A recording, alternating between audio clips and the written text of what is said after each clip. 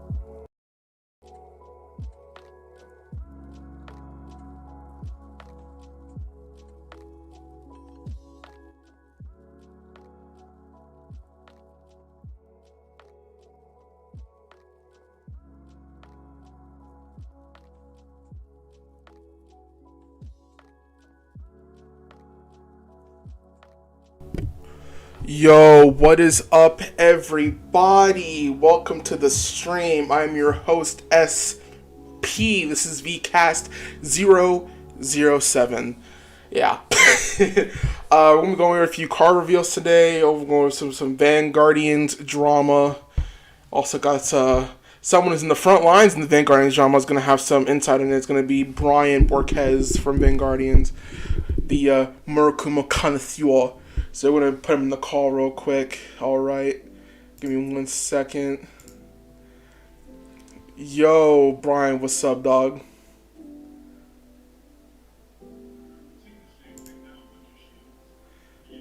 Yo, hold on. I gotta put you in because we're live right now. What's up? What? Hello? Well, Yeah, we're live. What's going on? what? We're live, stupid. Wait. Hi. Alright, so we're gonna get things cracking, you know what I'm saying? Let's go. Alright, so, we're gonna go over a few reveals first before anything. Let's go ahead and go over to the Discord, go over to the main chat over here. So, obviously what was revealed today, right? Mana and Jewel Knight. Amon and Jewel Knights, exactly. And also, we're gonna get this next week as well. So, if these will load for me, please, that'd be great. So, before we even get into anything, right, you want to do spikes as well? You don't want to skip spikes? Mm-hmm. You want to do spikes as well? Oh, yeah. Spike. Alright, so let's do Deli Emperor Reverse, right? Spike Brothers, Workeroid. It's a Workeroid? What? That's weird. I thought it'd be like some different thing. Anyway, Auto Vanguard, when your Vanguard is put into your deck during your battle phase, cost luck when your Vanguard's in that stand. This thing gets plus 10k to that turn.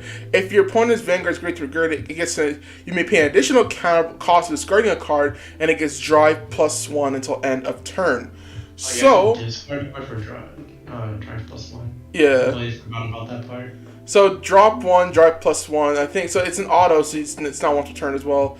So basically, when Vanguard attacks, bada bing, bada boom, discard 1, power, drive. I'm seeing. I don't know about you, but I'm seeing like a what is it? I'm seeing a trend of cards just gaining drive for no reason. Like all the cards. At least like yeah, at least the general power level just seems really tame. Like they're trying to be careful with the power levels, so That's I'm really happy fair, about that. I I'm happy about guess. that. Yeah. Auto vanguards can attack if you have no units that are grade 2 or lower. Cost counter plus 1, so plus 1. Change it up to the 1 unit. Call time to regression off your deck. So when this unit attacks, you know units are grade 2 or lower.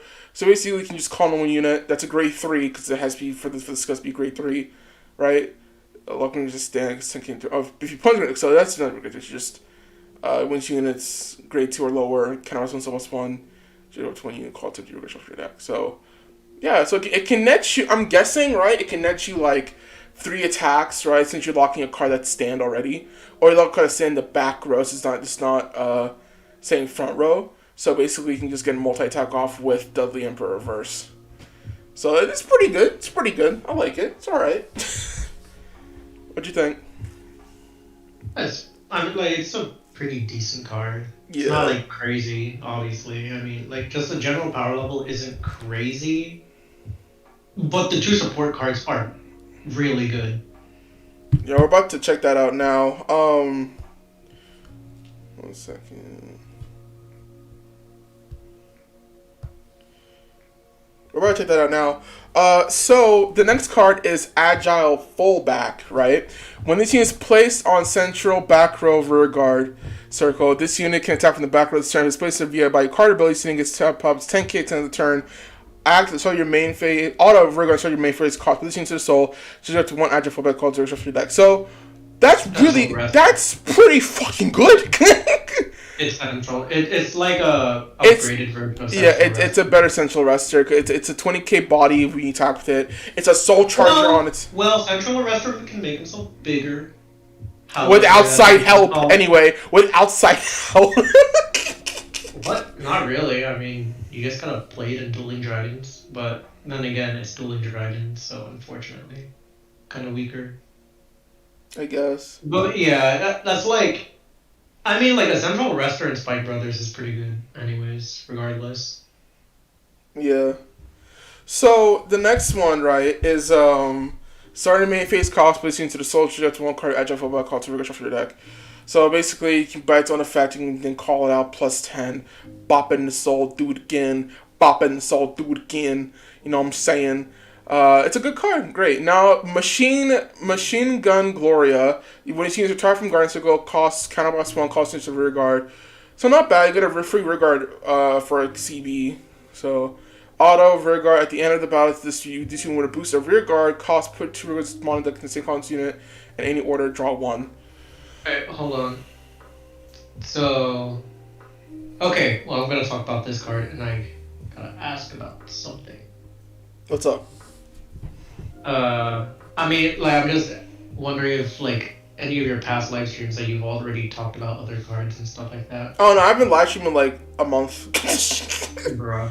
It's been a while. I've been busy, bro. I've been busy adulting. Alright. Yeah. Yeah, Gloria's pretty good. Yeah, Gloria's alright. Gloria's good. Gloria's good. Yeah. However, keep in mind, it is still, like, in terms of your field, it is a -2 for +1 in hand. You gotta keep that in mind. Yeah. They're decent cards. Agile Fullback, easily the best card out of those 3. Oh, totally. Bar none, easily the best card there. Yeah, they got good support this set. So one of the reveals here. We've got the Gunma Championship over trigger. You know, more reason why they're not going to ban over trigger and overdress feels bad. We'll get to that in a second. We got the DSR. Honestly, I don't know why they even did this. We saw the DSR get revealed when they opened the new stuff for set 4. Like, there was no point in doing this at all. Like, we already know what it looks like, but I guess it's whatever. Next one. That's like more like showing the full art. Yeah, honestly, out of the 3 cards that you've seen, which one's your favorite? What? Out of the 3 DSRs that you've seen, which one's your favorite? It's literally 2 DSRs, dude. No, but there's obviously the third one, Mahar Nirvana. You've seen it, right? So,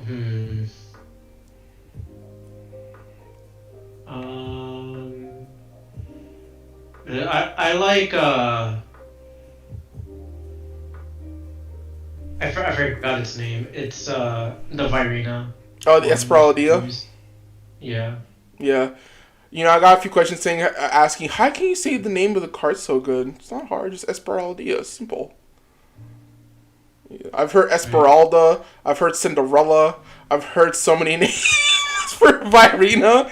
It's just, but honestly, right? I'm not surprised because like they literally made like the hardest thing ever. Like the first one was what was the last one? Urger. You know, it was at least Arch was easy to name. Burger. Yeah. Urger. God, it was so bad. The other was Expecto. That's the most. Yeah, Expected was easy. Expected was easy. Yeah. So the next we're going to Jewel Knight support. Oh my god! So here we go. We got Fruitful Jewel Knight Eunice. At the end of the battle, this unit boosted. Cost put one normal unit from your drops into the bottom of your deck and soul charge one. When you may return this unit to your hand. So basically, put a normal unit from a drop zone to the bottom of your deck, and then it's like that other grade one that was. Grade 2 that was really good that bought the cards. And you will soul charge 1, which is going to be really cool in the next card. And you put this card in your hand. So basically, bounce the hand, soul charge, bot deck, shuffle. It was great. Great first effect. Vanguard Rigor, when your other unit is placed in the circle this was on, choose one of your opponent's Rigor, same combination unit is placed and retire it. If you did not retire, draw 1. So basically, right, choose one opponent's Rigor, it's the same column as this unit, snipe it. If you didn't snipe anything, add a card to hand. Perfection. I can honestly see myself running this card, and like, this is just like a good card in any role paladin deck, to be honest. Well, it's mostly gonna be good in Jewel Knights. Well, because, obviously, I mean, yeah. You know, because like if that's kind of like a somewhat unoptimal retire because you're essentially discarding a card for a retire, which isn't really that good. Outside of Jewel Knights, of course. Wait, it says you gotta discard a card, says points, which you know. No, because you would call it and then call something over it. Oh, okay, that's fair. Yeah.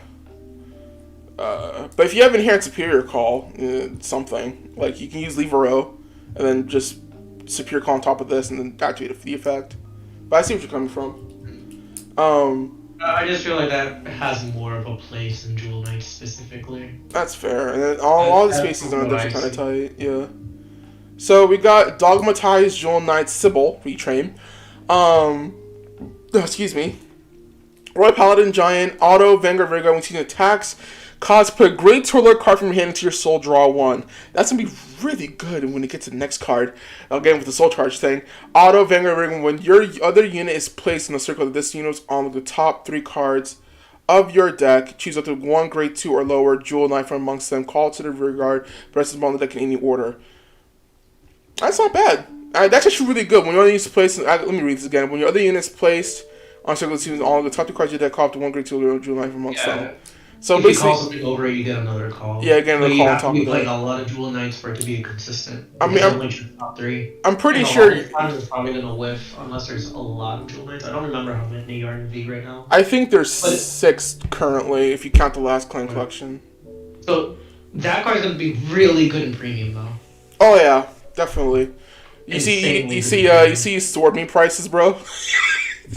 I have not even seen them. I advise not to look it up. It's horrific. I don't even care, dude. It's it's $61 for one. Let's go. I'm not even kidding. It's bought out. It's bought out. It's bought out. Literally buyouts. It's probably gonna be more like $25, maybe $20. I don't know. You know that's what they said until Jewel Knight attacked. Actually, reverse. Like, I could go back and look at fucking Benny G Sheet. Oh, hey, some new listings came up, surprisingly enough. Ooh. Kill him. For Benny. Okay. Because, like, literally yesterday, he was like $33, but... So that $61 is not gonna stick, don't worry. Oh, yeah, definitely. Is Swordmeat getting a reprint in the, Revival? What? In Premium Collection? No, it's only gonna be criticals. Alright. Yeah. Why haven't they reprinted Sword Me yet? What the hell? I have no idea. It's crazy. Especially when they already know they're about to be releasing Duel Knights. You would have expected that Sword Me would be boys and girls. That should be better. You were like super loud for a second. I had to turn you down a little bit. Alright, going back to the reveals, baby! Alright, so going to the big one, the major one, the top Jewel Knight. You know, until actually reverse. The top Jewel Knight, Loading Jewel Knight Salome, retrain. Auto Vanguard once per turn at the end of the battle, see an attacked, cost. See, anytime you see at the end of the battle, see an attacked, just be prepared for a multi-attack. Just saying. Cost counter, or if some really cool effect. Cost counter plus 1, choose any number of Jewel Knight cards from your hand, concept of regard, see, multi-attack. If you call 3 or more, your opponent's Vanguard's greater or greater, pay an additional Soul Blast 4, Unit to Standoda! That's disgusting. So basically, right, Counterblast 1. Over her, it's Counterblast 1 plus 10k, or if you break right onto her. Yeah, so basically, Counterblast 1, Soul Blast 4, right, call multiple Jewel Knights, stand her back up. 3 more attacks. How you doing? Now, you also have to keep in mind, while those multi-attacks are pretty strong, you are potentially like, you're calling at least 3 cards from hand. So you gotta be careful of that. Yeah. So, but the thing is that, right, and then it's on Vanguard Vanguard, when your enemy is placed in this circle, this unit, right, cost Counterblast 1, that placing is supposed to 10k and the draft plus 1. So that's really good for rear guard cards, right? There's a certain card, you know, that, you know, gains a Vanguard circle effect.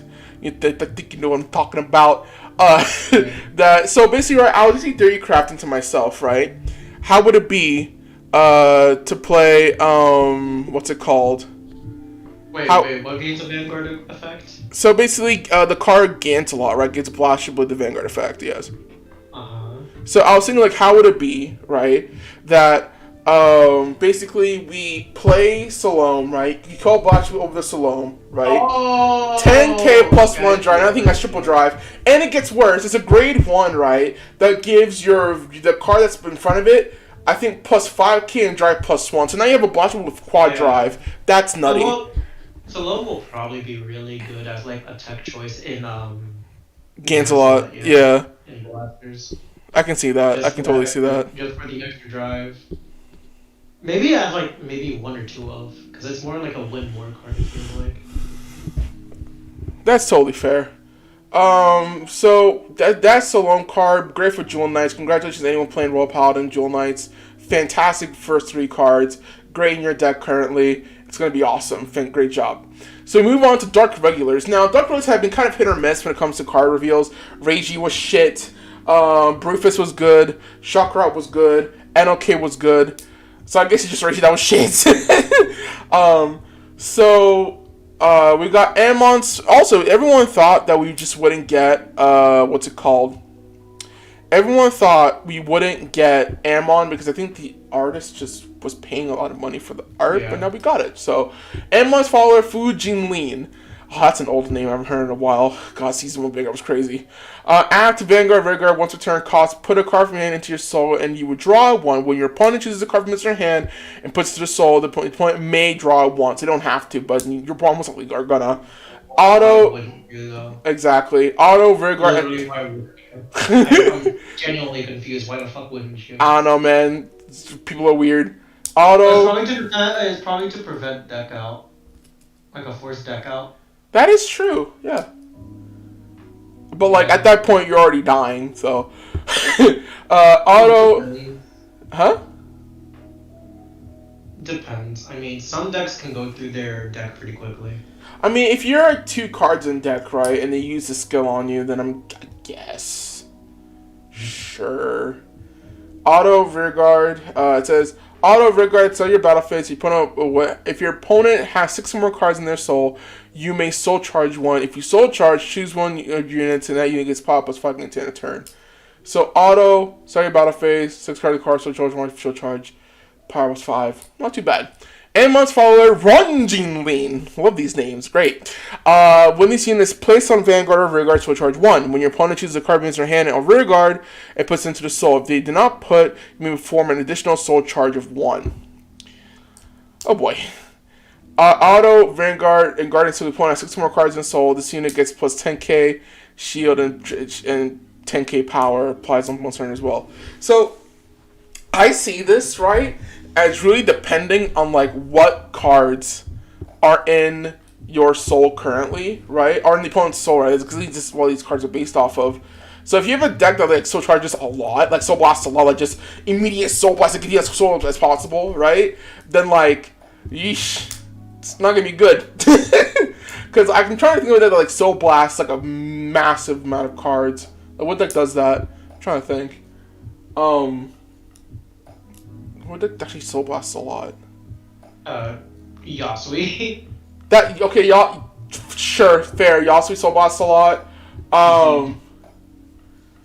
I don't think there's anyone else that's soul blast. Is there a card that's soul blast? I don't know. Y'all can tell me in the comments below. So then we have the big man himself, Demon War Marquis Amon Yee. Act Vanguard once per turn. Cost: put a card from your hand and drop regard into your soul. Your opponent chooses 2 cards from chooses. Bleh, I can't speak. Your opponent chooses 2 of each from her hand. Drop and rear guards and puts them into the soul. If your opponent did not put 6 cards into the soul, your unit gets dropped +1 to end of turn. Continuous Vanguard regard during your turn. If there are 6 cards in your soul, this unit gets popped +5k. And then if this unit is placed on Vanguard, this unit gets +10k instead of 5k. Continuous. If for every 6 cards in your soul, this unit gets crit +1. So if your cards in your opponent's soul is gonna get crit +1. So your whole shtick is just getting your opponent's soul to like 6 cards. Damn, that's crazy. Shiryuki effect. Damn, bro, that's crazy, dog. You're giving me so for sure. You get fucking hoed. Damn, that's crazy. Where'd your crit go? Damn, that's crazy, dog. Where's your power at? Negative 15,000? Cool with beans, dude. Alright, I'm gonna use my tiny pokes to kill you now. Goodbye. Power where? You're mine now. Since when was giving me soul issue in the first place? Thanks for the resources, you dumb bitch. Yeah. So cool. 6 extra cards in soul. That's 3 whole Shiryuki activations. What's another card deck that soul blasts a lot? I was thinking of like I keep going back to Limerak, but that's counterblast. Himiko. Yeah, Himiko soul blasts a lot. Oh, you're dead at that point then. Like Himiko's like, yeah, all right, cool beans, mate. Give me all the soul. I love it. There's also Gastille. Yeah, Gastille as well. What else? I mean, like Amon's design is pretty cool, but like there are way too many decks that kind of just. Listen, dude. It's better than Reiji. Let's just take that. It's better than Reiji. Then we have Saber versus being revealed tomorrow. I might cover that tomorrow in a stream. I don't know. It depends. Then next reveal. I want to stream this after it happens because I'm going to be in bed when it happens. Raging Fall Dragon Reverse and Blue Storm Karma Dragon Maelstrom Reverse. Please, I beg of you, Almighty God, please let Maelstrom be good. I beg. If Maelstrom is trash, I will legit hold my breath for a minute. Please, I beg of you, let Maelstrom be good. Please. God. Damn, that's crazy. Man, I'm here with this Yasuo reverse. Yeah, man. Totally, dude. Oh, your card's bad? Too bad, man. Feels bad, bro. Right. Anyway. So, in the second wave of premium V collections, right? We're gonna get Yasui reverse. All right. We're gonna get Yasui reverse. Wait, isn't Yasui Nubatama Murakumo? What? Yeah. You already got a reverse unit in Murakumo. Yasui reverse. You already got a reverse unit. What the fuck? I know. You only get one. What are you talking about? Don't be greedy. You only get one. But what if? Hear me out, right? Your theory Crafton's proceeding you, Bryan. What if we just got another one, bro? But it's confirmed to only have one. What if we just got Yasui reverse? But you get one. I'm sorry. You will stick with your reverse Hiyaki. But what if we got Yasui? But what if you don't? Anyway, moving on to the drama. Okay, how about we just get Yasui then? You will sit there and you will get your reverse Homura Raider or just Homura Raider in general. It's gonna be trash. It's gonna be trash. We're gonna get Yasui Gunma. He's gonna be treated as Tenma, and whenever he misses an attack, my front row gets a crit. God, you are coping so hard right now for that card, Jesus Christ. Anyway. You know, like, yeah, dude. Oh my God, I really do hope we get more Yasui forms, though. That's fair. They need to like really like, because they've already given you an identity, card wise, with Murakumo. That's been a thing already. Yeah, you just gotta make it strong, you know. Pretty much. So moving on to the drama. All right, let's do this. Let's go on to go here. Let's see where my saved posts are. Where is it? I know they're here. Saved. All right, so we're gonna go over a lot of things that happened in the Vanguardians community.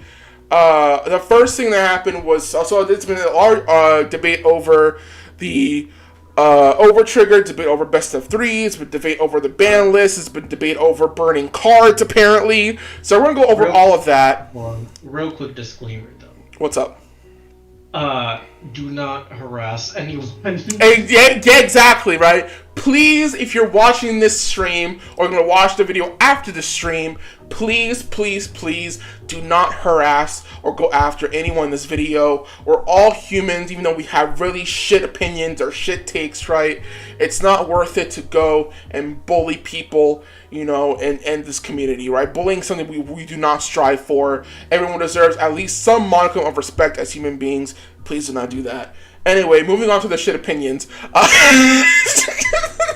So we got Tai Sensei Sama, who's I was actually on Tai's stream about a few hours ago, and I couldn't really articulate my points a lot because, oh my god, it's Tai Sensei Sama. He's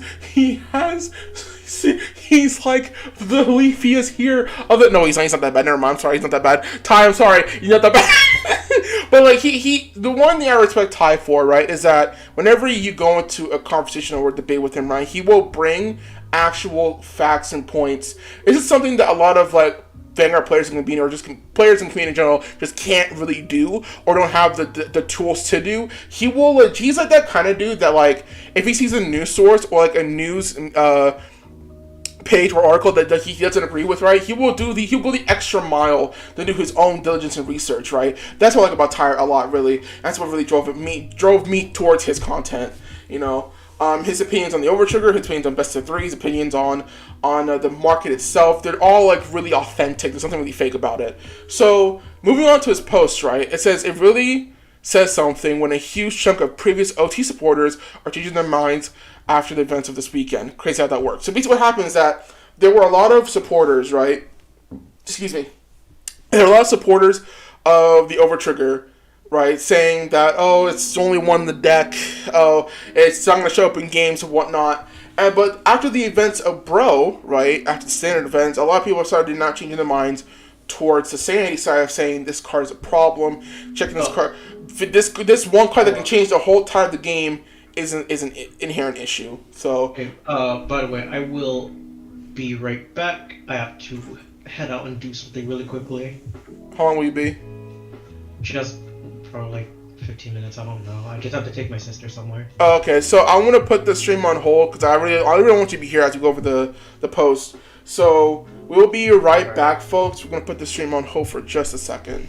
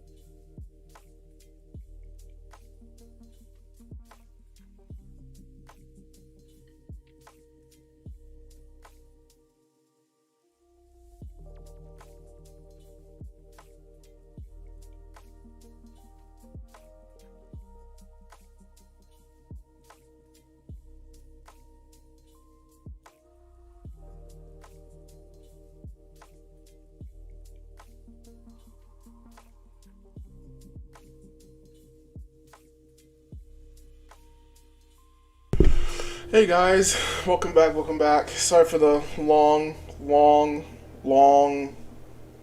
wait.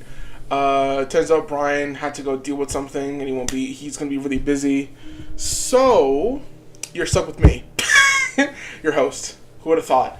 Uh, we're gonna go over the posts that Ty made. I'm sure if Bryan can jump back in, he'll let me know, and then he'll give his thoughts on it as well. But he did type in it, so we'll see what he's thought anyway. Whoop-de-doo. I love podcasting alone. It's so fun. Anyway, so we're just going to go ahead and jump in. Let's see here. Did I do it? Nope. I love these hotkeys. I have not gotten used to yet. There we go. Alright. So I don't know if that'll change it for y'all on the stream. But we're going to go ahead and jump into it. Alright, so as Ty said, it really says something when a huge chunk of the previous OT supporters are changing their minds after the events of this weekend. Crazy how that works. So as I said before, a lot of OT supporters that were supporting the OT, which is the overtrigger, right, are now not supporting it. And if you don't know what Vanguard is, right, first off, how'd you find my channel? But thanks for being here anyway. Second of all, right, there's a thing called in Vanguard called triggers, right? And it's when you do an action called when you attack, basically. That's basically the action. You turn over a card from top of your deck, and if there's a little icon on there, it does an effect. It's called a trigger. There's multiple types of triggers. I won't get into all of them right now because it'll take too long. But the main one that's in contention is the overtrigger. The overtrigger, right, if checked defensively, will draw you a card. It'll draw you a card regardless, but it'll draw you a card. It will remove stuff from the damage, which is basically a free heal. And on top of that, it will give you 100 million. And if you check it at the right time, it'll immediately end the opponent's turn, unless they can also check the overtrigger, which at times doesn't really happen. But if you check it offensively, right, game sounds lame. I know, right? Lame ass game. So basically, a train of thought. So basically, if you check it offensively, right, you will get, again, you draw 100 million, and then effects would occur. The Dragon Empire one stands a unit, one of them doubles power, the other one of them activates all the effects in the format and in general, so on and so forth. So what makes the overtrigger so gross, I use gross, this is a better words to use for it, but what makes it so dangerous, right, is that it can immediately end the opponent's turn or just win you the game outright, depending on how you check it. Or it can actually save you from the game when you should have died, which really has something for us called heal triggers. So we're going to go over some of the comments here on vanguardians, and the first one says it's big brain time, funny meme. And then Nicholas Chapman says, I like a new discussion topic, please. Ty says, not until it gets fixed. Until it's been, we have a area to talk about it, which is, that's a, proper take. Until this card gets fixed, right? And the thing is that's what we've been a lot when it comes to new mechanics that we don't like. We weren't vocal enough about the gift markers. We weren't vocal enough about them stopping G era when it was hitting, like, it's pretty much hitting its stride, get it, stride lol. And now we're basically just resting on our laurels about the overtrigger, which shouldn't be the case. Overtrigger is inherently a flawed mechanic, and a card that literally says I win the game, lol GG, game 2. And in fact, it is a game 2 because it's best of 1 form. We'll get that in a second though.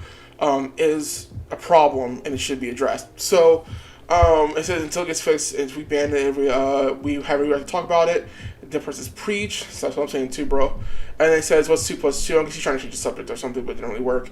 Then I said, it's almost like this card is flawed, kind of like their arguments for supporting it. We'll get to that in a minute. Which got 6 likes, woo. And then Caleb says, of course, they're going to stay in standard, but there's always hope for premium, I guess. So if they ban it in,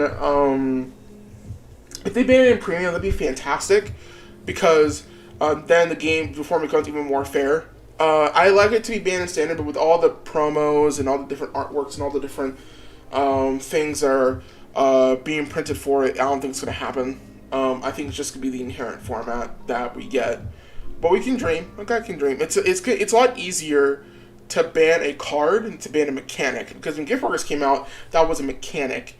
and it was printed on the card. So if you're going to ban that gift mark, you have to ban every card it's printed for, which is not going to be the case. The overtrigger is a standalone card, and like inherent like game mechanic. So I mean, yeah, it's a new mechanic per se, trigger wise, but it's a standalone card. They're not like printed all over the cards that you're going to be using for it. You see what I'm saying? So legit, if they just gave 10k power, that'd be fine. Heck, you can see, you can still have the CE on trigger effect, card effect, what we would call it, on. Still have the 100 million for its additional effects, as it gave a legit reason to run it, and 100 million is on the offensive with no other skill, while certainly turns the tide. It's insane. Other effects could also still actually consider in the side of things. Let me Bruiser G based Luar decks. Plus, it's since it's all the smart star decks, you can advertise 100 power. Would OT still be dumb? Oh yeah, but would make them fall in line with the normal triggers and the. So hold on, because I haven't read this. I haven't read all the posts before, so I'm going by them one by one. There's one more down there that's going to be pretty crusty, but you know, we're gonna do these. We'll just do this bit by bit. Legit, if they just did 10k, that'd be fine. Heck, you could still have the trigger effect one, still have the 100 million for its additional effects, as it gave a legit reason to run it, and 100 million on its offensively with no other skill, while it can instantly turn the tide isn't as insane as the others' effects. Honestly, keeping that 100 million skill, I would not keep it at all, because that's the main problem with the overtrigger at 100 million. Keeping it in there would still create the effect of, oh, if I check it, your turn basically ends if you attack the first time. You know, it's that 100 million that makes it really ridiculous, because now you need 2 PGs in your hand for the 100 million. You need the first PG to block the attack before the check, and second PG after attack when you check the overtrigger, which is ridiculous. Asking for 2 PGs, which is only a 4 cards in your deck at the same time, for a 1 card outlier is dumb. So, no other skill can certainly turn the tide as insane as the other effects, but could still be actually considered outside the things, like maybe like Bruce or G-based lore decks. Plus, since it's an all-star decks, we could advertise 100 million power. Again, the 100 million power shouldn't be part of the effect card in the first place. 10k is fine, because I think it's 10k to begin with. 100 million should just not be there. That's to me the main core issue of the overtrigger, is that there's two, which is it's an outlier card and it's 100 million, but I think the 100 million was a far worse thing than just it being an outlier card. So would OT still be dumb? Oh yeah, but would make them fall in line with normal triggers, and the other one per deck would be oh yeah, I understand, instead of wow, this would be considered at more than one. But then again, I hate losing on to one-ofs in a card game. Personally, this part is 100% based bias, but I just say if I'm sorry, it's it, and say it's, I'd say F it and say, oh sorry, it's let's play 4 overtriggers if they legal, because and at least I would know I'm gonna lose to more than often, and we would kill it. But it's only one of a defensive wall. Of course, I'm not actually wanting that, but I just want to say, if we have it live with the back card design, let's just fully embrace it. So that's the thing, though, right? That's resting on our laurels, embracing back card design. That's the reason why we got 4 years of VR the entire time. We didn't complain about it enough, and then we just got it. You know, if we don't tell Bushiroad what we don't like, they won't listen. We told them about Zarazan, they got rid of it. We told them about all the issues with premium, they did something about it. But if we just sit there and be like, oh, overtriggers are a thing now, we just have to sit there and deal with it. No, it's not how you do a problem. You don't just sit there and let it happen. You stop the problem before it becomes an issue. And right now it's an issue, so we have to stop it. Because we want a card game to be dumb power game while both players just slap each other with the biggest redacted lol, then go ahead and put when your activity trying to make a balanced play experience anything that upset that balance. Oh my god, I'll do Collins later, Snuckfly. Upset that balance once it's had its time blights needs to go for a competitive scene that is built with the balance in mind. That's why, even though I hate what Buddy Fight became, they fully embraced the if everything is broken, nothing is mentality. They only hit decks that legit made it impossible to play against that era, that and said, well, F it if to the rest. Did I like that era? No, but I can appreciate that they stuck with it once they crossed that line and didn't try to hide it. So you liked it that when basically things got broken, they just kept going with it. No. What? No, you don't. Lamau, I've changed. Apparently. Like, no. You don't just let you. This is what I don't understand. You don't see a mess, right? And just leave it there. That's not how that works. You don't see a mess, right? And just leave it. You do something about it. Right now, the overtrigger is a massive mess. It's a massive issue. So you don't just full send it. You do something about it. You talk about it. You tell them why it's an issue so they can deal with it. I don't know. I don't like the argument of just letting it happen. That's ridiculous. So it's so fun to be having those kinds of games. I can hard to keep a competitive scene around. Of course, people will be pointing to Yu-Gi-Oh! And saying it is both a clap fast. I leave you there, yeah. Competitive scene. See it both a clap fast with a huge balance with a big competitive scene. To which I'd argue that first, Yu-Gi-Oh! Is already to be too big to fail, unless they are do something kind of major F in the future. And second, they have the aggressive ban list to limit things, and they keeps the cool. I'll let you happen. Cool. And then second, they have aggressive ban list to limit things, and it keeps the competitive player base happy. Just like what they saw in Premium when it got to shows. Of course, you could debate an individual ban list in Yu-Gi-Oh! Being effective or not, and third, it embraces what it is fully, and does what it needs at the time to keep its overall core competitive and players and regardless how I feel about the game. Okay, that's enough for this round. Unless someone wants to debate, I fully encourage.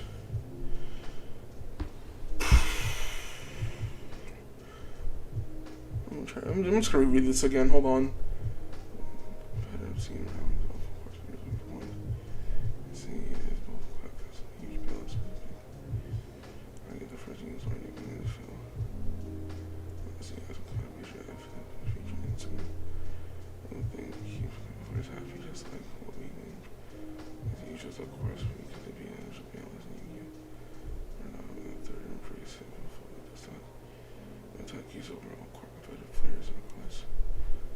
So basically, he's akin having a ban list premium to balance to Yu-Gi-Oh!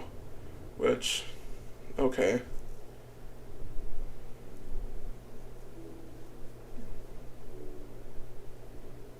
A weird chant, very lame. Cool.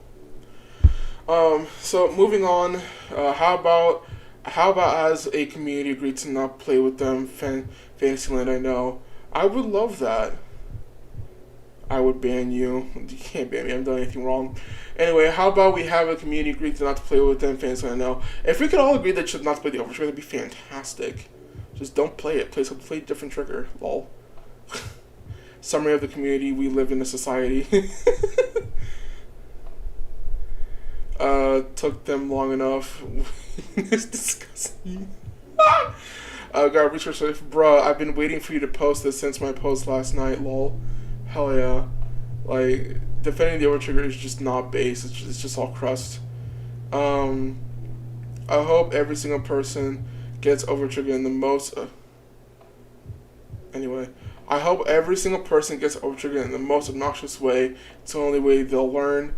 I mean, I'm pretty sure, like, people defending Overtrigger being like, oh, the Overtrigger... Well, one of the arguments is that the Overtrigger doesn't come up as often, so you shouldn't worry about it. Out of all the standard games that I've played, bro, like, about half of them, the OT came up. So, in one way or another, it doesn't even have to be in one instance of the OT coming up. This is the way OT can come up. It's almost like the longer the game goes, the less your deck is, the higher the OT will come up. Crazy.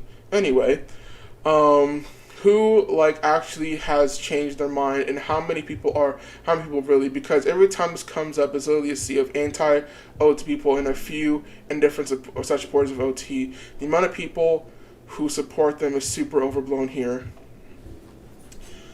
It's a loud minority. That's what I can really say about that. Ty says, I'd have to take an actual survey because my experience is the opposite, but I'm entirely aware that that this is anecdotal. I am sure some have come around, but the post implies that there was this large chunk of people to a significant extent that changed their mind. Maybe I read it wrong, but whenever this topic comes up, it's like 10 to 1 in terms of anti-OT versus pro-OT. So it honestly, right, I think there's less people defending the overtrigger now after the bro event, which is good. They've now come to sanity, which is great. But I think the main issue now is that there's still a loud minority, and the louder they are, the worse it is for us, people who just don't like it. So I think when Ty is saying, oh, there's less people defending the overtrigger, right? He's saying that after bro, less people were defending it, and now they're less people defending it, now they're, saying that it's a flawed mechanic finally. So, with that in mind, I think it's just the people who are still defending it after this, right? Is now doing it's now dwindling. So. It says again, I think it's just the circles we come from because I see the opposite. Not to say what you're saying is wrong, just we need to take an actual survey of this. Honestly, I might just do that now. I might say, don't let the OT get fed them out, lame champ. So you're defending the OT? Is that it? You like it when there's a card that literally changes the game for you? You like it when the card gets checked, you literally lose the game, or win the game automatically? Cool story, bro. Again, I think it's just the circles we come from, blah, blah. Never mind, I take it back. You were right. The gluters have found their way here. Lol. Atlas Novak, don't blame people for coming around to reason. I will because of them long keck. That's a bad way to be. I saw this in earnest. The more people who see how bad the OT is, the bigger chance we have of getting it banned. If we rip on them, if for taking 2 months to see that instead of 2 hours, then those people will withdraw. And it'll take longer. Suck it the fuck up and welcome them with open arms. Oh boy, I'm pretty sure Ty had a response to that. And he did. Alright. The fact that people have to be on the receiving end of it instead of taking the little math and statistics is rather sad to me. But no taken, this post was not meant to be calling them idiots, or rather saying I was right.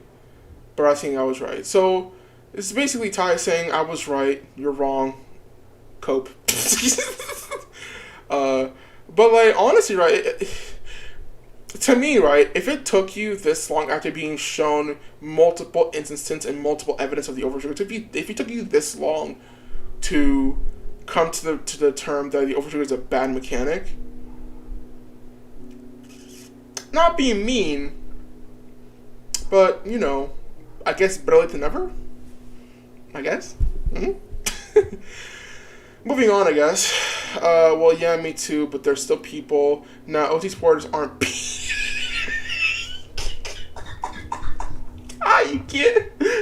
you can't say that.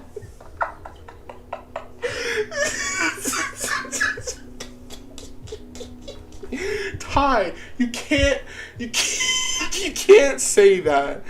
Bro, you can't, you can't, come on, Ty, you can't say that. OT supporters aren't people. Nice one, mate.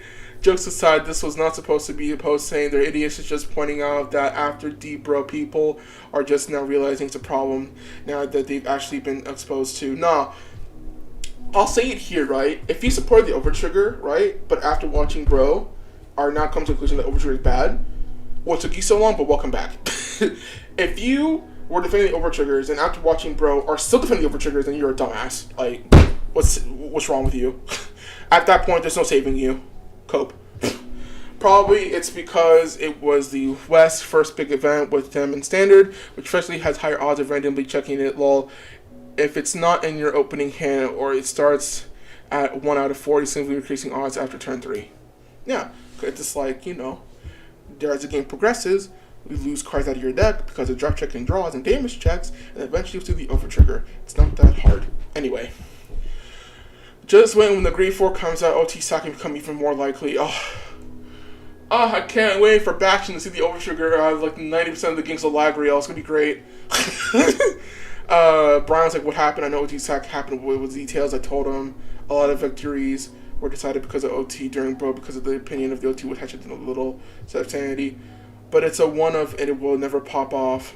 Bruh, it's just a card game. Chill out, yeah. As a fish player, we're gonna get to him in a second. This was, you know what? I'm just gonna, there we go. Yeah. As a fish player, I like to be the first to say ban our OT first and foremost, or at least errata it to 5K or even 3K. It's not like we don't already make weird ass numbers anyway. Yeah, I don't really play Lyrical Stereo as much as I should, or I want to. So I guess that's pretty fair. Moving on to this guy. Here we go. As you can see, there was, whoo, baby. It's, I'm gonna be here for a while. I gotta pull my pants up for this one. Okay, so this one says, overtriggers are balanced, get over it.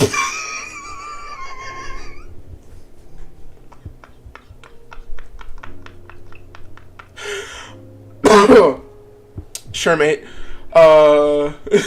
Ty says, now when you get Ty's attention, when your take is this crusty, that you got Ty's attention, you know it's going to be an entertaining conversation.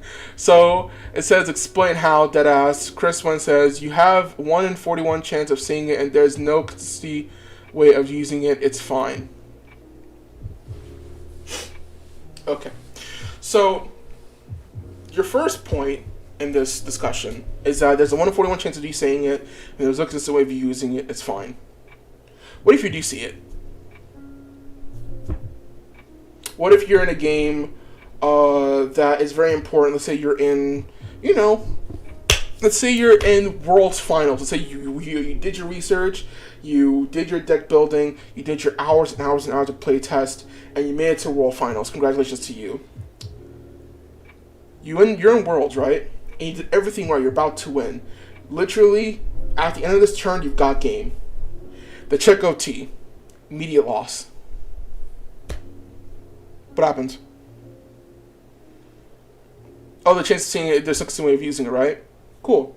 Let me give you an example that someone told me. Psst, it was tied. Don't tell him though. So, what's the one thing that players do in tourney or in casual, right? When they're in the middle of a game, they have to make a game-changing decision, right? When I mean by game-changing decision, I mean like this decision will decide the tide of whether you will win or lose. What do they do? Can I see your damage? Can I see your drop? Can I see your soul in case you're playing a soul charging card or deck? They're counting how many triggers are left, right? So they're saying, okay, you got 13 triggers out, which if you have 13 triggers out by late game, good God, you've been checking a lot of triggers, and you have, say, 10 cards left in your deck, right? So there are 3 cards in your deck that are triggers, presumably, because we don't know what your hand is. Well, we can also make it a guess that you have like 5 cards in hand, right? Maybe 6. So, and you didn't check any triggers because, previous draw check still matters. You didn't check any triggers in your last check. So we can make this statistical guess, or educated guess, that your hand maybe has 1 trigger in it since 2 of the cards in your hand are duds. So there's 2 triggers in your deck, right? And a deck of 10. So there is about, I don't know the math off the top of my head, that's why I'm not a math major, but there's a pretty low chance of you seeing that trigger at all in your drive, right? So let's reel it back up that example, right? So let's say there are 2 triggers in your deck, right, and the OT has not been seen, right? So in your 10 card deck, there are 2 triggers, one of them is the over trigger, right? There's a really low chance of you ever seeing that over trigger, right? So why in God's name would I guard for it? There's 10 cards in your deck, 2 of them are triggers, why would I guard for it? That's the problem. That's the issue. It's because there's no physical way, right, of playing around it or playing ahead of for it, right? That even if, right, you say no guarding to the over trigger, right, that's your win. it rewards you, right, for the player not being able to play around it, and that's ridiculous. When you have one card that literally says, right, and things that it's not even like a card that you play in game. It's a random ass card that comes out of nowhere. It's ridiculous. When you have a card that literally says you win the game right then and there based on that card, that's dumb. So that 1 in 41 chance of seeing it makes literally no sense, and that's it. Basically, no argument. Moving on. So we got the multiple replies here. Oh god, it's so long it took. Oh, this previous surprise too. Oh god, Brian's in it. Oh shit. Here we go. So Reese Christopher is the first one to respond, saying if it's not in your opening hand or after you draw, it's a 1 in 40 chance. Significantly increases in odds after turn 3 when you start twin triple driving. I didn't have one game where an OT did not appear until round 6. The math has literally proven you wrong. You have studies showing that this card has seen 44% of games in which not 1 in 41 of those 40% of games, and has 85% win rate. So, from what I've researched and studied, right, and what I've been told from trusted players, is that when a card reaches a certain win rate, I think it's above like 60%, it's a massive problem, and like it needs to be hit. Like I think it's like 50% is really good. 60% is game defining, not broken, but game defining. And then above that is like Zarzan level. So it's saying 80% win rate. That's really freaking high, and that's not good. When a card has an 85% win rate, that's insane. This is because it's not a simple 1 out of 4. The longer you go into the game, the bigger the chance of you hitting it gets. Gee, it's like I said that before I started reading it. Because the number of cards go down. Second, if I made a card that says win the game instantly and put it to 1, would it be fair? Of course not. That's actually worse. Because if I just have to draw it. It's not like limited to the drive and the damage and and whatnot. I just have to draw it and then I win. But I understand his point. But Jesus Christ. Chris one responds saying, if the overtrigger is getting checked that much, then that's just bad luck. Plus, there's times when the overtrigger is checked early in the game where it does nothing.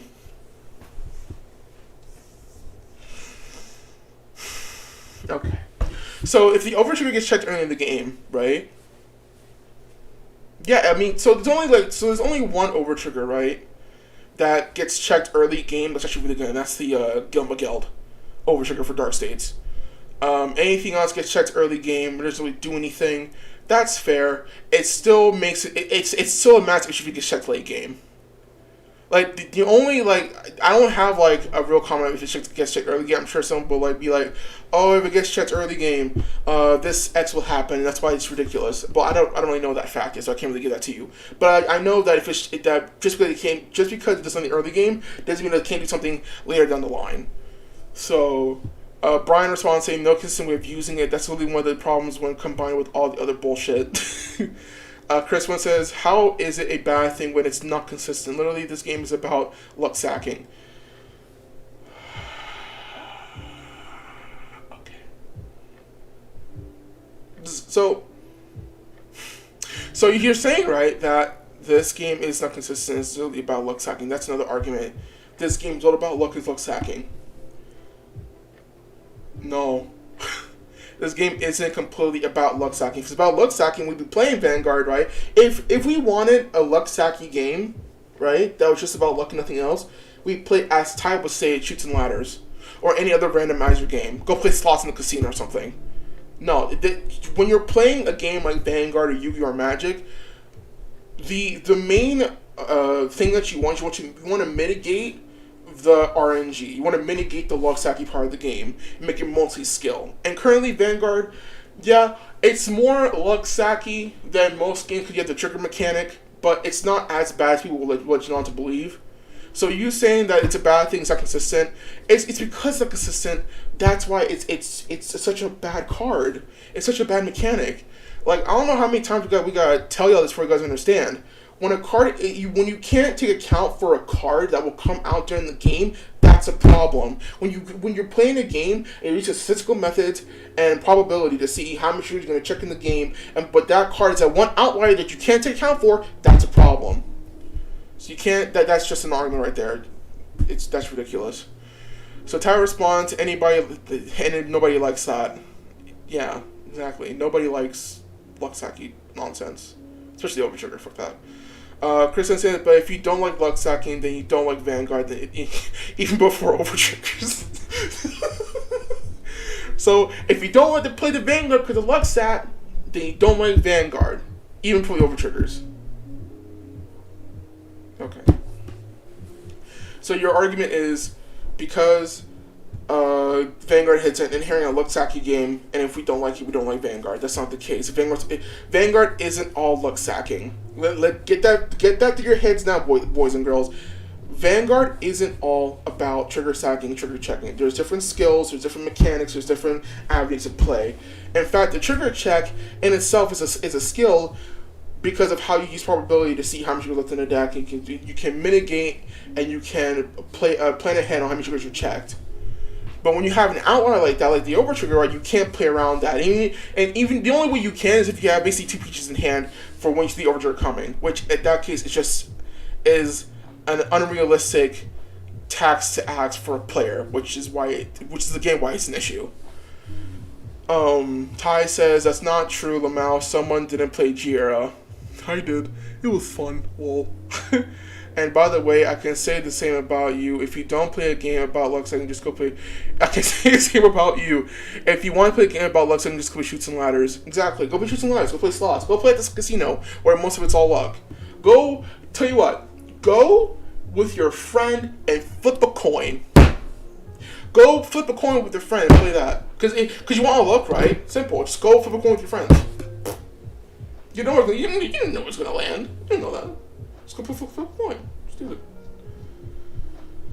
Dummy. Orion Christopher response is it starts at 1 out of 4, but he is not taking into account the usual deck mechanics, a significant portion of which within the deck, on top of taking damage in between turns. His take is hot garbage because he's willing to ignore those facts. By turn 3, you've gotten close, if not less than 30 cards in your deck. Since most decks are completely turned on, save for Bruce and maybe Laurel, factoring to twin drive its snowballs and probability. See, Reese, you're spitting mad facts. Exactly. As you progress through the game, right, with your drive checks, your draws, and your damage checks, right, your deck will inherently go down in cards, which means that the chance of hitting the overtrigger will increase as the turns move on, right? Yes, checking the overtrigger in the early game apparently doesn't happen, right? But in that sense, right, if you check the overtrigger early, right, sorry, I'm trying to articulate my thoughts real quick. If you check the overtrigger early, right, nothing will inherently happen, right? Fair. But it's the fact that you could check it late game, right, and there's no accountability for it. It feels like I'm repeating myself at this point, right? As you move on through the game, right, with all the trigger checks that you do and all the draws that you do, right, the overtrigger will come up eventually.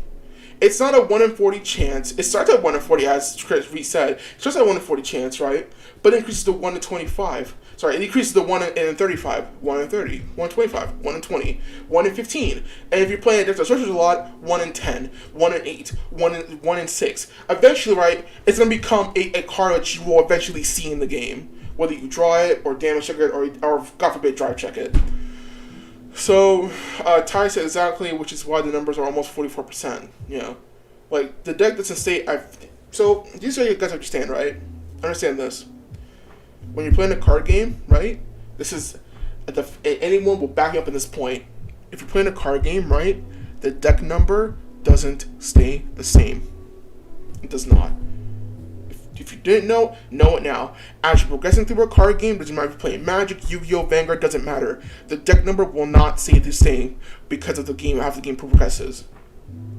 Unless, like, you're adding cards back to your deck, but that's, like, not part of the argument. Anyway, so, he says the whole element of triggers is just a game of chance. You already know my point on that. I'm going to repeat myself. Like, what's next? Your opponent drive checks 2 crits, so crit triggers have to be banned. card games are mainly RNG based are trigger triggers. So here's another argument, right? Every trigger is the same. Checking 2 crits is just as bad as checking the other. No, it is not. Not all triggers are created equal. No, it is not. You can plan ahead for 2 crits. You can plan ahead for a double draw. You can plan ahead for a miracle heal. You cannot plan ahead for the over trigger. That's the problem. You can't plan ahead for a card. It literally says, when I check this, I gain either a huge advantage where you can't catch up, or it's automatically win. Doesn't happen. Sorry to brush your bubble there, but it just doesn't happen. Anyway, Ty Smith says, you do realize you can actually calculate how many triggers are left and call educated guardians based on what's left in the deck. You can't do that with an over trigger. It's almost like I said the exact same thing, man. Our argument just so much simple. It's kind of like how facts don't change based on how you feel. Anyway, Research first jumps in and says, what you're clearly failing to understand is that the case of other 15 triggers, you can hard guard them in most cases, Laurel being the outlier. Yeah. So, think about this, right? Let's say you're playing against a deck that runs more crits than usual other triggers. So you're playing against a 12 crit deck, right? When you check the over trigger, right, you would inherently need 2 PGs in your hand, as I said before. You need a PG for the inherent coming of the over trigger, right? Which you don't even know which you don't even know will happen or not, which is again another problem with the over trigger, right? So you need a PG for the over trigger, you need a PG for the incoming deck that's 100 million power that no card in your deck can stop beside the PG, right? So you need 2 PGs in general. If someone checks, say, 2 crits, right? Okay, they got a double crit and drive check. I PG'd the first Vanguard attack because I did my probability, and the probability says that if they have like a 15 card deck and 10 of them are crits, he's mostly going to get 2 crits in his drive check. So I PG'd, he checks 2 crits, right? That's additional 20k and 2 crit on another Vanguard column.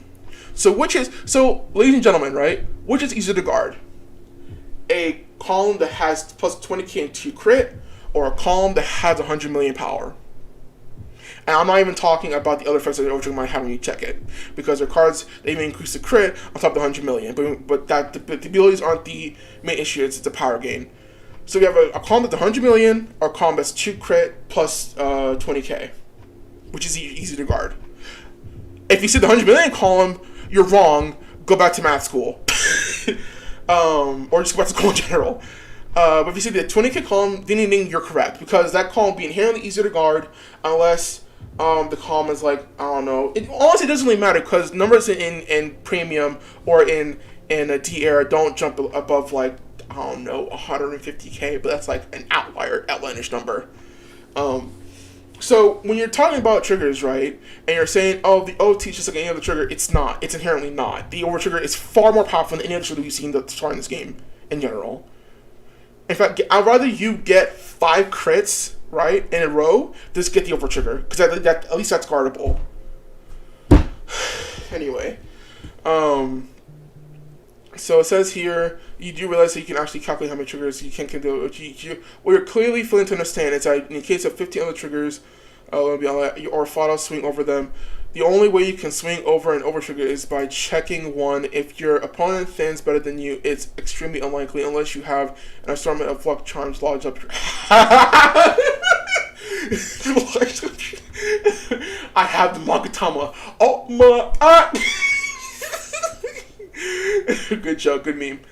But yeah, like it's exactly what he says. If the opponent, if you're playing a deck, right? Say it's Bruce versus God, what would be a deck? Bruce versus Magnolia, right?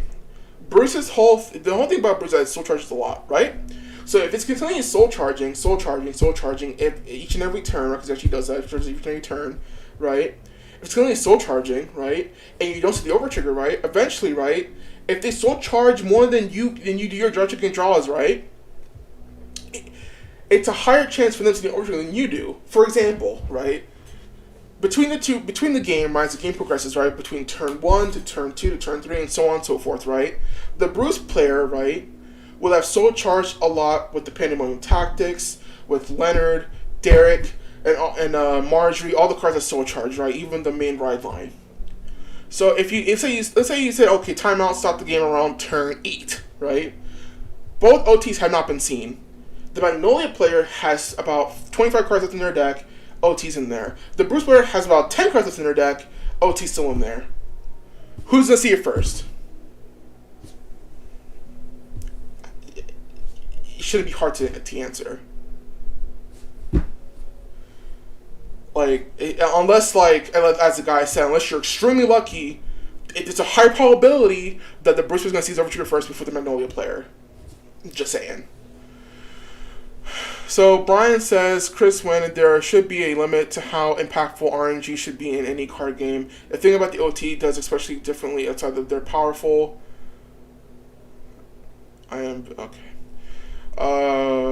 The OT does especially different outside the powerful effects is grants an amount of power. It is impossible to guard with shield values, literally impossible to guard. So PGs are the only counterplay to them, and you still have to permanently PG the Vanguard to prevent damage altogether. So you will need 2 PGs to completely stop an OT that you have 0 info is going to be coming. It's almost like we're saying the exact same thing. Yeesh. The fact that you cannot, under any circumstances, account for an OT when guarding with the shielded values. No PGs are not shield values; they are card effects. It is incredibly problematic. So you can at least account for the other triggers when trying to figure out the most optimal guarding sequence. Ultimate guarding sequence, which completely throws that entire skill set out the window and can reward players that are not as good as the game when they're free wins, which is what we've seen with Bro. Yeah, 100% correct, yeah. When there may be low second in VG, but it's controlled enough for the game to still be pretty competitive. OTs are completely shutting the aspect of the game. This guy sounds like Ray Charles assessing Vanguard when it's never seen it, lol. Like, what Bryan says is absolutely correct, right? You can mitigate and you can plan ahead for a triple trigger or a triple drive chasing triggers, right? You can plan ahead for that. You can't plan ahead for the OT. The OT is an outlier. It's an outlier card. And what I mean by outlier card is that, like, it's the card that you just can't, that it happens the least times, so you wouldn't factor it when you're doing probability checks for your opponent, right? So we were checking for triggers, right? As I said before, right? When checking for triggers, you usually do probability check of how many triggers are in your deck and how many triggers are out the game. So that way you can guard accordingly based on that probability check. When you have an outlier, the overtrigger, right? You can't factor that into your probability check because the chance of hitting the overtrigger is extremely low. So when they see the overtrigger, right? You're like, oh my god, what am I supposed to do? Because now you have 100 million poly to take account for because the factor was so low. So, like, you can't factor that into your probability checks because if them checking it is extremely unlikely, which is why the overtrigger is such a big issue. Anyway, and I understand that, like, I'm alluding to saying, oh, just make the overtrigger a 4 of. No, that just makes it worse. you don't see a mess, right? And then increase the amount of the mess. You don't fight fire with fire. It just makes a bigger fire. Like, no. What you do is you just immediately ban it, or make the power 10k. Make the power 10k. I wouldn't have much of a problem, Or as I said in Ty's stream, right? You can make it to what they did in G. Like, let's take what's it called? What was that one Gear Chronicle crit? Was it Lucky Pot Worker? I forgot. It's been a while. But that one crit was like all the cards said: put into the soul, draw 1, Vanguard plus 5k. That was great. You can make something like that for each nation. Like, for example, if let's take Stargate, for example, right? If you said you can have it be an on-place effect, right? Puts you into the soul, and you get like some red text or something like that. I would have no problem with that, right? He doesn't even have to have the overtrigger abilities that they had before. It used to be a regular card that is unique to each nation. That's a simple way you can fix it. You don't have to do something over the top and flashy like Vanguard tried to do with this. That's why, like, D-Era has been... It's been a great format. In fact, I think I'm probably, out of the 3, D-Era is probably, like, my favorite so far. I know that's, like, a hot take because premium's king. Like, I like premium, don't get me wrong, I love premium. But D-Era has been, like, one of my favorite formats, if not my favorite format of me playing this game. But I can't fully enjoy it when I see a mechanic that literally ruins the game for other people. Like, that's ridiculous. One card in itself shouldn't change the tide of the game so much that literally checking it, right, or seeing it in game or activating it literally either makes or breaks you in the game. That's dumb. It's literally dumb. Anyway, Bryan continues saying, there may be luck sacking in VG, but it's control. Okay, already said that. This guy sounds like Dream Charles Wall. You just compare checking 2 crits to a single trigger you literally cannot play around, which actually punishes you for even trying to play around it. Exactly. Anytime you guard with lone exception of a sentinel, again, exceptions being Laurel, because it's not even on the option on their kill turn. The play is if they seen an OT and I'm Skullface, sure, that's fair and balanced, especially in the best of one. Imagine. Christian says that's implying someone hasn't either drawn their OT or already used it already in the game, and the OT isn't always used offensively. Are you just ignoring what we're saying at this point? That's implying someone hasn't either drawn their OT or already has used it early in the game, and the OT isn't always used offensively. It does. You're just naming the issue and stating it as your defense. That's the problem, because we don't see it often, or such a defensive we can't play around it or play it poorly. I'm not gonna repeat myself. I'm not getting upset. This is getting ridiculous. That doesn't prove what I said wrong, though. The issue is just the inconsistency. It's lack of counterplay and how OTs completely negate the skill set of guarding. Also, defensive OT can also completely end turns while being both a non-conditional heal and a draw. So that's also an issue. Exactly as I'm saying. If you strip all the frills and all the pomp from the over trigger, and make it made it in G era where it has an inherent effect, right? You can freaking keep the main effects it has, like put this card into the soul, then consider Vertex. You can keep that because most of the effects that they have aren't that bad, you know. Except for the Dark States one, that can be end of turn. That's end of the game. That's ridiculous. So, like yeah, it's not terrible. I mean, well, you have to do tweaking on the Sokea one as well. So the Dark States one makes it end of turn. The Sokea one, you get the bit of tweaking. It shouldn't be too bad though. But like yeah, the innate ability of the Overture doesn't seem to be the problem. It's just that 100 million power. That's just so gross. You see what I'm saying? So. Doesn't prove that blah blah, and then healing draw is just an issue. Imagine Persona rioting on your kill turn and your opponent takes the first hit to OT, pure fucking despair. Yes, and it's happened to me before. I played Nirvana against freaking Orpheus, right? And I had the whole turn planned out. Had Valiente on board, had Arcs on board, I was ready to freaking end it. Swing, checks OT, I legit, so thank God, right, the twin drive is still a thing, right? So, checks OT, I'm like, oh, God. I only had 2 cards in my hand, right? I have to swing with Nirvana, and that's another thing, though, right? When you're about to end it, right? If you don't end it, you die on the next turn. A defensive check with the OT literally says, alright, that's game, because whenever I draw check, it's going to be able to get over what you're going to do next turn, you know? Like, there's just so many issues with this thing. Defending it just not... There's no point in defending it. Why defend it? There's no point. It's bad. Just let it go. Damn. So, Christian says, it's not a problem, though, if it's not consistent. Your argument isn't right just because trigger itself is strong. It's got to be used at the right time without having a sure way to use it.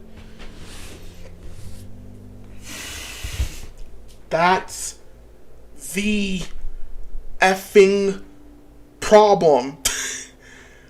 Problem, it's not a problem if it's inconsistent. The problem that it is inconsistent. That's the issue with the over trigger. It's because it's consistent. We can't play around it. There's no way of getting around the over trigger. Arm isn't right because the trigger itself is strong. It's such a strong, it's game breaking. It's gonna be used at the right time without having a sure way of using it. What's so hard about using the over trigger? Is your argument that because when we see it, we freaking go stone face, be like, oh, here's the over trigger, I don't know how to use it in time. It's a trigger. It's not hard. You've been playing the game for more than a week. You know how freaking trigger works. It's not hard. If you just check the over trigger, right, use it accordingly. If it's going to win you the game, 100 mil on Vanguard. If it's PG'd, 100 mil on Weir.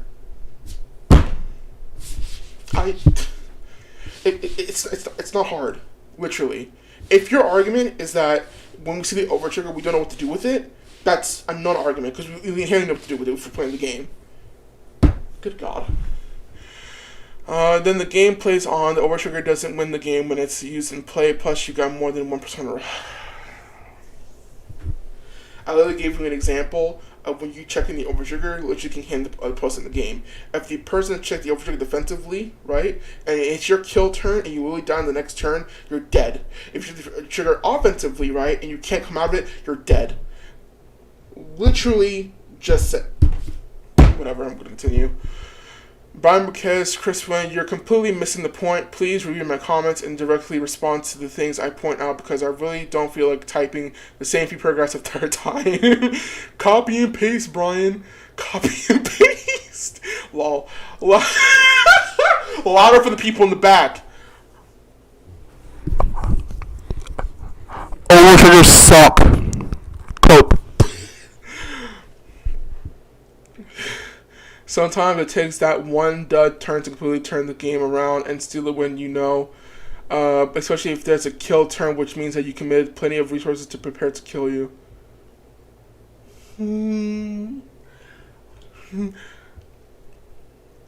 So you want to know how a fact is a fact, right? It's when there's verifiable evidence to back up that claim, because really, right, without verifiable evidence, a claim is just a claim. It's basically an opinion, right? But if there's verifiable evidence to back up that fact, and there's like universal agreement on that fact, it's a fact, Like, if there's a way of you disputing that fact, it becomes a fact. I'm just saying. So Reese Christopher Friston says, "Are you smoking?" I love this guy. This guy's great. Are you smoking rocks? Are you smoking rocks? Yo, what you smoking? How come you're not sharing with the rest of the class?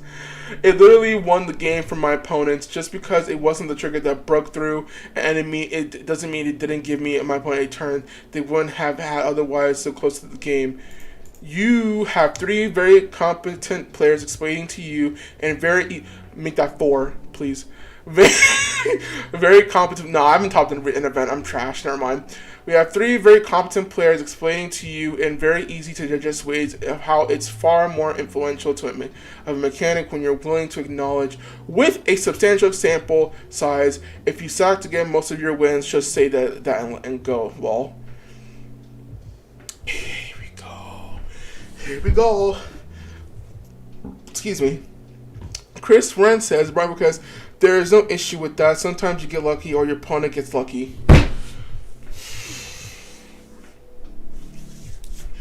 This is what I hate about overtrigger defenders and them still defending it. They just repeat themselves over and over again. And then when you give them evidence, they don't want to take it to heart. They just keep repeating themselves over and over, or just change the words to be doing the exact same thing. There's no issue with that. Sometimes you get unlucky or your opponent gets lucky. You just said that, but okay. The OT is also an equalizer, even if it has no counterplay, since both players can have one. Yo, hold on. I just had an epiphany. Holy shit, Ty was right. Oh my god. Ty was right. Holy shit. Yo. He literally pointed this out. Oh my, alright. I'm prepared for this. So, so OT is also an equalizer. Then, if it has no counterplay, since both players can have one, it allows us to have been under supported to compete. No. Just because both players have the overtrigger doesn't make it any less of an issue. That's an argument. What are you talking about? So because both players have the OT, right, it makes an equal playing field? No. Because one player can still check it, no player just doesn't see it. Other can still check it, the other player doesn't see it. So what's the point? No, that's not a problem. No. You never answer my question. If I made a card that says win, draw, and win the game, is it fair? Draw. Alright, Exodia. Actually, it's just a worse Exodia because it's only 1 card to the 5. Yo, imagine an Exodia in the card in Vanguard. Oh, it's the OT. Never mind. Sorry you got unlucky. It's just bad faith at this point. It's just bad faith. Like this. It's literally... Jesus Christ, I had to stretch. It's been a long stream, sorry. It's really just bad faith at this point. Like, you're not taking any type of what we're saying seriously, and you're just repeating your arguments over and over again. So I don't know why they kept on going with this. Like, he's not going to listen. That card would not be fair, but the overtrigger doesn't win games alone. That's not what we're saying. We're saying that the overtrigger can steal games that shouldn't have been stolen. Literal theft. Literal theft. Like... The overtrigger can literally take games that the player that checked should not have won. That's what we're trying to say. It is an outlier card, as I've said more than 15 times already. Anyway, 35% win rate. Exactly. You know what? There we go. Triggers on their face.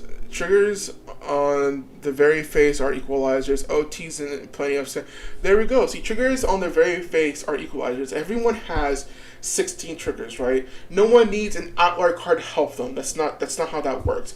Each player has 16 variations of said triggers, right? We don't need a card that's an outlier to come in and just destroy everything and then give them a win that they don't need, or give them a win that they don't deserve. That's not what we need at all. That's going to ruin the game.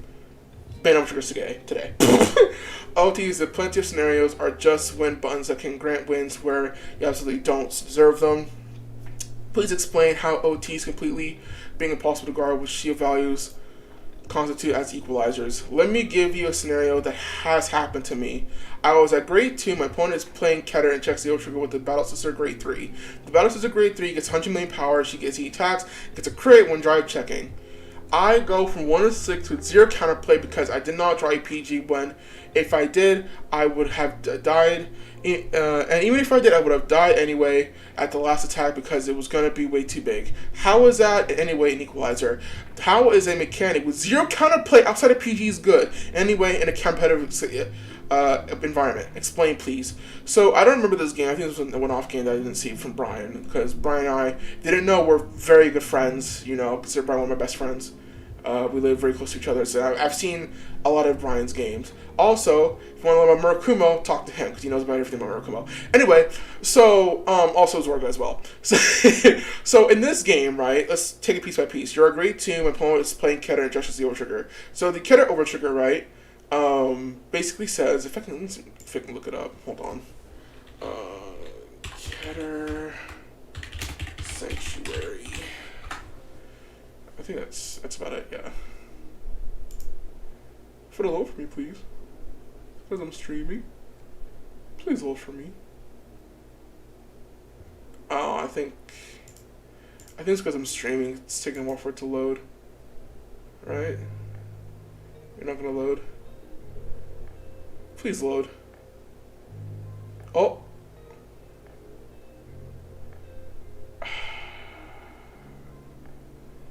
Why are you taking so long on me? I'm sorry, guys. My PC is not the fastest, so we're going to have to bear with it. So, Keter Sanctuary, we go to grade 0s. Here's the Overtrigger. Light Dragon of the Deity of Honors, Amartinoa.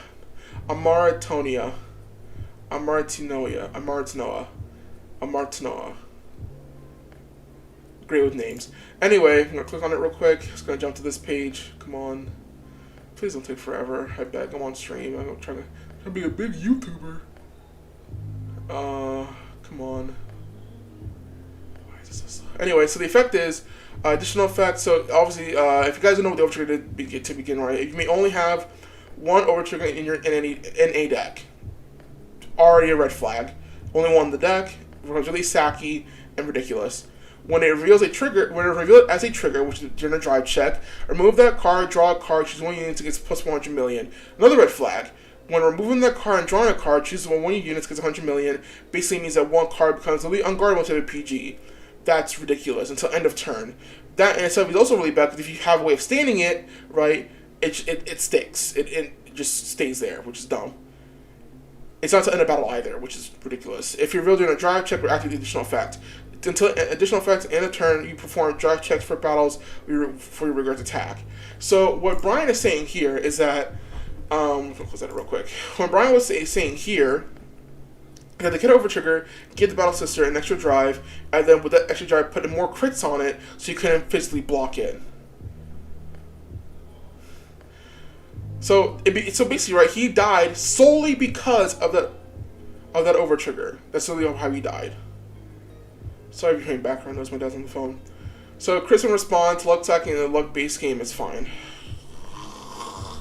Then go play shoots and ladders and leave us with our competitive game. God.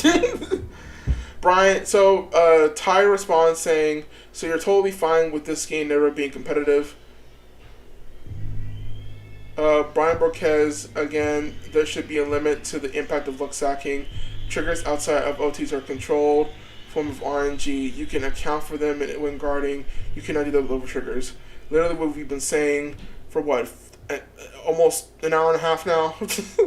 Like here's the thing though, right? The arguments of defending overview don't change and responses don't change.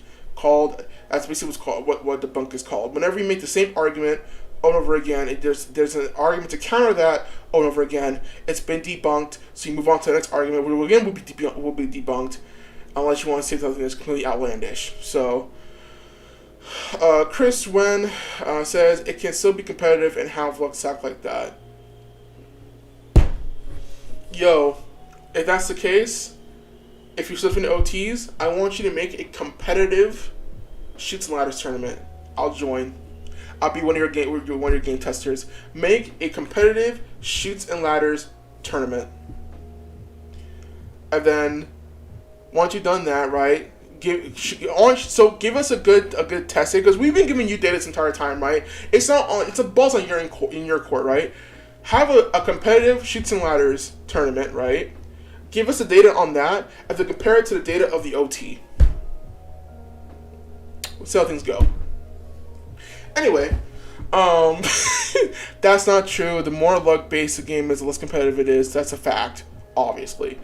Tyson says, I've come to the conclusion he's one of the guys that literally can't win without sacking, and to him, it's the best thing since sliced bread. I'm not going to debate established data with someone who can't see the great impact outside of how it affects him. He's just being a contrarian edgelord. Yeah, pretty much.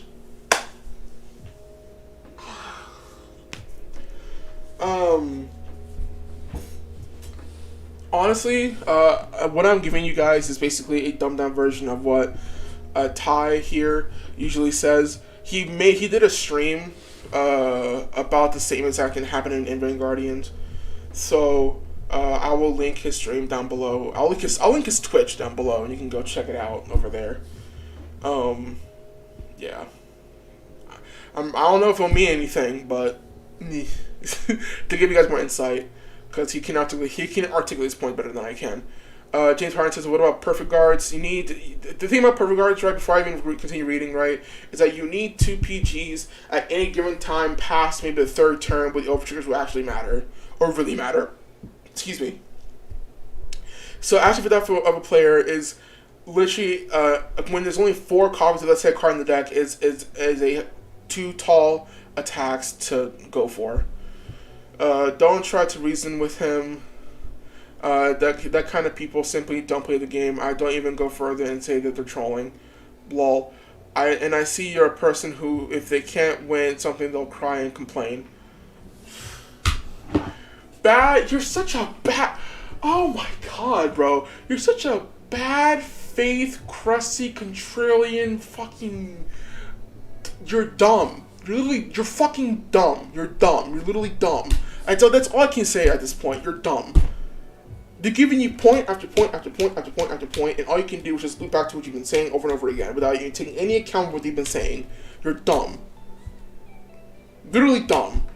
And the thing is that we wouldn't be debating you, right?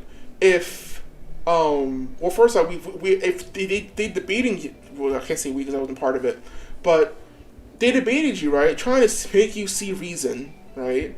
And all you can do is just loop back to what you've been saying before. Because all you've been saying has been the exact same thing. Maybe a few arguments that have already been debunked long before this conversation ever even occurred.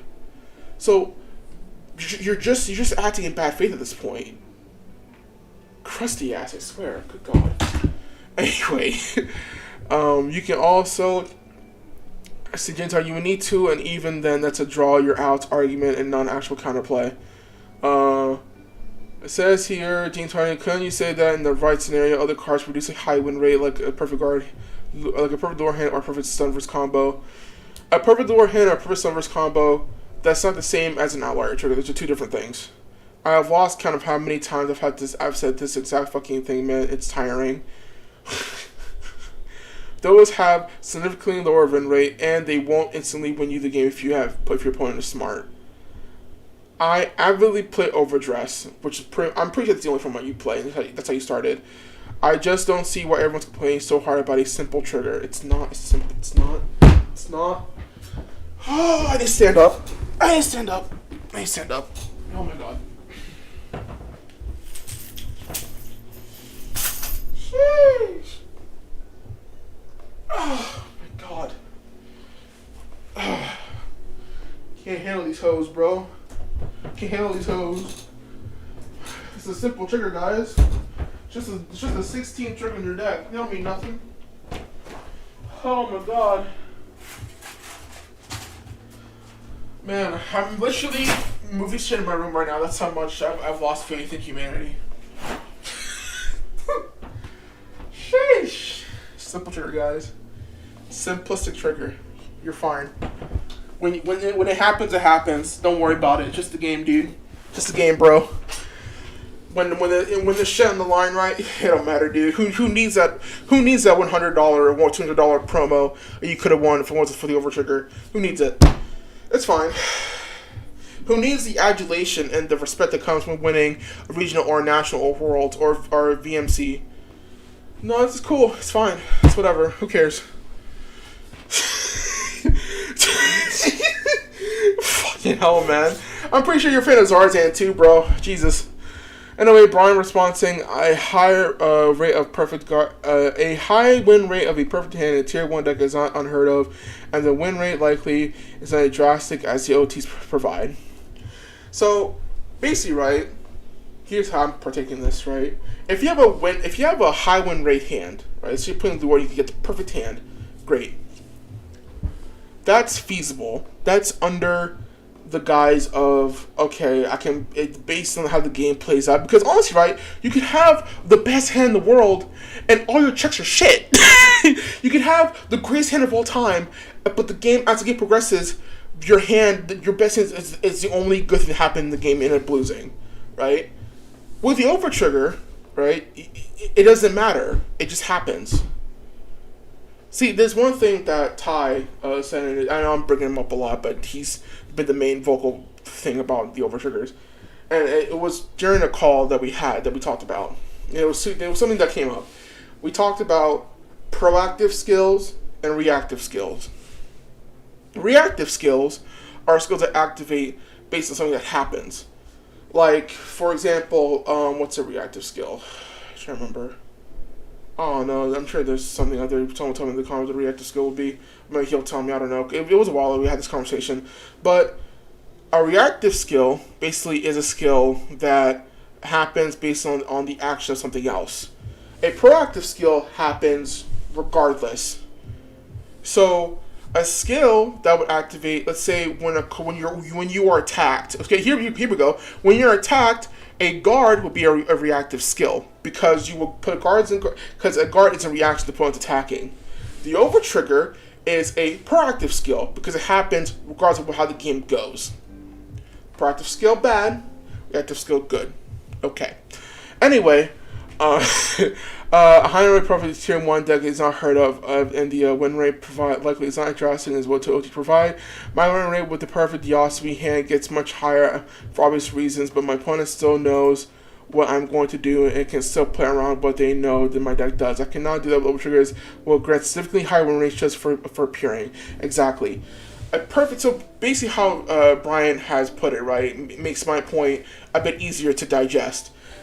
A winnable hand, right, is a reactive concept in per se that when you have the game winning hand, right, you're able to play around it because you know what the deck does. OTs are all hands are reactive, my bad. OTs are proactive because you can't play around it and it happens without any way of stopping or any way of activating it. So it just happens. Drone strike. It's crazy.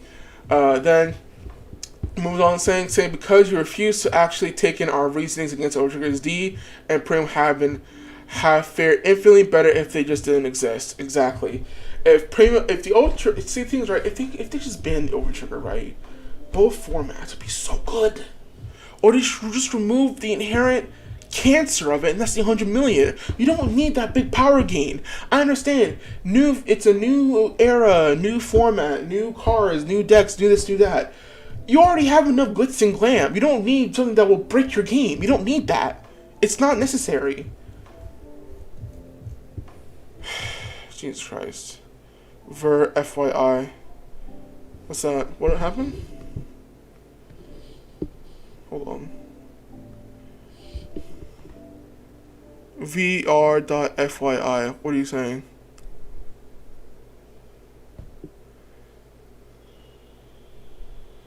Anyway, because you're so basically, I'd rather a deck to just be bad than having the ability to steal wins due to an incredibly shitty mechanic overtriggers. Yeah, honestly, exactly. Like, I'd rather, if the deck is bad, then make it better. Like, Eugene was bad set 1, it was bad set 2, and now it's becoming a bit better set 3 and 4. And I think in set 4 it becomes even just really, really good. Like, you don't need an overtrigger to make your format, like, approachable or great. You don't need that. You don't need a big, massive power to hype up your players. You don't need that. It's just a way of doing it. Anyway, James Harden says there's a chance of winning with certain... Oh, God. James Harden says their chance of winning with certain combos increases as the game goes on. It's really the same thing, up to chance. No, it's not. Literally, no, it's not. You can play around. If you know what the deck does and how the deck functions, you can play around or plan for their perfect game-winning hand. You can't play around outlier. It's almost like we've been saying the exact thing over and over again. You guys don't want to freaking listen. Anyway, so Gonzalo Diaz says, you already see, it's just that you are choosing to live in denial about the explicit fact. That's totally okay, although very weird to be honest. Yeah. One can be played around and it doesn't instantly win the game. One can be played around and makes you... You're making such a false comparison. I love it when people just move around at this point. I dare you to come on stream tomorrow and try and defend this. If you're... See, this is the well, like about Ty, right? Like, he won't just sit to be like, oh, I'm going to beat you. No, he will be like, come to my stream. Don't be a bitch. Come to my stream, and we'll do it one-on-one, man on man. You know what I'm saying? It's crazy. Why you do it here? Why not try and defend your stance in front of a real audience? Sheesh. The overtrigger does not automatically win you the game. You know what? I'm just not even gonna respond to that. Anyway. 85% win rate. Okay, by that logic, 100% of games played that had the trigger used, so ban triggers because they're responsible for 100% of wins.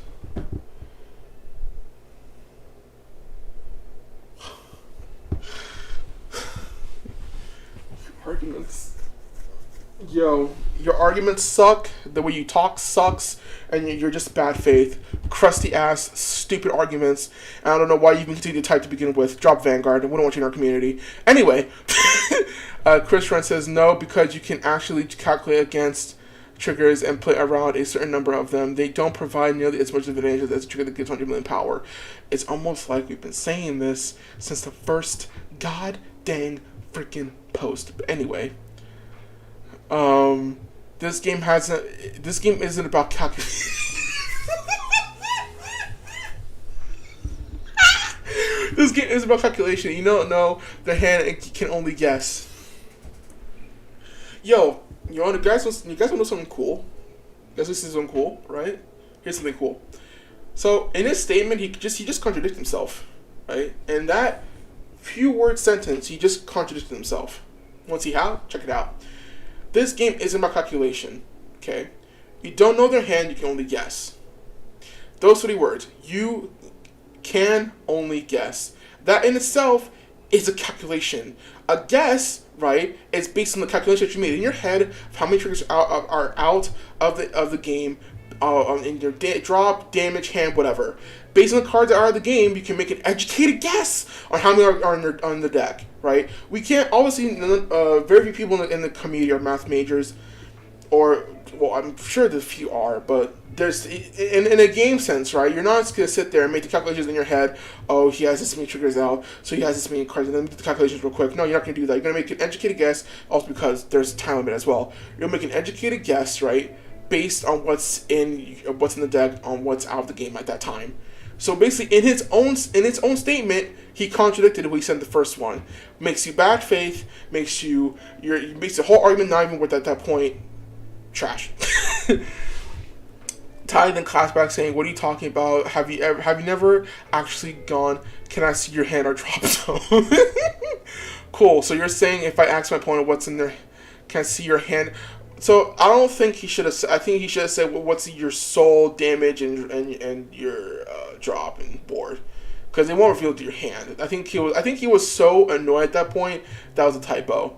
But you know Ty. Anyway, he what he was saying. Grayson says, so you're okay, cool. So you're saying if I ask my opponent what's in their hand, they're gonna show me every card in there? Woo! Quality content. Quality content, folks. He replies, "You're literally unaware of how public information works. You're so desperate." Obviously, like he can't make another point. There's nothing left. He's reaching at the lowest part of the barrel, or the crust is at. I know if you guys are squeamish, don't listen to what I'm about to say next. Where all the barnacles and the crust and all the junk is at. He's reaching so deep to find any last crumb of an argument to defend his point when there isn't any. So, Tyson, with 16 triggers in deck, you really think there isn't a chance of someone drawing them for turn or via effect? Your entire hand is not public information. It's almost like checking a trigger, right? Doesn't completely end the game. When you check a draw trigger, you draw a card plus 10k. Also, all triggers are universally 10k except for standard triggers, but that doesn't support the argument. When you check a trigger, right, if it's a draw a card. If it's a front, to get a front row. If it's a crit, plus one crit. If it's a heal 1 damage. It's not giving a card 100 million power and so immediately end the game right there. We've been saying this for the past 2 hours now. What is wrong with you? Cope. Ty says you can check damage, drop, and soul, and then take an educated guess on how many are left. This is a key component for any fight that any good player will do. Clearly, you don't know how to do this.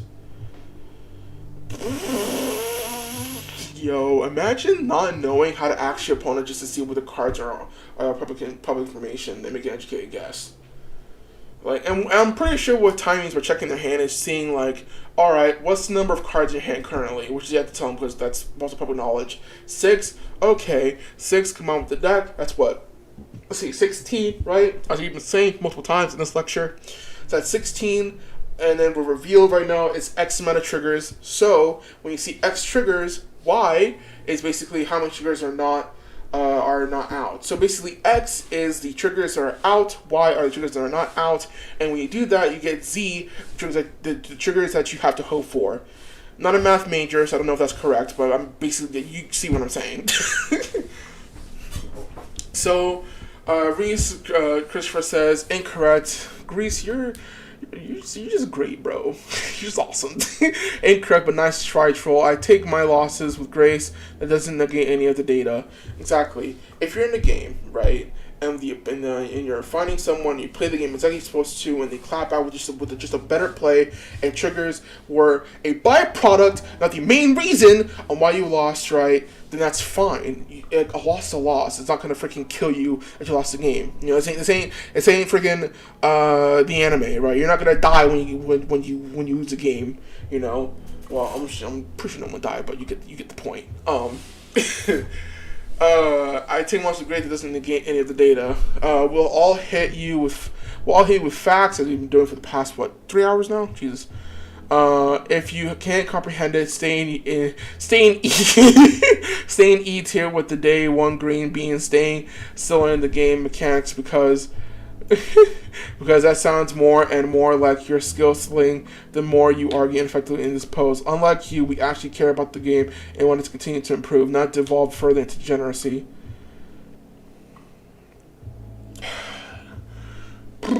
See, I'll take losses with grace. I mean, I'm gonna get real salty if I lose in like a high-profile tournament. Like if I'm in Worlds, I'm not saying I'll get there, but you never know what will happen. I might try. I can try, right? But like, if you get to, let's say I go to Worlds, right, and I lose in like the top 4, right? Yeah, I got top 4 in Worlds. I'm gonna be salty though because I could have gone farther, but a loss, a game is a game. Like, I understand that Vanguard is inherently competitive because there are tournaments for it. People can play it. People analyze data, they analyze statistics and probability. They use data sets and sheets and whatnot to do outplay testing and all that. Like, you'd be surprised, like, how much, honestly, right? If you're judging Vanguard, bless your heart. Like, because I'm pretty sure there's, like, over hundreds and hundreds of different, friggin' outliers and different types of play that people go through, and you have to freaking go through the rule book and like all that nonsense. Like, good God, bro. But like, the main fact of the matter is that yeah, a loss is a loss, a win is a win. That's fair. It's just a game. It's not going to kill you. But when you're in a high-profile tournament, it just stings a bit more. A tournament loss and a casual loss are two different things. A casual loss will be, okay, I just lost the game, doesn't really matter. Maybe I'll get banter with my friends when, oh, you lost the game, oh, you're trash, that kind of thing. But a tournament loss stings more because there's something on the line, And that's where the main issue was at. If the overtrigger was a casual thing with nothing on the line, fair. But when it shows up, that's why people are saying, oh, just ban it from tourneys, which would be fine, If you ban OTs from tourney, pretty sure there'd be no more complaining or very minuscule complaining about cash in the casual sense. But when you lose a tourney, right, and there's things online, it gets progressively worse as you move on to a tourney. You keep racking up wins, right, and you finally lose one, hitting top 8 because for some godforsaken reason it's not best of 3, it's best of 1. I understand. Time constraints really. That's right. It's best of 1, so best of 3. Then it takes a while, especially in premium. But in a best of 1, right, and you show the overtrigger and you're in the late stage of a tourney, that just hurts even more, So when you're saying things like if you take your losses with grace, then why is you crying about the overtrigger? Because, and more importantly, your opponent can see it coming.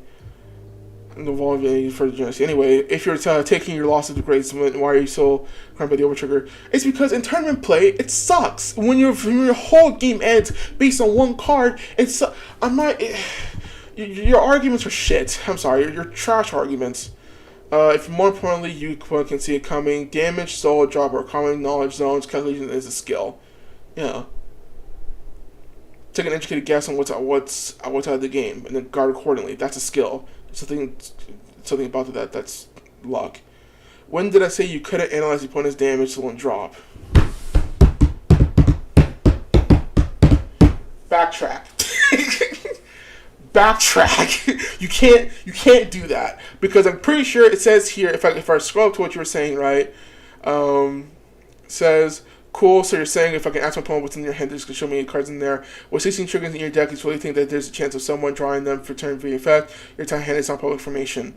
Literally backtracking, because you've made the argument, or you alluded to the argument, that checking the damage, drop, and soul won't do anything. So now you're saying now you're saying calculation. Now you're saying when did I say couldn't analyze opponent's damage, soul, and drop? You didn't, but you were alluding to in your previous argument, so you can't backtrack to that. That's literally you're cheating in this argument at this point. You can't backtrack to what you already tossed out as an argument. Anyway, okay, since you want to talk to semantic, oh, here we go, boys.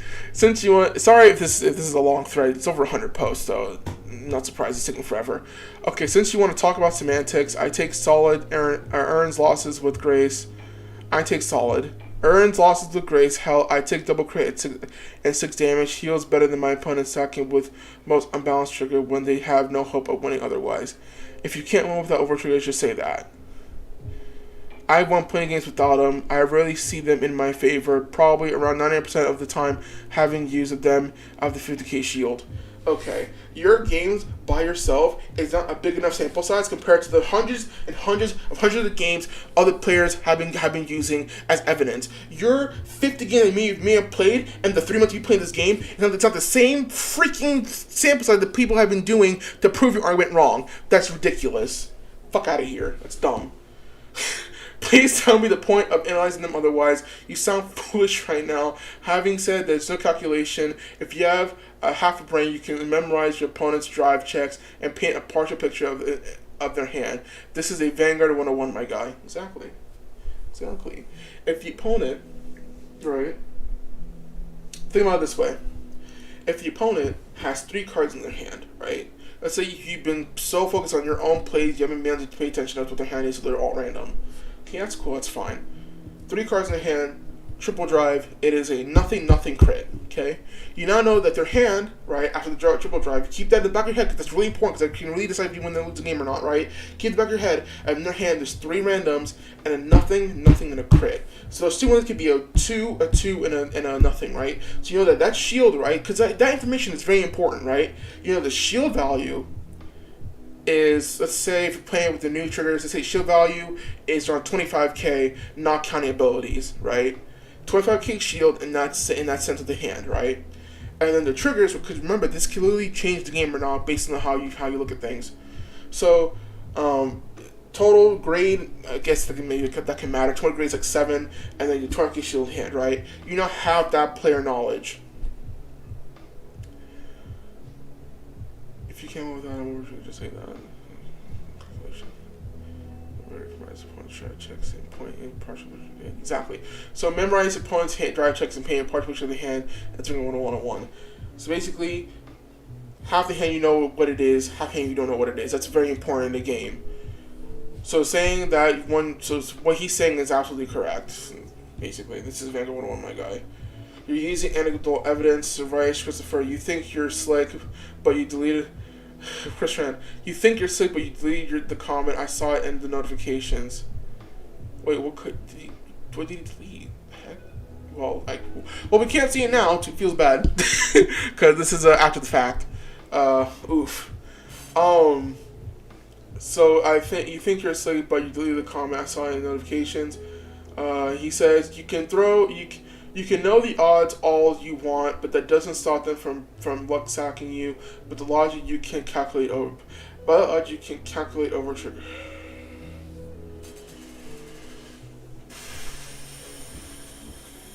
See, this is what. Hold on, guys. I gotta look something up real quick.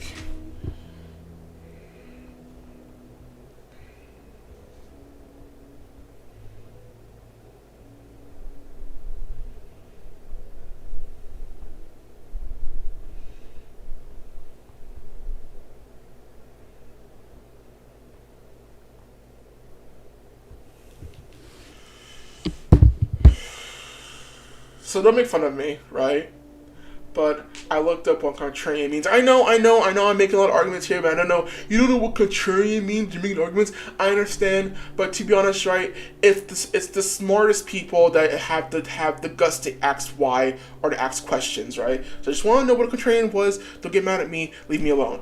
Anyway, so basically, by definition, right, it's a guy going, and if you guys didn't know, and looking at the video, it's like a person who opposes or rejects popular opinion, especially in stock exchange, or opposing or rejecting public opinion, going against current practice.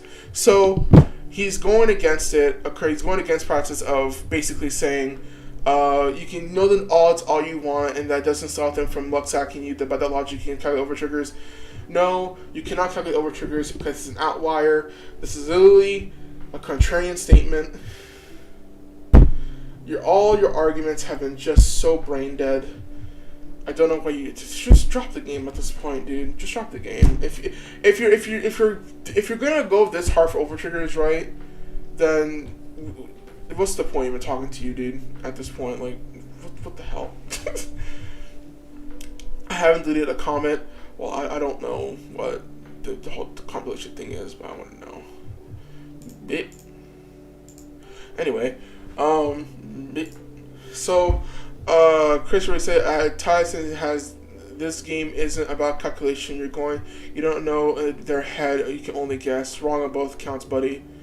This game is about calculation, and you can know what's going on in their head and can only guess. An educated guess, which is basically what you're making a calculation for. You're making a calculation for that educated guess, so you can make your planning based on educated guess.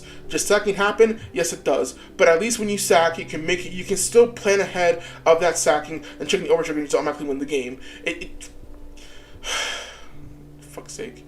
I haven't deleted a comment here. I don't know what crack you're smoking. The comment is still right there. What are you talking about? What? Bro, like, why does it look like ass? Like, oh, here we go. Because you can actually calculate against triggers and play around them.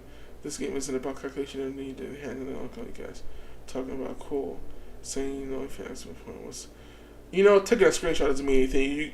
You taking the screenshot doesn't really mean anything because you can legit just delete it and then screenshot it after the fact.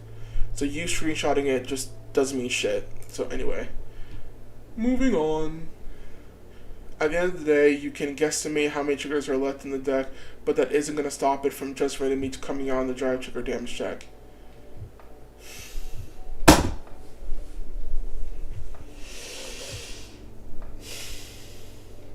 What are you doing?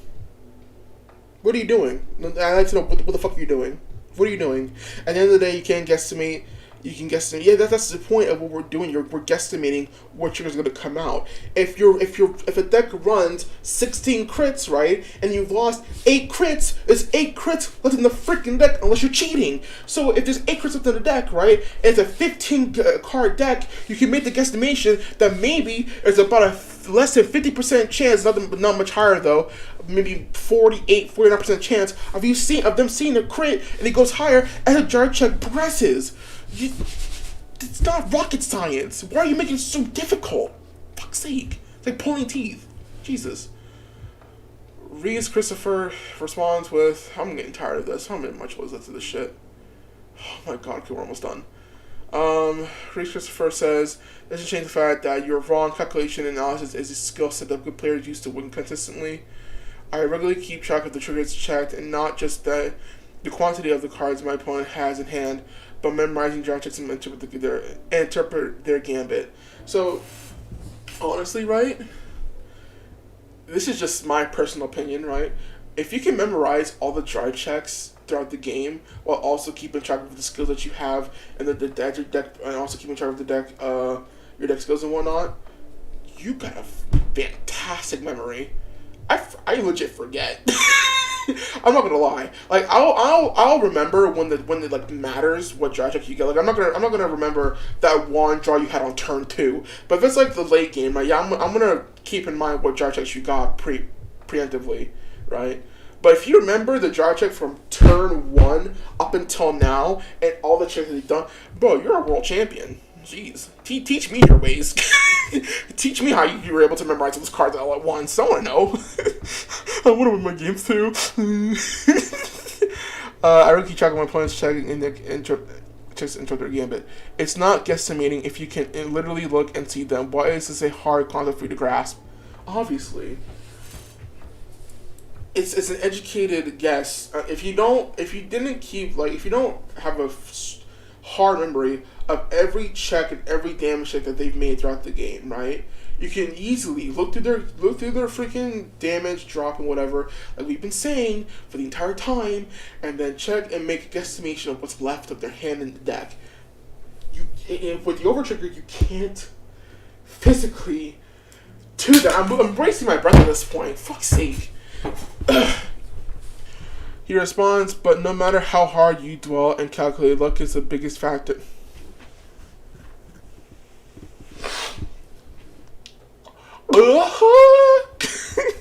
Luck is the biggest factor in this game. Yeah, the chances of them hitting a trigger might be small, but unless the very single trigger has been accounted for, as every single trigger, the chances aren't zero. You're acting like Vanguard in the deck. There's like not a set amount of triggers. There's 16. That's it. You're not running more or less. That's why the card says no more, no less than 16 triggers. It's just 16. That is all. There's not 17. It's not 20. It's not 23. It's not 28. It's 16.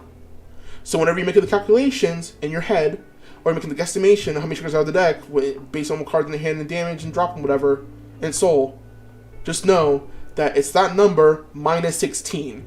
And that number is how many is in the deck. Now, of course, right, you don't know what their whole hand is, but if we did like Chris Reese is doing, because apparently Chris Reese is a freaking, he's Misaki, bro, he's a freaking memory genius. Not harking on, I'm just saying, like, the fact that you can memorize the triggers is just astounding, like, it's crazy. Teach me your ways, good sir. But, like, unless, like, you kept track of every single trigger, right, that they checked since turn 1, right, it's 16. It's not hard math. 16, take the number that they have out, minus it, and then apply it to what's in their hand and deck. Or just in deck if you know what's in their hand already. If you have a clear picture of what's in their hand, right, by pure memory, right, you can take that number and minus it from their hand and deck, because you know what that is. If you're able to remember every check that they've made, right, since turn 1, that's even more power to you. You're more likely to win the game consistently anyway. So you take that into account when you're guarding or you're doing your next turn play. It's not hard to understand. If I can understand it, you can too. But you're choosing not to because you don't want to admit when you're fucking wrong, which is ridiculous. Just admit that you're wrong about this point. The overtrigger, right? I don't know why you have such an infatuation with the fucking overtrigger, right? But if the card is bad, admit that it's bad. You have no argument here. Every argument that you've made has been proven wrong time and time and time and time again. And it's not just towards you. It's towards anyone that defends this stupid fucking card in the first place. If you keep defending this card, it's gonna keep ravaging the formats. Stop defending it. There's no point. Fucking hell. Moving on. Because no matter how hard you talk, blah, blah, blah, considering most of the pro players and people who play this game competitively disagree with you should be a wake-up call to your reasoning. Exactly. Stop. Just stop, alright? Your points have no merit. Your points hold little to no water. They're paper fucking thin. You've been battling this entire time, and now you've wasted all these players' time because you don't know how to take correction. You're an idiot. You're a little dummy. Moving on, or you would come up with an original arc. I'm getting up.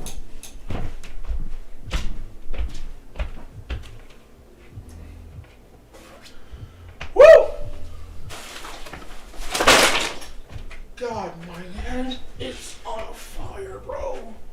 But I still have this. I'm just throw it away. Oh, Jesus Christ. All right.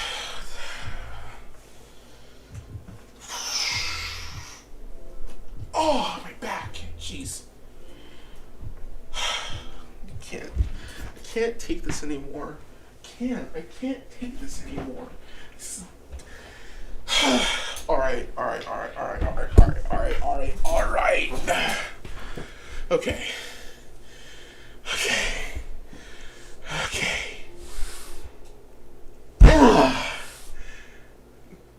You fallen. What do I mean by you fallen? You fallen. You're done. Your arguments, they're done. It's over. You have nothing else to put towards this conversation. Everything you've said, everything you're about to say, everything you've said so far has been absolute dog shit. You're done. Literally done. Fucking hell. Alright, it's kind of cold tomorrow, so I'm putting my jacket on actually. Oh, crud. Overtures are so good, guys. They never show up in the game anyway. Jesus. Contrarian motherfucking dumbass, bro. Thankfully, you can't get banned for having an awful opinion. But based on what I'm reading so far, you're probably gonna get banned for being an insufferable prick. Anyway, you could come up with an argument, but all you've done is tell us how you're a filthy casual without actually saying it. Know your fucking place? Trash! Fucking casual. Mission 50 Frank, come back. And you've stated that you're a scumbag. We get it. Who's we? It's just been you. Who's we at this point?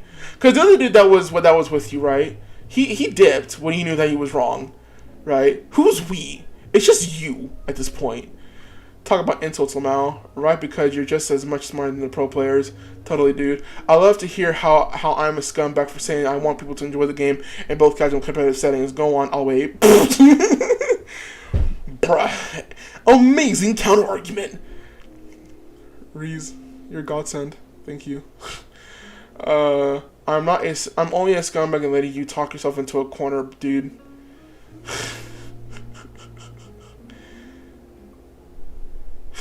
You're just God. Yo, Vanguardians, listen, Vanguardians. As a community, I like you guys. I like you guys a lot. You know, some of those posts on here kind of cringe, but all in all, I like y'all. But there's just a small, minuscule subset of y'all. Like this dude, man, person, that... How are you even breathing right now, honestly? Like, I'm sorry. Okay, that was a joke. I'm sorry.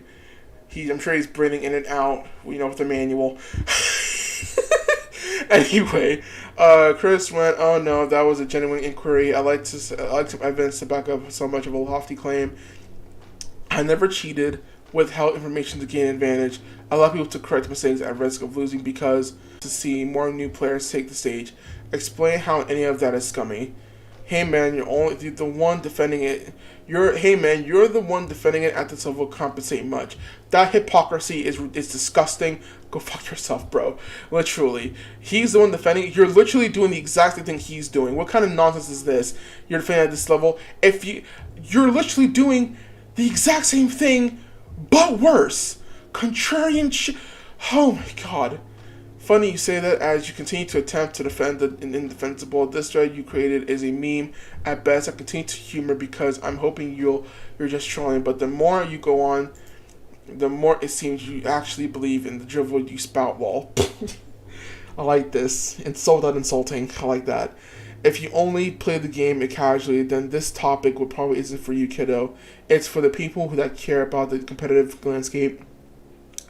And what accepting the damage OTs are doing to that will ripple into regarding the rest of the game. Sorry, I just ate. That's why I'm burping so much. And you're the one baby raging about a mechanic that's not going to get banned.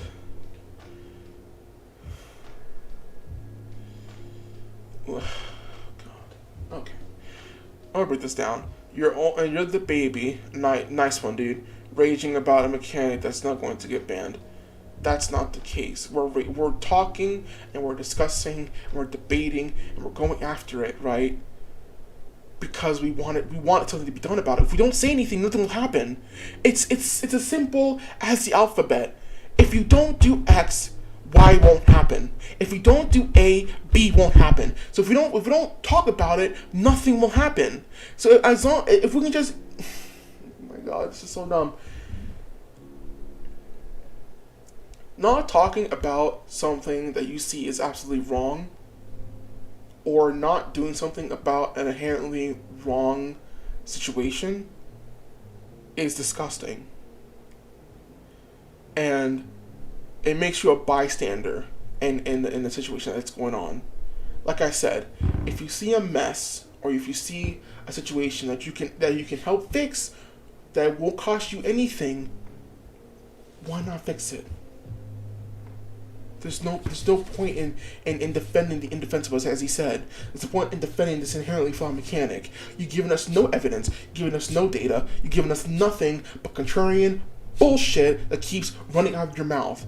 And when you run out of points, right? When you run out of the crust of the nuns that you keep reaching for, you've now gone to insults, and now you're now basically molding and seething in the thread.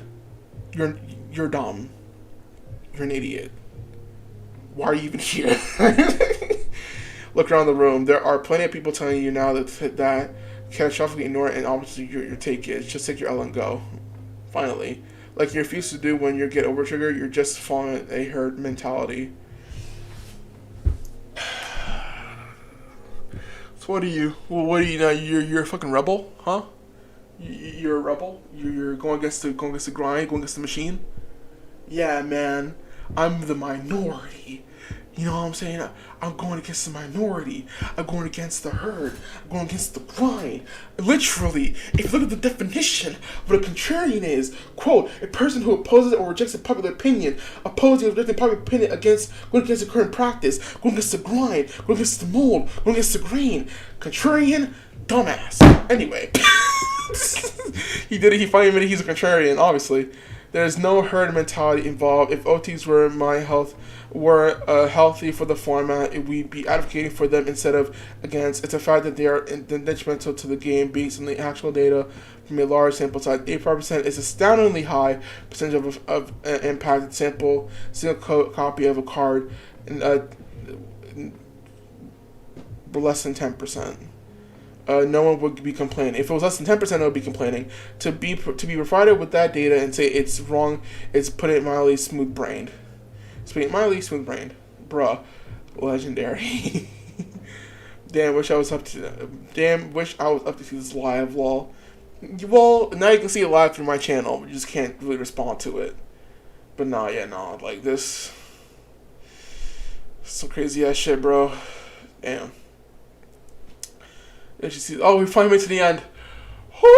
We made it to the end. Alright, damn, wish I was up to these live. You need a bucket of popcorn. No, you didn't. Seriously. Caleb, what was that? Damn. No, you didn't. Seriously, you would not have wanted to see this in real time.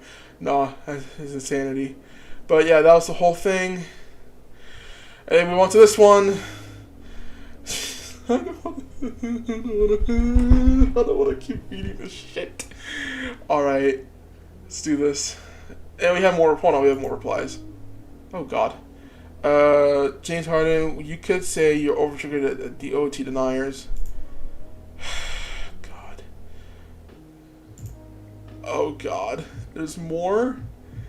Yo. You know what? Since there's more, part 2 coming after this break. We'll go over James Harden's defense of the OT, pretty much. Then we'll go over, what's his name? I'm just gonna scroll down. Connor Milova's response. So, I'll see y'all in a second. Deuces.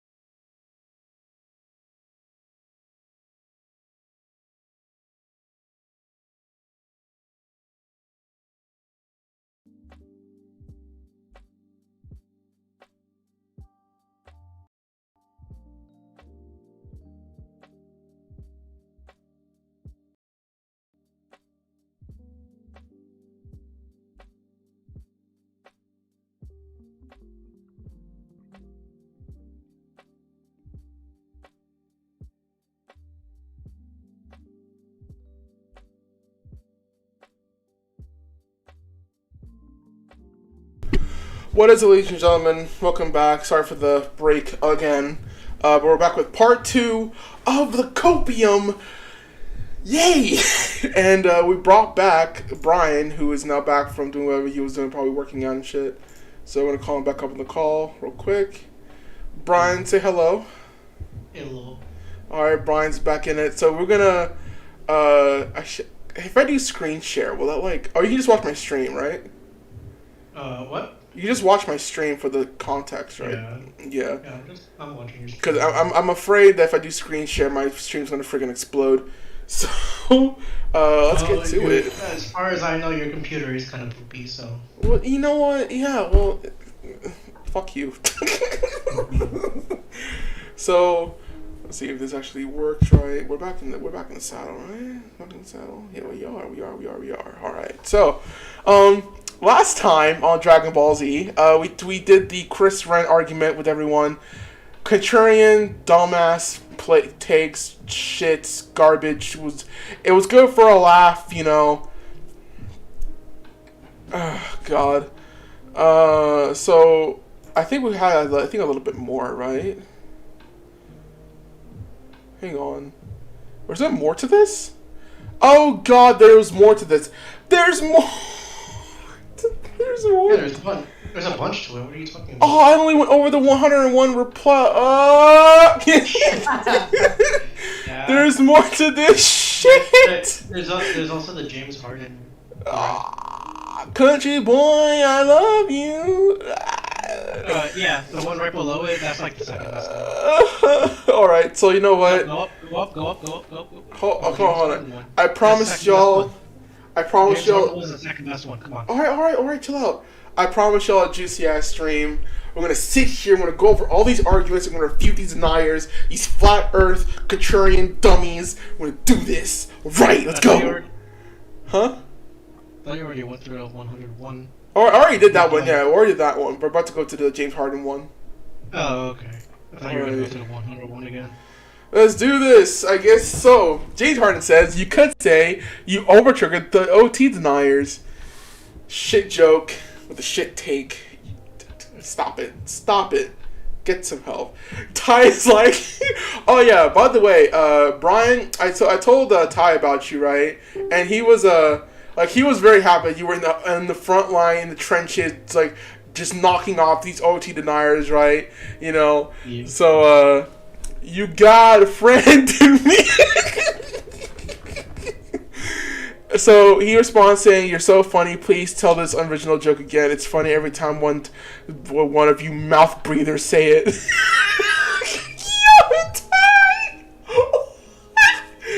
Man, but these guys are kind of. Can I use the R word? I'm gonna use the R word. We'll get canceled if I use the R word. I don't know. I'll get canceled if I use the R word. Will I get mugged off if I use the R word?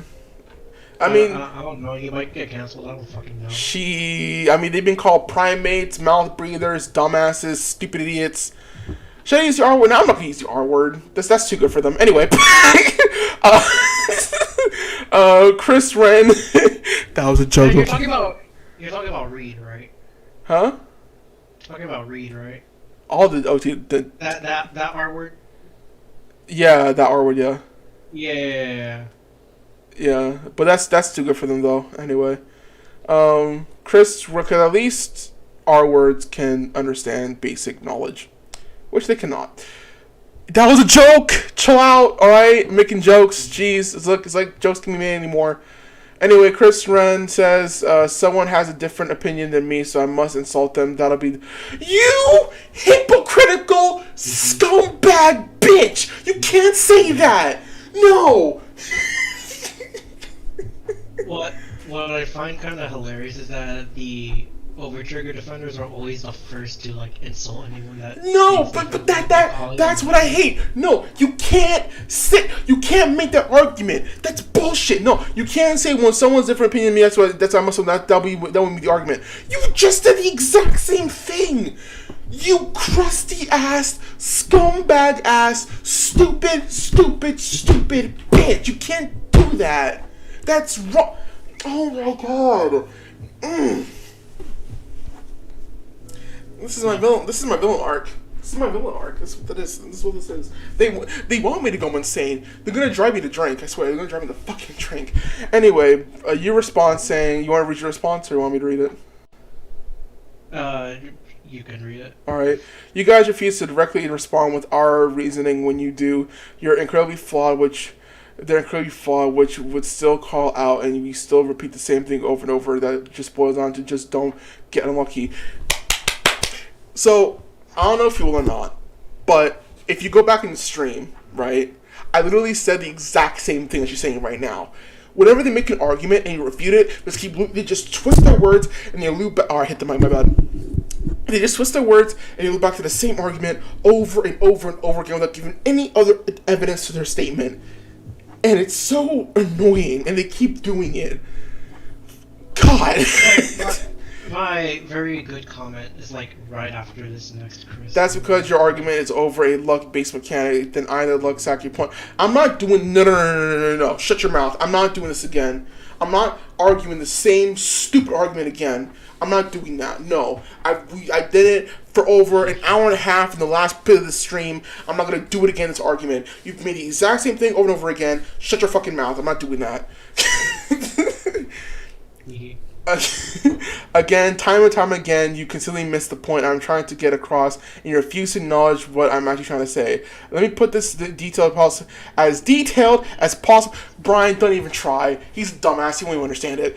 Let me put this as detailed as possible so you can see very clearly where I'm coming from. Also, right, if you're saying that what I'm saying is slander in any type of sense, you're also kind of a dummy. I'm not gonna lie. Let me put this as detailed as possible so you can very clearly see where I'm coming from. Have strong effects on OTs is fine. That will be fine as if they're one-offs. So before I continue on, here's what I said, Brian. I said if the over trigger, right, let's remove, because the biggest attraction to the over trigger is at 100 million power. That's not necessary. Remove it. No, 100 million power is the problem. Yeah, 100 million power. Remove it. Make it 10k, right? What if the over trigger had dumbed down abilities, but they were like the effect triggers of GR, like the TikTok one of it was Lucky Pie or something else. The TikTok one for Gear Chrono, you know what I'm saying, right? It was the one that goes to Soul, draw 1 plus 5k, right? So imagine, like, because we kind of had that with the new effect crits. I'm talking about these ones are specifically indicative of a certain nation. So, for example, for Brandgate, right, you can have one that says, at the end of all, you can have one that says, put it into the soul, draw a card, red text. At the end of its vanguard attacks, choose one irregular, stand it, that kind of thing. You know, you can have something like that for each nation. What would you think about that one? I mean, I actually do mention what I think could be fixed about over triggers in that comment. So. Yeah.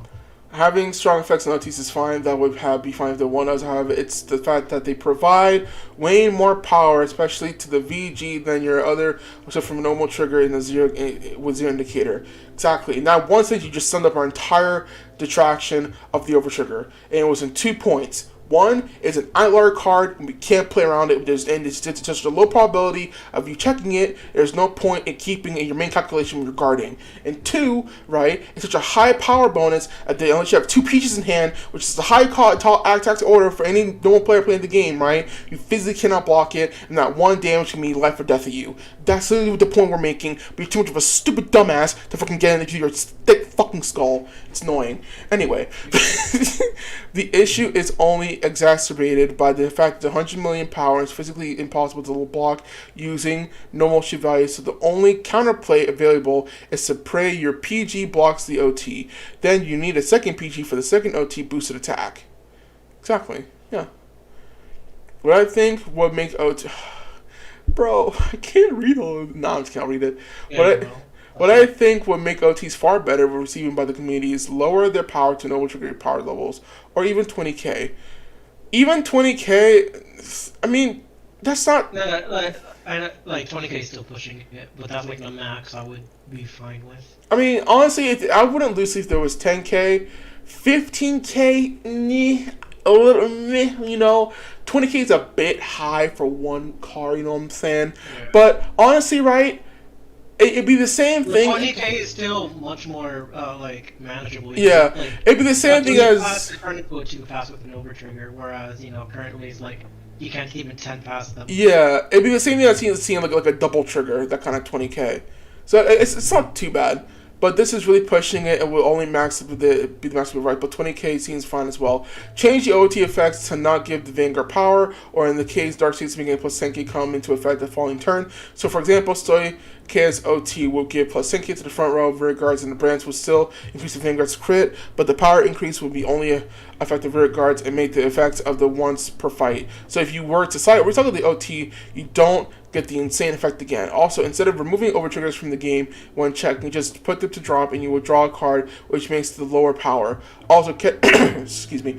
Also, Kara's OT would definitely require a nerf or replacement because its effect is way too strong. Exactly. Given regards to drive check is ridiculously, it's dumb, stupid as dumb, pointless and dumb. Yeah. That's why I was choice restricted with Ultima, but there's no way he's gonna make that fucking point. Anyway. It's not the fact that they are one. It's not the fact that they are one of. It's the fact that they have strong effects. That's fair. I was gonna say that because they're outlier one ofs, that's why they're so disgusting. But if you really, it's not the fact that they're one. Yeah, if you really think about it, right, it's because it gives such a high power surge. That them being one of, I mean, there's plenty of one ofs in games, right? Like I'm sure if I look through one of my decks, I'll see a one of or something in the deck, right? But like, that one of, right? If it's changing the complexity of the entire game to your favor, that's ridiculous. It's not the fact that they have strong effects. It's not the fact they have strong effects. However, the problem here lies in the fact that you cannot account for an OT when guarding with shield that are 100% completely required a PG, one of which being a preemptive PG, so you can't even really play around it at all outside of dumb block. You know what he's gonna do?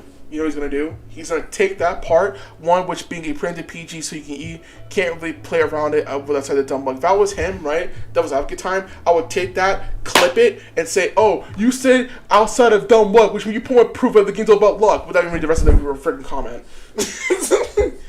In order to avoid damage, it's also a problem when you completely avoid end turns defensively. Exactly. I made this example, right?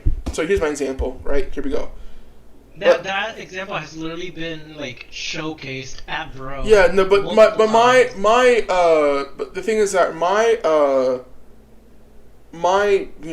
scenario that I'll say scenario, there we go. My scenario was that if I go on my turn, right, this is my kill turn. I've set everything up to kill you on this turn. You have no way of surviving, and maybe you can lock and politic your way out of this. Oh, you're gonna hold this L. Is what I'm trying to say. You know what I'm saying, right? So I'm playing Nirvana against Orphis, right? This actually happened, by the way. You're gonna hold this L, right? But if I lose this, if I can't kill you this turn, right, I die. So this is my final turn, regardless, right? And I'm guessing you would have won even past the heal trigger. Yes, exactly. So I assume with my first attack, right? They take it. There's a defensive over trigger. That makes the argument of saying, "Oh, triggering the over trigger defense doesn't do anything." Fuck off. Yes, it does. Because now that you check that over here defensively, the game is now yours. You've done nothing to earn it. You've done nothing to use any type of calculation to get it. You've done nothing to use any type of probability to get to your win. You've done nothing skill-wise to get to your W. You just checked the yellow card, and that was your win. That's ridiculous. Also, by the way, in this thread, Chris also makes one of the most 5-head arguments I've ever heard in my life. And that's like even compared to other arguments he's already made. Oh my god. Hopefully this explanation makes it incredibly clear what I find wrong with OTs and why it's also detrimental to competitive play, and puts into detail what I mean by OT shitting on the skill of ultimate guarding. Also, when your argument boils down to just don't get luck sacked and nothing more than maybe the mechanic you're thinking to defend really isn't a competitive viable mechanic, is actually detrimental to the game. Exactly. Over trigger isn't detrimental to the game. Cry about it more. He literally just completely ignores every single thing I said. Heavens above! Allahu Akbar! Literally ignores every fucking word I say. Kappa! Cry about it more. Cry about it more. Cry about it more. You're just making dumb arguments. Cry about it more. You just want to tone insults. Cry about it more. Stupid ass. Weevil looking ass boy. Fucking. Well, actually, no, because people actually like green goblins. At least Weevil, like, is smart. Honestly, if we. That's too mean. That's too mean. No. If Weevil was a real person, right? And we asked, well, honestly, he was an evil character, so he's probably gonna say yes. But we asked him, do you think the over trigger is good for this format? He'll most likely say yes. But if he was being logical, he'll say like, no, that's a dumb mechanic. My bugs can't hit you now. But, just continue with that burn. So it gets worse. It gets worse. Oh, Jesus. You realize how little your opinion matters when you can't even debate any of the points I bring up, right? When, if this is longer than more than a few cents, oh, thank God. When you're saying it's objectively false and you refuse to elaborate as to why you think it isn't because you have no defense, like, holy shit, dude, do you want free wins that bad? Apparently so. Apparently freaking so. This man wants free wins so bad he's willing to live and die by the over trigger. He's willing to go through hell and back defending the over trigger. He's willing to prove us wrong that this mechanic is inherently fucking bad. So he responds, oh god. So is this the bad one? Oh yeah, that's actually yeah. I think so. 1, it's not gonna get banned, so get over it. Alright. 2, it's just like any other trigger, either guard against it or get. I can't. That's wrong. I can't take it. I'm losing my mind. No. You can't. Bryan, I can't. Yeah. I can't, dude. I can't deal with this. I can't deal with this, bro. I can't do this anymore, dude. I can't do this anymore. This is so low down, low hanging fruit, low brows. This is the most crustiest, disgusting, ridiculous shit I've ever seen in my life. I can't. Yeah. I physically can't. I don't know. Keep going. Keep going though. I can't take this shit, dude. Keep going though. Just keep going. God. Okay. Keep going. Just let y'all know, right? Just let y'all know. This is the 3rd time I've had to stand up and literally, like, walk around with this. Alright, just keep going. If I was on cam, you guys would be losing your mind. Okay, this is content. We got this. Alright, so I'm going to break down his points bit by bit. Here we go. I already broke them down in the next comment. No, but I want to, before I read yours, I'm going to do it myself, because I don't want to, like, be like, oh, Bryan said this, and I agree with it without putting in my 2 cents. So I kind of want to answer the question first, the answer for myself. You know what I'm saying? So it's not going to be banned, so get over it. Okay. You saying that is so stupid. We wanted something. It's just, I said this so many times. When you see a mess, Bryan, when you spill water on your car on the table, what do? What are you talking about? It's part of the wood now. It's just there. Just deal with it, bro. No, but for real though, if you spill water on your desk, what do? What are you talking about? It's literally part of my desk. Bryan, I'm legit. It's a hydro desk. Stop! Shut it. Bryan, I'm actually being serious. If you see a spill on your desk, what do? Oh, you clean it. Do you leave it there to rot? Do you leave it there to fucking gain shit? No, you clean it, right? When you see a mess, you clean it. When you see something happening that's wrong, you speak up about it. There's literally a campaign against bullying called Speak Up. I'm not saying this is bullying, but this is inherently a flawed get mechanic in our system, and you saying that it's not gonna be so get over it. No, if we get over it, Bushiroad will not know how we really feel, and then we'll do it again. Why do you think we got 2 goddamn reboots? Fuck's sake. Oh, God. Is what I'm saying wrong? It's what I'm saying incorrect? Wow. Exactly. Fuck's sake. Anyway, it's just like any other trigger. Either guard against it or get hit. You're an idiot. It's just another crit trigger. Just another trigger. Just another trigger, dude. Just another crit trigger, bro. Just another Just a crit trigger. Just a crit trigger, bro. Easy, bro. It's whatever. Crit trigger. What are you Honestly, talking bro. about? It give power and it do something. Power do something. No, bro. It gives power and do something. At every other trigger. Easy.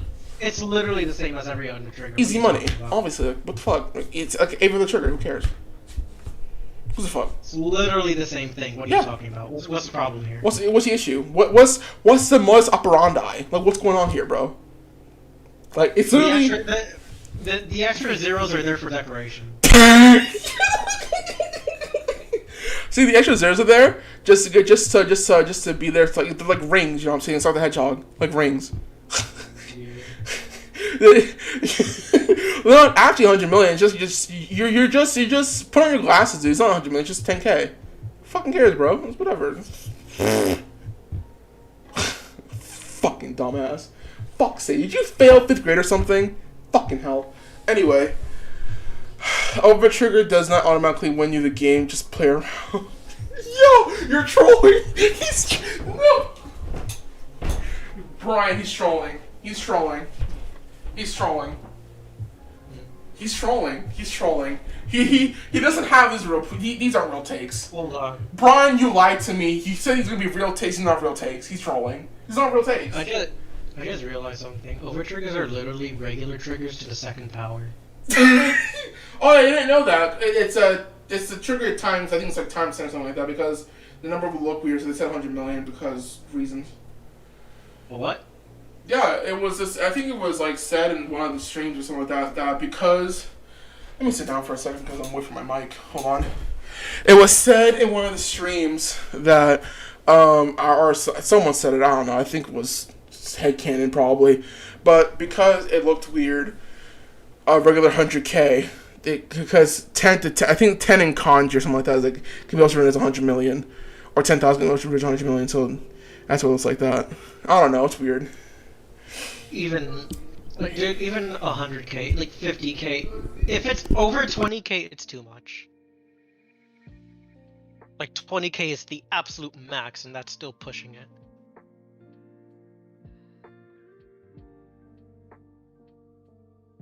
Oh.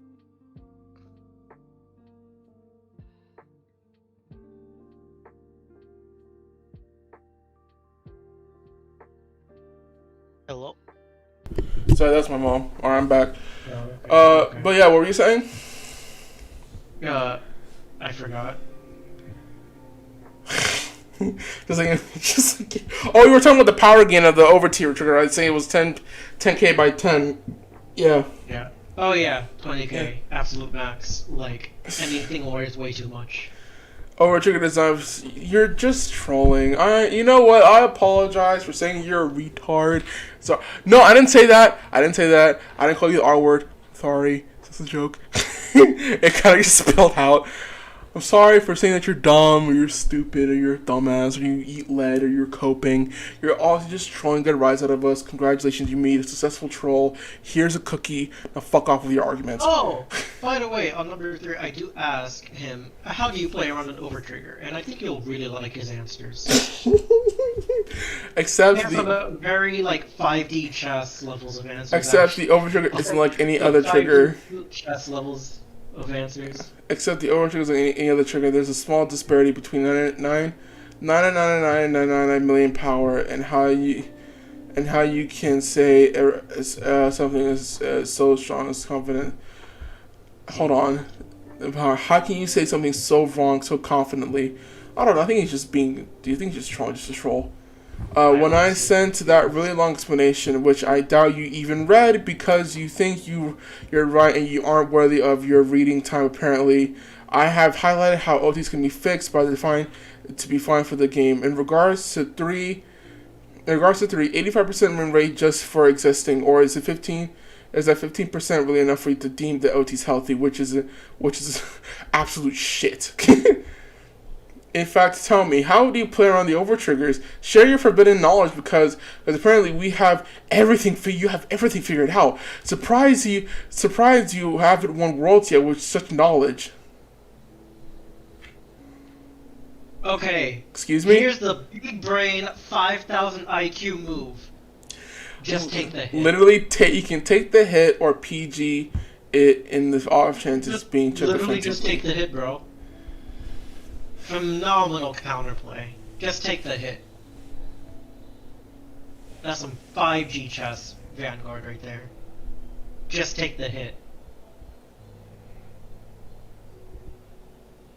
Dude, like, how could I not have thought of such a crazy strategy against such a bullshit mechanic?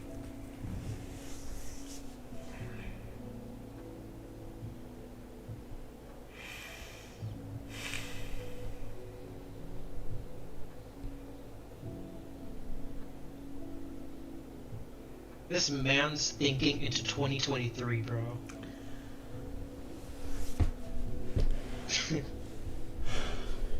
Yeah, give me a second. Oh, I need something to chew on. Hold on. We're not worthy of thinking in the same plane of existence.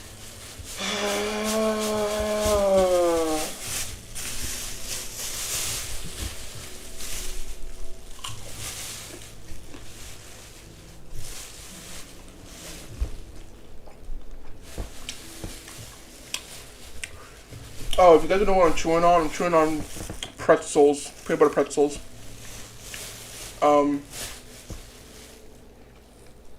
I just sort of chew on because I'm usually when I have a headache, because this is giving me the biggest migraine in my entire life. This works, and it's working. And I read it again, it just comes back again. So I'm just gonna.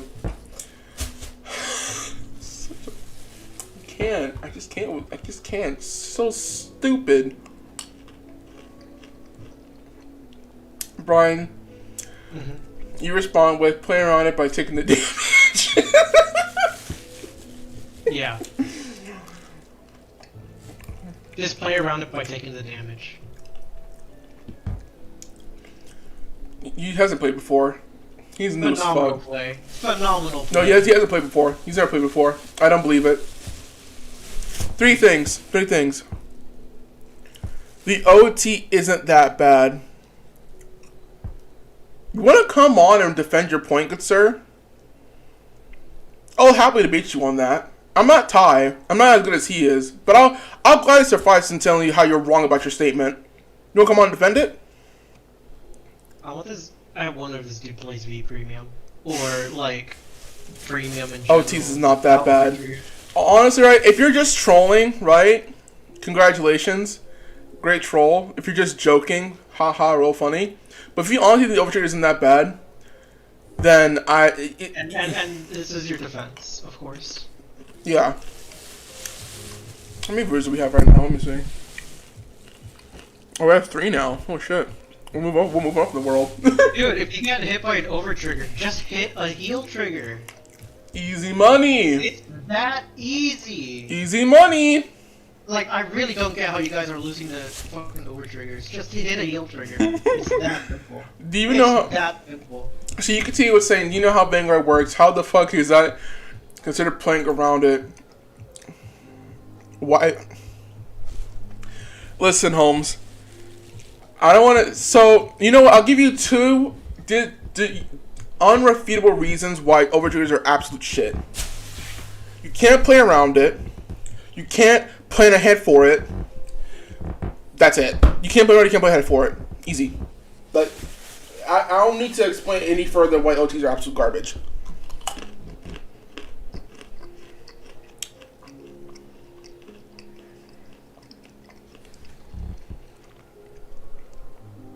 Do you know how Vanguard works? How the fuck is that considered playing around it? Also, you even admitted that UPG in the options of the OTs checked offensively. That's the fucking problem. You can't guard OT with shield values. Exactly. It's only 4 PGs in your deck. You can't guarantee that you'll have a PG for every VG attack, or even 2 at the both finger attack and the regular attack. It's how you seen this shit. I'm pretty sure he's just cackling in the background. Oh, he joins back in. Don't worry. Oh shit. I mean, you have 4 PGs and 4 heal triggers. Your opponent can theoretically charge check the HP. Then why can't you theoretically have a PG for him? Okay. I'm gonna say this, right? I'm gonna say this real quick. Correct me if I'm wrong. You will not check the over trigger at the same time the opposing player will have a PG. They're not analogous to each other.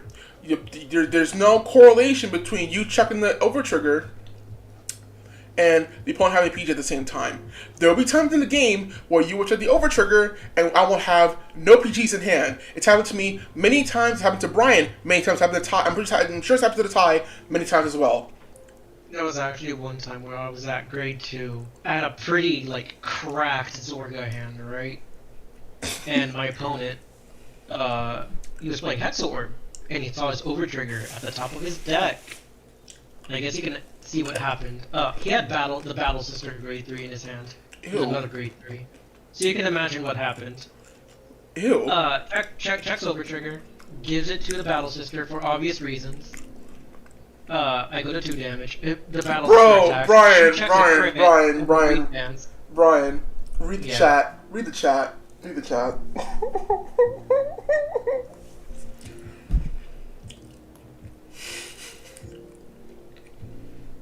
Bro, look, dude. You can go, if you are part of the group, you can, see the thread, see my reasonings as to why OT... Or, you can go on the stream and you can rewind the stream. It's not Manage hard. your hand better. Okay, tell me. No, seriously. Tell me. No, tell us.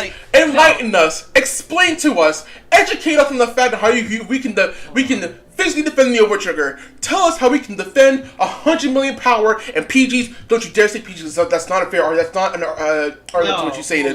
No. Tell me how it's fair that you have to preemptively PG a Vanguard attack. You can't 2 to pass them. You can't 3 to pass them. You can't 5 to pass them. You have to PG the Vanguard attack. Who are these people? No, the same cannot be said about any other trigger. You can 3 to pass 2 crit triggers. You can, hit past a heal trigger or 2. I have won against opponents past 1 or 2 heal triggers before. You can't do the same about an over trigger. Yeah. You really physically cannot. OTs. That's Hexorb. They stack. Even still, it's still there's no counterplay to it. Okay, let me shut y'all down real quick. No, it should not be expected. It should not. No. Let me shut you down real quick, right? I'll say it since you guys are new to the chat. I'll be respectful. Hi, welcome to the stream. Thank you guys for tuning in. I'll be respectful real quick, right? Let me explain to y'all why it doesn't matter. When you're playing a game, hold on, Bryan. Hold on. I'll let you see. Let me respond real quick. When you're playing a Vanguard game, right? Of course, I'm sure you guys will know what a drive check is, right? When you play a Vanguard game, when it gets to the late game, when things get really hot and really heavy, when things are getting to that ending point, right? You want to do everything in your power to make sure you know how many triggers are out of the deck, whether it's being drop, damage, soul, etc. You will also take the effort, right, to memorize what checks they've been doing previously before we got to this stage of the game, right? When it comes to the overtrigger, you physically cannot take into account the overtrigger. Why? Because it's such a low probability of you checking it, there's no point in putting it in your calculation to begin with. No, it's not even really that it's just a low probability. It's just that the power gain is so absurdly high, it is physically impossible to... Early game guard don't take necessary damage. You can say that about any type of situation. That's not the issue we're trying to talk about here. We're saying, right, that if you're at the point of a game where you're about to die and you get the opponent to the offensive trigger, right? If you're a good player, right, and you took the trigger, obviously you're gonna win anyway. If you're a bad player, right, you took the over trigger, it's an undeserved win. Guarding early and taking no unnecessary damage is such a stupid argument, right? That there's no point even making it. It's a non-argument. There's no point even making it. It doesn't make the overtrigger any less cancer. Early game guarding and not taking unnecessary damage doesn't change the fact that overtriggers are impossible to guard against. Because no matter how optimally you guard, you need counterblast, first of all.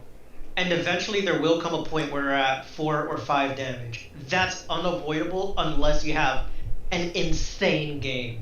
Sure, there have been games where I have taken 1 damage that entire game. But that's far and far and few in between. But no matter how optimally you guard, you will eventually be at 4 or 5 damage. And just because an overtrigger can be checked before then, doesn't make them okay. Because you have to think about them in a competitive scene. Now, I'm not even arguing that, Wait, yes I do what? Sorry. Well, yes you do. What do you mean, yes you do? What do you mean, yes you do?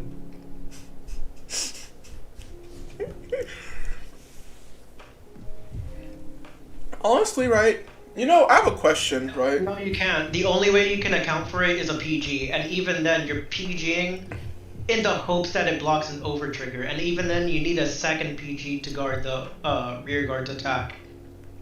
The way you account for an overtrigger is not the same way you account for a regular trigger. For accounting for a potential double critical trigger, you can either PG or overguard to guarantee that. You can either take the risk of 2 passing them and taking that risk, or no passing them with regular. No, hang on. So he responds saying not really, since you can just play. Hold on. Let me finish. Or you can perfect guard and not commit so many resources.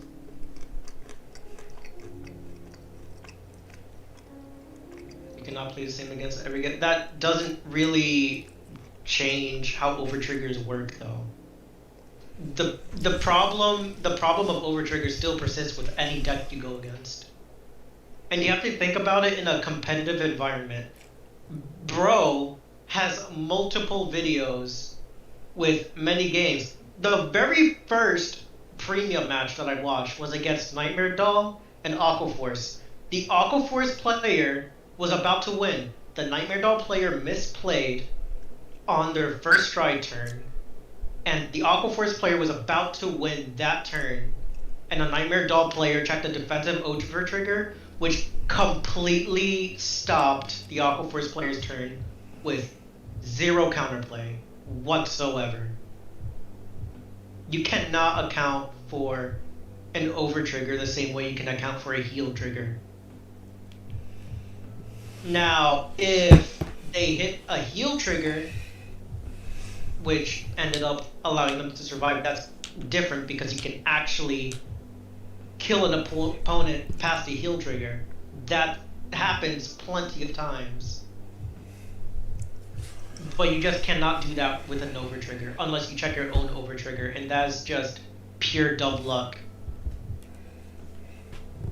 Regular triggers are a much more controlled RNG compared to over triggers, which is 100% RNG. There's no skill involved when it comes to an over trigger, unlike regular triggers.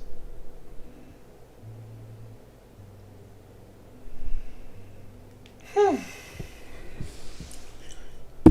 wait for their response in the chat, but let's continue on with another person who defends this horseshit of a. Honestly, before I even get to whatever this guy says, right? I have a question, right? If you're that is for fuck's sake. The same problems persist in standard, bro. It's the same problem in standard. Same thing in standard. They should be banned in they should be banned in both. What are you talking about? Should be banned in both. And also, the fact that it happens at that... Yes, they should be banned in premium. But why are you fine with them in standard but not in premium? Exactly. Because, like, sure, premium is a much more skill-intensive format, but the fact that overtriggers completely remove... Why are they fine in overdress, though? Why? You know, How hold are on. they able to completely mar the skill intensity of premium, but then you're completely fine with them in standard? Is it because it's a simpler format? Both formats are very different. Yes, both formats are very different. Wait, but hold on, Brian. The problems with overtriggers are still one and the same. No, time out, Brian. I'll say, mechanics. hold on, time out, Brian. I'll say what Solemn Vanguard said, right? Overtriggers are not a card issue, they're a mechanic issue. The issues lying in the overtrigger are not, overdress is much more simplistic, so the OT is not that bad. No, that's not the case. The simplicity is and should be anywhere near your argument for the OT, right? The reason why the OT is such an issue is because it's a mechanic argument. It goes deep ingrained in the mechanics of the game as it is right now. What happens in premium, what happens in standard are the one same as in things. It's an outlier card you can't take account for, and when it checks, it can either break the game for you, right, or push the game wildly in the other person's favor without any skill whatsoever. Simplicity doesn't necessarily excuse overtriggers whatsoever. In fact, the simplicity of the format actually makes overtriggers even stronger when they're checked at a decent time, because most of these decks don't have the same card advantage engines that premium decks have. They don't have the same aggro. Like, Bruce is like equivalent to like an early aggro V deck. And what else was I gonna say? I kind of like lost my train of thought there. But like, the simplicity doesn't really excuse overtriggers as a mechanic regardless, because even if it's a simple format, you're still going to get to 4 or 5 damage, and at that point an overtrigger could completely win the game right then and there. It's happened multiple times. I've won from overtriggers, I've lost to overtriggers.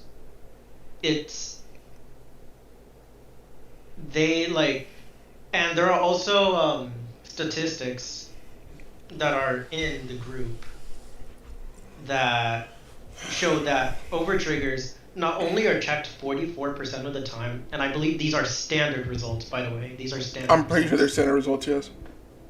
44% of the time, and they have an 85% win rate when checked. So if you guys don't know who are in chat, you guys don't know, when a card hits of a certain win rate, right, it becomes a game changer or game breaking card. Zarazan was in the 75-80%, right, win rate. It got released to one that immediately got banned.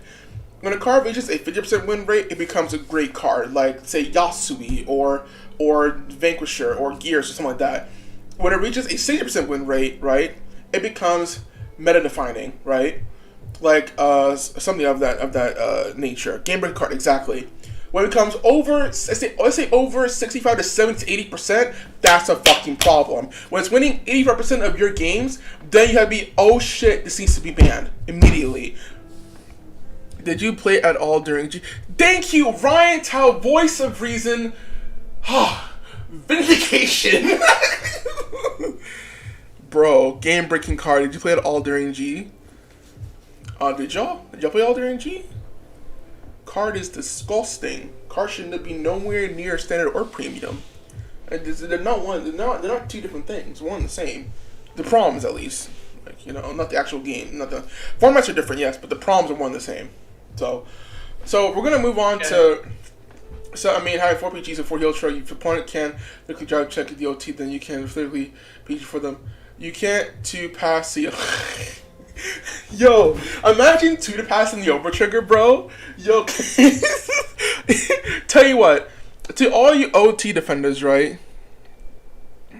G was way that for G that was what period of G were you talking about? Are you talking about late G? G was can't. Okay, now y'all are trolling. Y'all are troll. Yo, we got trolls in the chat, mate. Oh my god. Nah, dude, like, I played Morikumo through G, and I don't necessarily believe it was... G was fan freaking tastic, bro. Yeah, like, they introduced mechanics like strides that are loved. And every format has had bad periods.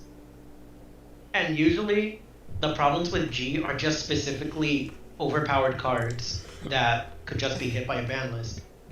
Overtriggers are different in that the mechanic itself, at their very face, are problematic. See, here's the problem, right? Is that with the overtrigger, right? The overtrigger in itself is a problem mechanic.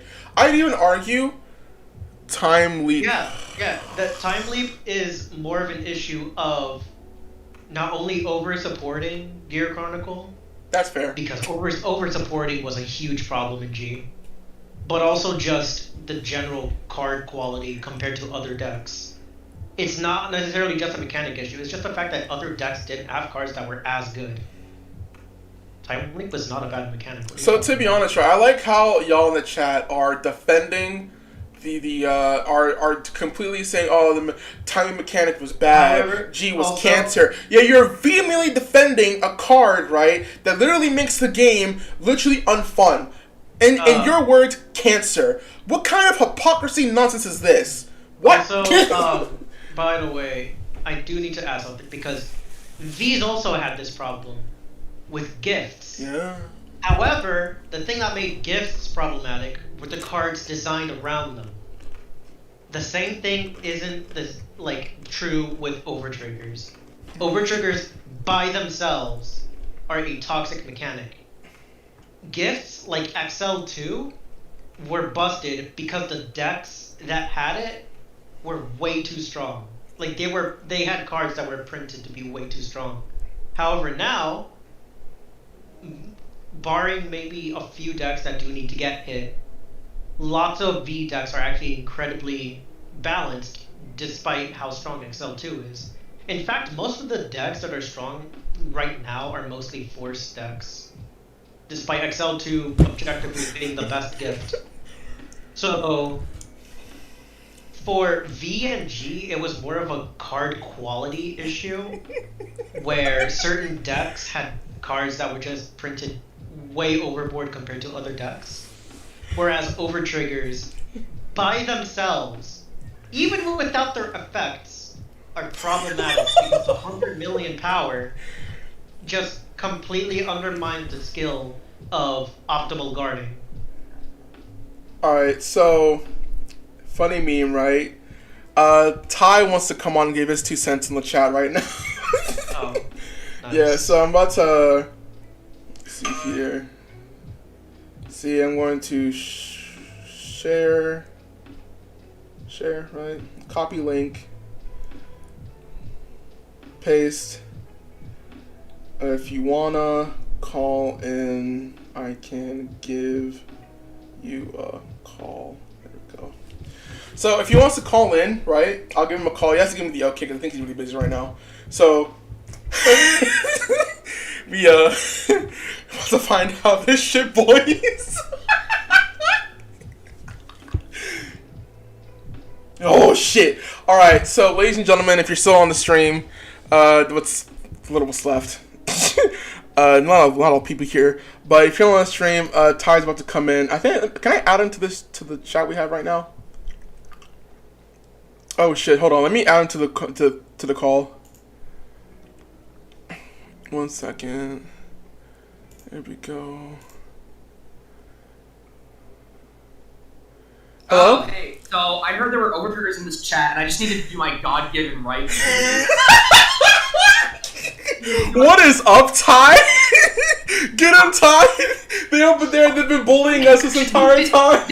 Did some brainlet actually say G format was worth an overtrigger? Get here. You actual toxin in this community. Dude, what? You need to back that up. You need to back that up right now. You need to back up the fact that... Let's see, I'm reading your chat right now. Hold on, let's see. OT isn't that bad. You can card count though. Yeah, how do you card count for overtriggers? How does blood do you Get card count? Yeah, just early game paladin don't take unnecessary damage. Durr, that's how you beat overtriggers. No, that's how you beat critical triggers. Get him! Get him! Just heal out of it. Just heal out of it, dude. What the fuck is wrong with you people? Get him! Get a job! Get a job! See, here's my question, right? Sure. What is pushing y'all so much to defend this visceral, disgusting shit mechanic? What is pushing y'all? Do y'all like free wins so much that you wanna suck on the teeth of the overshoot when you check it? Is that how bad this is at this point? Like, what is I want to know. No. Okay, so here's the thing. Here there are only two actual like defenses for the overtrigger, right? There are two actual defenses. I'm not saying they're good defenses. I'm saying they're the only ones that have any kind of logic or argument behind them. Argument one. I'm doing this because argument one is I'm doing this because you all whine so hard. Like literally, it's just contrarian beyond all belief. Literally, you people only defend this mechanic because the majority of players are against overtriggers, and so they think they're like being edgy or cool or like I don't know, they have daddy issues or something. Where they're like, I need to be against the overtriggers. Exactly, I don't need to be go against the grain, go against the machine. I need to be the minority. Fuck the majority. Like, bro, you're not Batman. Like, quit trying to be cool and edgy, dude. Like, Jesus Christ, you need to relax. Nah, dude, Vanguard G was way better than OG, dude. I'm sorry. Yeah, okay, I can back that up right now. First of all, Ninja Bryan, hi, nice to meet you. I'm Ty, nice to meet you. How you doing, buddy? How you doing? I'm good. Yeah, that's cool. That's cool. That's good. I like hearing that. But like, it's either contrarian or people are defending it because they like to use the.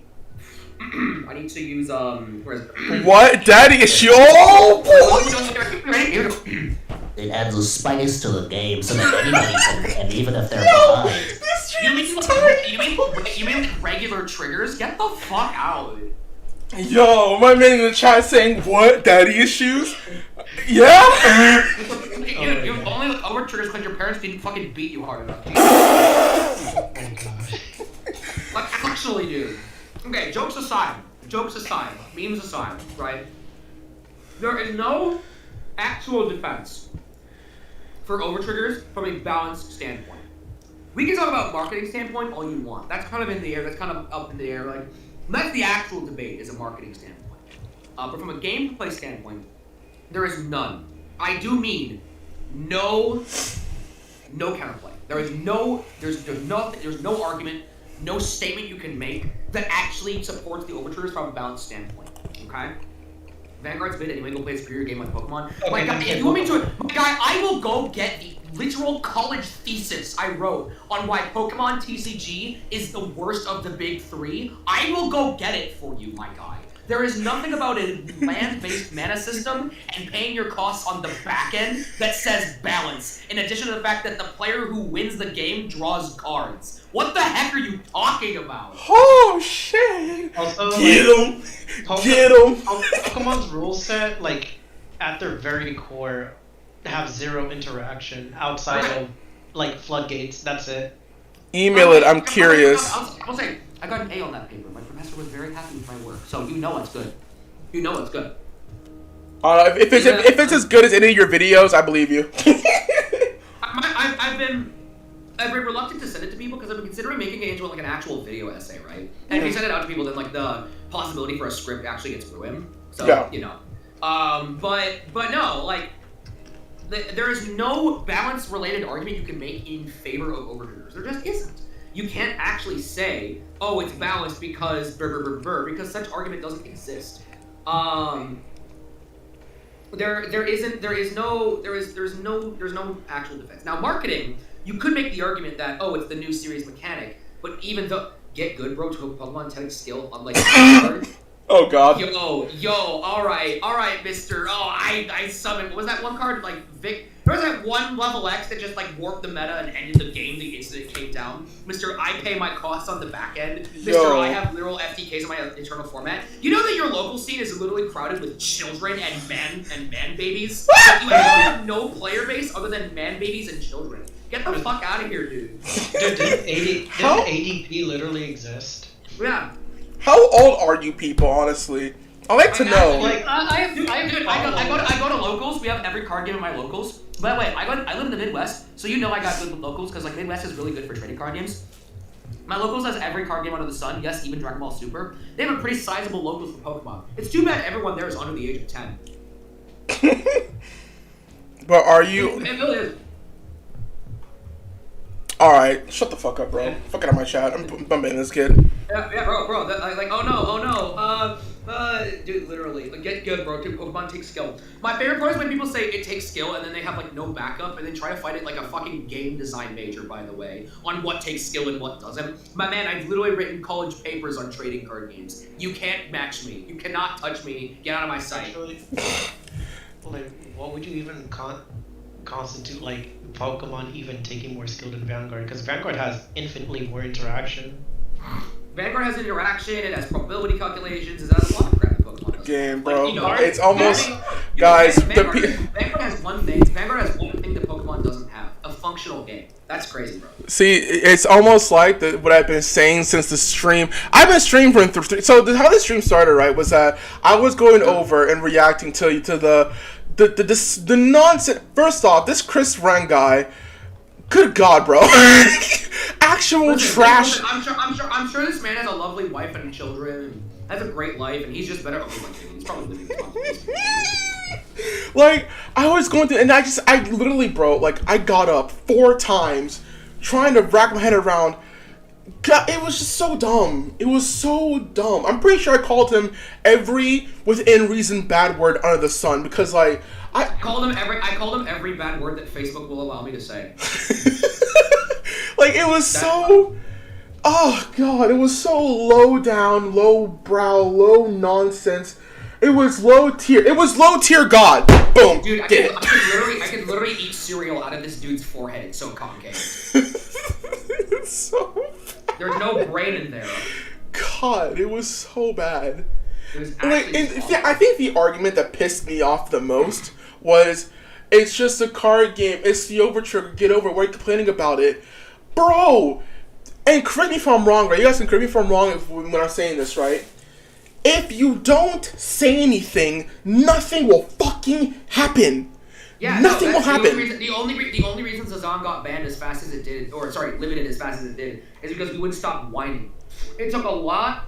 The purpose of this stream is to talk about overtriggers. Oh my god. No, it took a lot of complaining to just get it limited, and then they eventually were like, fine, we'll ban it. Jesus Christ. Like, it takes us actually like, so what's the purpose of the stream? The purpose of the stream is to laugh at people like you who think the overtriggers are fine mechanic. Yeah. Basically, The purpose of the stream, actually, hey, you know what? I would love to. You know what? I'll do this right now. I'm gonna invite this man onto your stream. Okay? I know it's not my stream and I can't do that, but fuck you. Oh, yeah, no, dude. My stream is your stream. Do what you want, bro.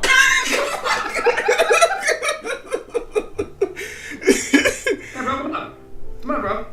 Yeah, no, you know what, bro? You know what? How do I send a friend request to the? Is my Discord in the? It's not in the description, is it? Mm-mm. So how did do the friend request thing? Trying to see. Yeah, I will fight. I am inviting these people onto your stream, even though it's not my stream, and then I will fight them. Tell you what, I'll put them 1v1. I'll put my Discord in chat. Is that bad or is that good? I don't know. No, it's fine. All right. So I'll put my Discord in. I'll put send me a friend request, and then you can debate. Hi, yeah, I'm an overtrigger. I despise overtriggers. So, like, if you think the mechanic is good, I dare you to try and defend it, bro. Exactly. I want the answer to my question, to the question that why do you guys go to bat so hard for such a disgusting mechanic? Why do you go to bat so hard for a mechanic that? It's to piss you off. It's literally just to piss you off. So they're just legit trolls, honestly. Trash. Yeah. All right, see that? That's my Discord. Send me a friend request, right? If you want to debate Ty and make my stream even more entertaining. Dude, I'm about to make this Fight Club, dude. And dude, actually no, that's what I should start calling my stream is Vanguard Fight Club. Vanguard Fight Club. Lol.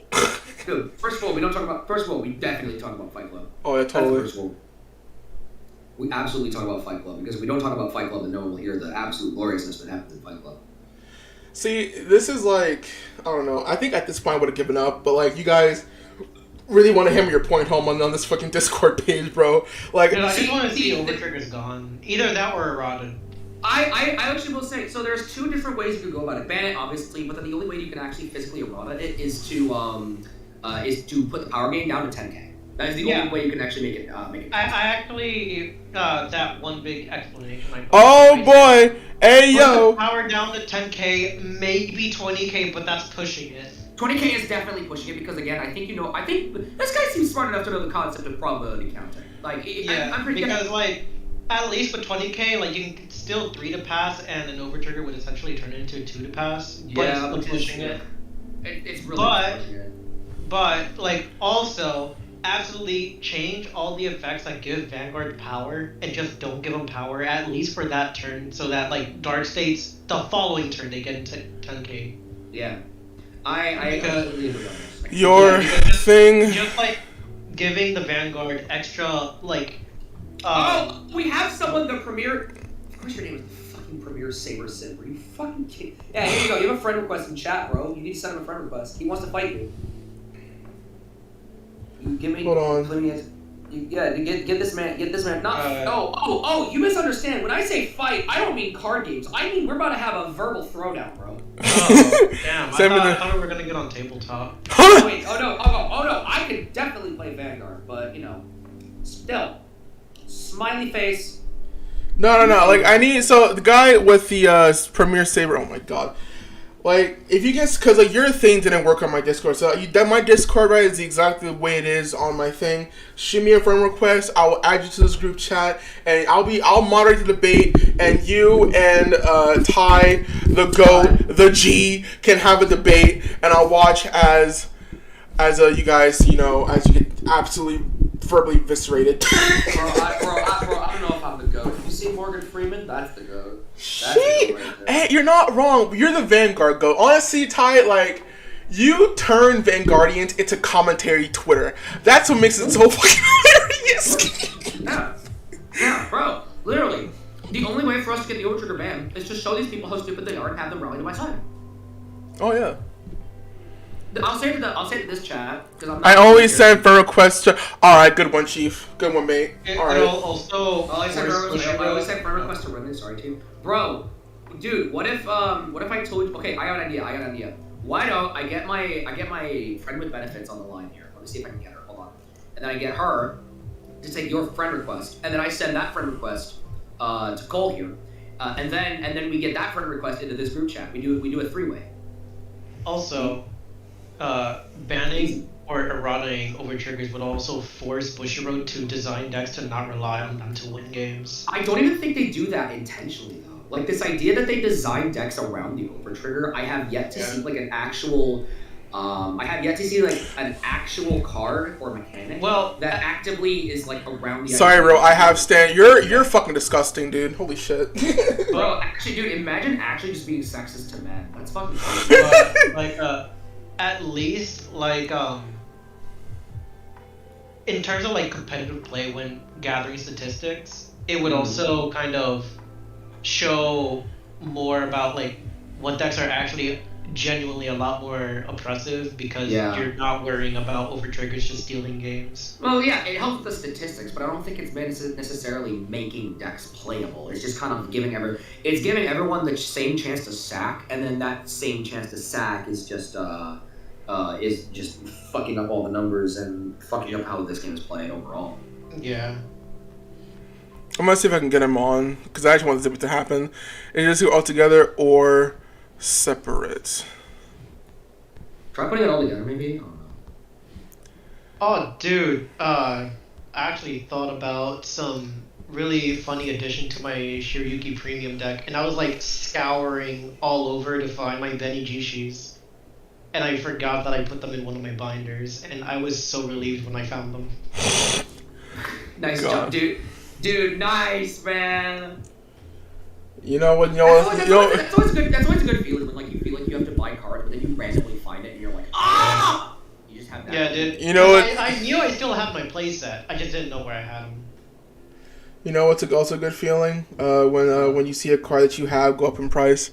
That's freaking fantastic, you know what, bro? Literally, I bought like when V was dying, right, and premium was in a complete fucking state of disarray. I bought like 5 different premium decks because I was like, this is definitely gonna get hit, dude. The amount of fucking stonks I made after that ban list. I bought Night Roses for $1 a fucking piece. Can you believe that? I should have made the jump and bought my Narukami G Zone. Yeah, like the V Night Rose. How much is she now? $30. Wait, what? Huh? Yeah! $30! That's stupid. What? I made how much money did I make? Like a fucking 110? A Yeah, lot. 110. What the? Yo, Ryan, bro, your Discord, kind of like your arguments, doesn't work, and it's just fermented as fuck. So if you want, unless you can send me a proper Discord, heck, even a link to your wherever the fuck, what was it called, Discord server, right?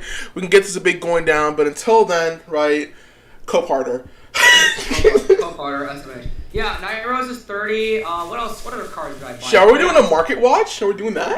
Dude, I bought Stun. I think I said this on my stream. I bought Stun versus for 2 apiece, and now they're 22. Shit, you can do a market watch. Shiryuki's non-festival collection stride is like $2. That's crazy because I have like a gajillion of those. Yeah. Hey, yo, the triple rare from Fighters Collection is $50. Yeah, for no reason. I barely ever stride into it. Hey, that card was $200 when V first started. I think they left. Well, the card isn't even that crazy, dude. Like, come on. I know, bro. Crazy. It's literally just a Shiryuki name. I just flip it for Shibaraku Victor. That's it. Yeah.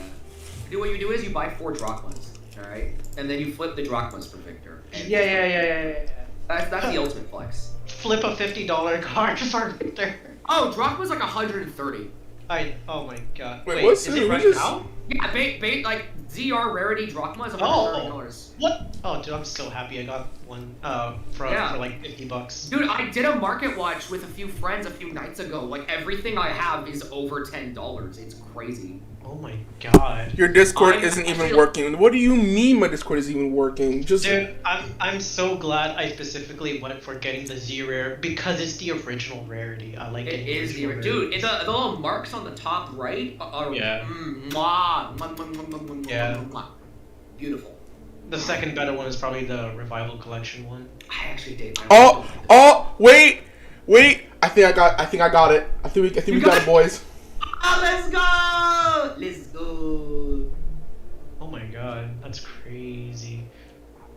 Oh, so I have discovered something pretty funny with Benijishi and the Homura Raider. Because if you use Shiryuki, Phantasm Shiryuki can just minus 10k the hell out of your opponent. Alright, yeah. I wanna... So, like, it requires a ton of counterblast. However, if your opponent feels the need to Sentinel your Homura Raider, every single time they Sentinel, that's a free restand. They cannot PG your Vanguard whatsoever. Yep. It's hilarious. Dude, there's a deck that involves Yasuye that my friend is working on. Really? Basically, he calls it Victor Loop. And literally, it's, you know how when Shibaraku Victor doesn't hit, you call it Shibaraku Victor from G-Zone? You just call on top of the Victor and do that over and over and over and over and over again. Yeah. Because it costs a single Soul Blast, my friend has put his main deck with every single card in Murakumo that goes into Soul and draws a card. Nice. Okay, I know y'all be some trolls, dude. Players are just theory crafters. Overtrigger is the best thing to ever happen to Vanguard. Alright, cool take. Alright, Kagai, I'll fight you next, but where's Godson? Godson, you wanna get in this fight here? I'm ready to go. He's in the group chat. He just has to join the call. It's not hard. Yeah, let's scrap, bro. Come on, let's scrap. Oh, by the way, David, you still owe me the money because. Why are you saying that on stream? What the heck? He owes the mafia money. Why are you saying that on stream, Brian? That's not the one thing. For fuck's sake, man. Exposed. He owes someone money. I need my SP Homura Raider money. Dude, someone just still. Because for some reason- Dude, my friend still owes me $55 because he got high as fuck one night and then asked me to buy him Taco Bell, and so I did. And then he's like, I'm like, you owe me money. He's like, okay. But the reason he was like, I walked into his house. I swear to God, the guy was like a character from Five Nights at Freddy's. His eyes were like pure red. Nice. Dude was so. OTs are actually good though. Y'all are just bad. What the heck? Vicamon, my guy, my buddy, my pal. Do you want to? All right, who's this guy added to the chat then? Who's Godson? What? Godson? Who is Godson? I don't know. Their names don't match the things in chat, which is so weird. Would you like to come and like defend that stance? Because if you unironically want to listen, here's something that you dingholes don't understand. If you make a claim like this, you have to back it up. You can't just pull a Ben Shapiro, say something that sounds smart, and then walk away. You have to actually back that up and provide evidence, or at least a logical standpoint, to back up your claim. You don't do that. Ooh, and so ooh. We got him! We got him, boys! Ladies and gentlemen, we got him. Alright, we got the right person. Wait, hold on. How are over triggers good? How are over triggers? Oh wait, hang on. Alright, time out. I'm about to enter the group chat. To the group call. Alright. Yeah, sure. Yeah, sure. Yeah. Bring. I would love to have someone who actually supports over triggers. By the way, Godson is Julian. Alright, Julian, you can join the voice call then, buddy. You're in the group chat. Alright, hold on. I will need some expert opinions. Should I get lightly? Okay, so he's in the chat. Alright, we have our Premier. Alright, ladies and gentlemen, if you're in the stream, alright, first of all, thank you guys for lasting this long. I know it's been a long ass stream, but currently we have someone from the chat who is defending the overtriggers, and we have Ty here who's going to debate them. I'm not defending overtriggers. I just think they're not the worst thing in Vanguard. Alright, but here's the thing. Alright, begin. Alright, Cole, let me do my job here. I'm not defending overtriggers. I'm just saying they're not the worst thing ever. Well, okay, but you've said that they're worse than G units. Can you explain that? Time leap. Okay, but all I need to say, brother. Okay, so you're literally comparing an entire era of Vanguard with using its one bad meta, which lasted for like 6 months out of the 3 years that it Time leap existed. is a mechanic that they introduced into Gear Chronicle that Okay, no. killed the game for a long time. Hi, I only had 6 months of relevance. I can go grab data for this if you want me to. But it literally, what you're doing is you're saying one single problematic mechanic, and yeah, I think everyone in the chat can agree that time leap is a problematic mechanic. I think everyone can say it's a problem. But everyone can kind of say that time leap was stupid. But to say that all of G was stupid because that all of G is. I'm not saying all G. I'm saying late. Wait. I'm sorry. Is this not you in the chat where you said, did you play all during G? G was way worse than overtriggers. Is this not you? Yes, I'm talking about the late end of G, brother. Wait, end of G? Time leap wasn't a thing during end of G. Yeah, it was. What are you talking about? No, it was not. The time leap was literally the time leap. Okay, so the Gear Chronicle deck that saw play during the end of G was ZTB, and even then, it wasn't the best deck in format. Shiranui was. Bro, was fucking stupid.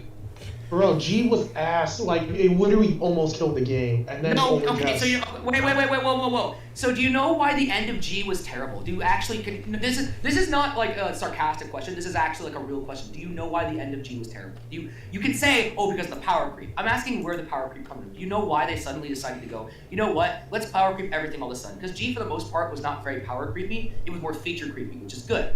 But do you know why the power creep happened at the end of G? I don't even care, but sure, go ahead. Do you know why? So you don't know? Okay. Well, that's good. This is a chance to educate you.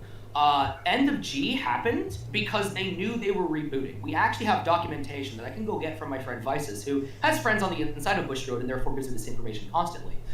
Basically, they knew the reboot was coming, and so what they did was they said during the end of G, you know what, we don't have to care anymore, we need to sell this last bit of product, let's just make it as powerful as humanly possible. That's why the Bermuda set happened, that's why the end of G had a lot of things like Gize and Heritage, because they knew this was their last hurrah. They basically did it because they didn't have rules anymore. They knew they were rebooting, and so they just didn't really care as much. Now, because of this, you can actually say that the reboot is responsible for G's problems, not G itself.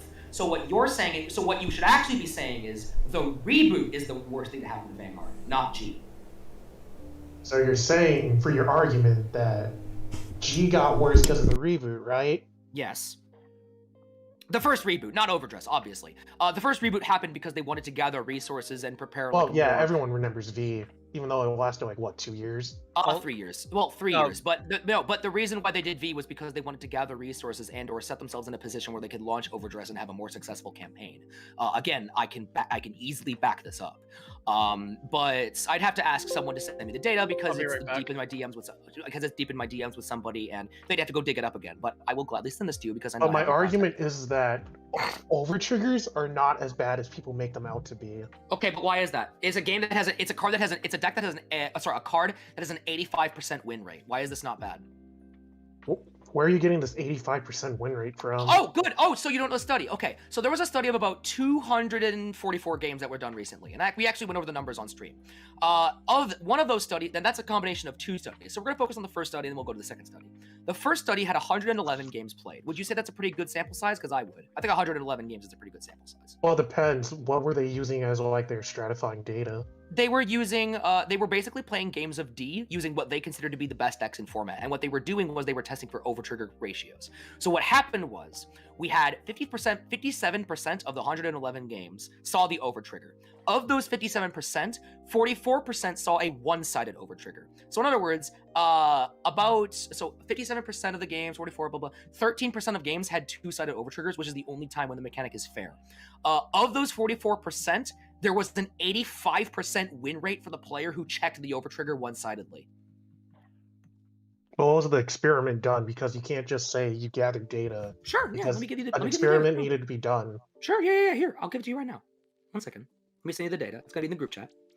This is a tweet from someone in the face gang community. So I'm going to give you their username. So you're going to have to do your own little research here, look up their username and find the tweet. So I apologize. So yep, here you go. So here's the screenshot of the data. This is study 1. Out of the 11 games, playtesting matches of Overdress set 4 with the face game community, they had 57 matches where OT was checked, 42 matches, 1 player checked. 52.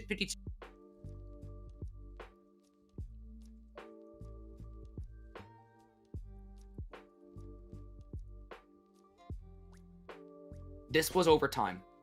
Oh, and you can, and before you go, oh, that makes it irrelevant. No. If you did it at once, I would say that would make the data irrelevant because you gathered it at once instead. Why does gathering it at once make it relevant? Because there's certain biases within the data. Because you gathered it at once. Okay, but you because I'm assuming with these 111 matches, and you grabbed it all at once, you're using the same players, right? Yeah, over time, of 30 players, yes. Yeah, but if you gathered it over time, that means you have different players. So no, it's the same. It's the same people over time. Yes, it's the face gang community, which is do you know what the face gang community is? It is the subscribers to Different Fight's channel. May I remind you that Different Fight is in favor of overtriggers. So in other words, their bias would actually lead them to be in support of the mechanic, not against it. And yet they came to this conclusion.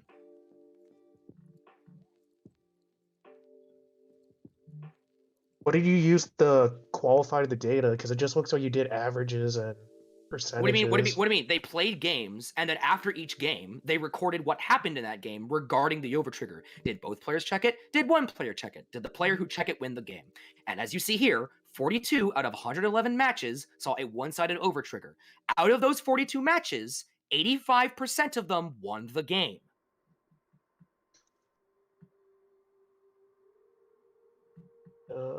I'm just reading it right now. So no, you're good. You're good. Take your time. Take your time, my friend.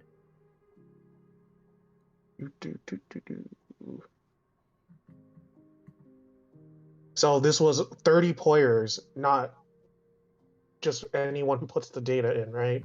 Yeah. I believe I'd have to check the study again. It's been a while since I looked at it. But essentially, it is the same people within the same community that are doing this.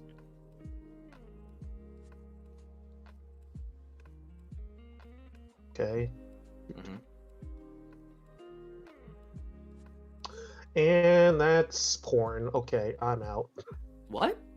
I don't know. I saw something weird while I was scrolling through it. So. Oh, I don't remember there being any porn in there, but I'll check later, and if there is, I'll let Different Fight know. No, not like in the. Well, I was just scrolling through tweets and I just saw something. I'm sorry. Okay, I'm like, I misunderstood there. Bro, why you gotta be horny on main? We're playing cards, dog. You're good, bro. I'm sorry, man. Nah, man, it's just a discussion. No one's mad. No, you're good. I'm just making sure. No, I'm just making because I misunderstood you. We're good. But no, essentially, one thing I'd like to ask you though is this is a side tangent. This is a side question. I'm just really curious what your answer to this is. How would them having a bias for or against the overtrigger sway the numbers if they recorded these games honestly? Well, because even if they had implicit biases, because everybody does. Yes, everybody does. This is true. Is that I'm trying to like word it right because you're good. Even if you're against overtriggers, you can somehow skew like the results by saying certain things. Because I recently did a class over this. Like what though? You need to be able to identify what they could have possibly done. To make that claim, you have to be able to tell me exactly what it is they could have possibly done to skew these results. Let's say they're for it, right? I'm against it. I don't like the overtrigger. I think it needs to be banned. But what I'm going against is the claim that you're saying that this is not the worst thing to happen to Vanguard, and you're correct in saying it is, but that's not a reason for us to not campaign against this thing. Zazan was infinitely worse than the overtrigger. Zazan is a card that if you opened with it, or called it on turn 2 at least, you had an 87% win rate, which is in fact higher than 85. But it was also seen in more games than the overtrigger because it was a 4-of in a deck. Zazan was 100% worse than the overtrigger. But that doesn't mean the overtrigger isn't bad. Just because broken elbows exist doesn't mean we invalidate the existence of migraines and therefore don't medicate them. That's not how this stuff works. I'm just making the argument is that I think people are overblowing how bad overtriggers. I don't think they are. Okay, you can make that claim, and I'm showing you evidence to show that it really is that bad. Now, there was a second study done, and then I don't have the separate studies, but they ended up combining this study and that study because it was the same setup, but this time it was in the proof court server. They played games involving they played games involving the overtrigger, okay? And we ended up getting a total number of 244 games total, which is this study and the second study that was done combined, okay? It's the same setup, so I think it's okay to combine the studies. One-sided OT... It's good for you to have another study because when people are doing a single study, the results have to be replicable, okay? Right. So if they get these numbers, you should be able to like prove that you're able to get these numbers again. Yeah. Which is what I was talking about biases, is that when people are like for or against it, even if they gather that data correctly, if you can't replicate it, then the study is just worthless. Right. There's no point in looking at it. By combining the two by using the second study found that there was more like a 70% win rate for a one-sided overtrigger, which is less than 85, I'll admit. But at the same time, I think any card with a win rate over 55%, pretty problematic, don't you think? Any card, not a deck. Deck is one thing, card is another thing. Any card with a win rate over 70%, over 55%. How often was it seen? Is the question. It was seen around 68% of the time in the second study. 68% of the time in the second study? Based on I'll have to call him again, but based on what I'm reading here, because he worded it kind of weird, I believe that's what he's saying here. Also, could I talk about one of the comments that just recently came in? Sure, of course. Go ahead, Brian. So, Kagai has said that you cannot just ban a mechanic just because it's overpowered. However, I will address that in a bit. Sorry. Can we not ban cards because they're overpowered? My guy, do you think that Zazan, Tempest Sphere, Gasteel, Taro, do you think we should put them all back in the game? Because I'm sure you loved having your ass loot on turn 3. No, sure, dude, bro. I loved it when the Valkyrion stood infinite amount of time and had nothing to do about it. I loved it when Niwadile broke my ass in half with its multi-attack that it didn't deserve. It was fantastic, bro. I loved it. I get bodied every time. Yeah. Also, but I do need to also kind of mention this. Like, you could you can argue that XL2 would be considered an overpowered mechanic. Yep. Because I mean, draw 1 is pretty strong for ride, you know. However, the thing with markers compared to an overtrigger is that what makes markers problematic is usually the cards designed with them. So cards like Percival, Luard is a really big example right now. I think Pre-Errata Riviere. Pre-Errata Riviere was a pretty big one. All of these things, like what it does though, even though the mechanic spamming, the marker spamming is pretty crazy, we can run the data, and I promise you that it will be less than 70% of a win rate. Also, not only is it usually the cards in combination of those mechanics that makes them problematic, even if you could argue that they are overpowered. Also, those mechanics like markers are infinitely more what's the word? Predictable than an overtrigger. You can actually expect what your opponent's going to do and play around it. You can't play around an overtrigger. You cannot. Well, you can. I'd argue you really can't play around a gift marker, but that's a completely different discussion. You can anticipate it and attempt to play around it.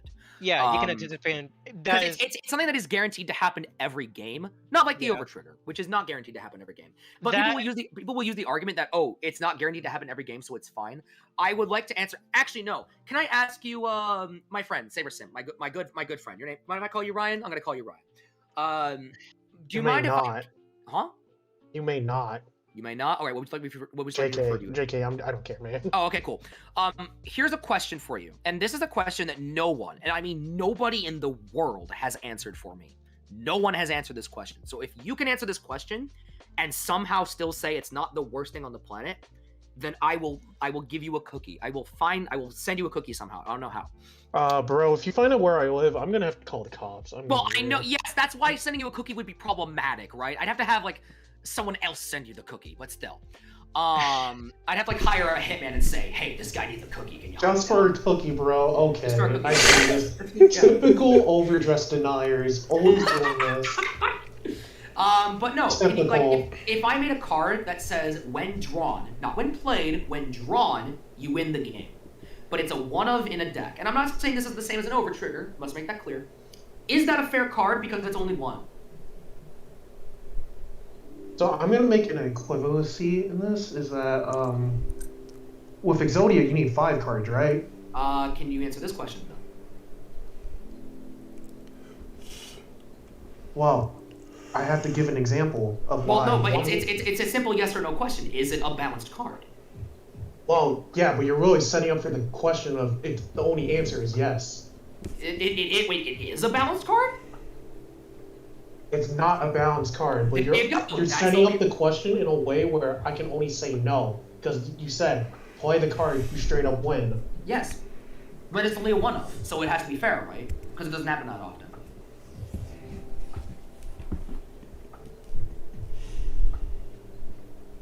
Well, here's the thing though. If you know everybody has that card, because everybody has an overtrigger, correct? Yeah. That means everyone has an equal chance of pulling it, right? Not entirely. Theoretically. Not in the practicality sense.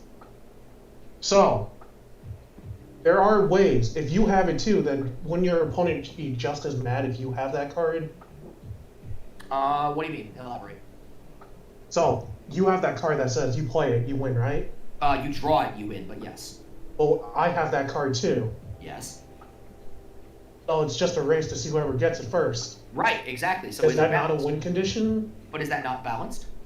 But is that not a win condition you have? Okay, but is there any player interaction going on here? Are you able to play around it somehow? Is it balanced? Like, what do you mean, player interaction? Are you able to play around this card? Because that is how we judge a card being balanced or not. If there is a way that, if either it doesn't instantly win the game, and if it does, if there is reasonable counterplay to this card.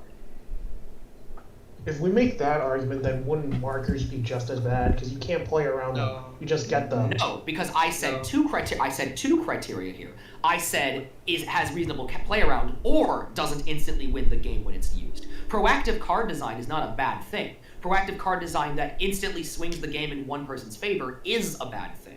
Proactive card design is actually what most of the cards in Vanguard are designed with, which is something I'm against. But I'm not going to argue against that because I can't really stop that. That would require me to ban.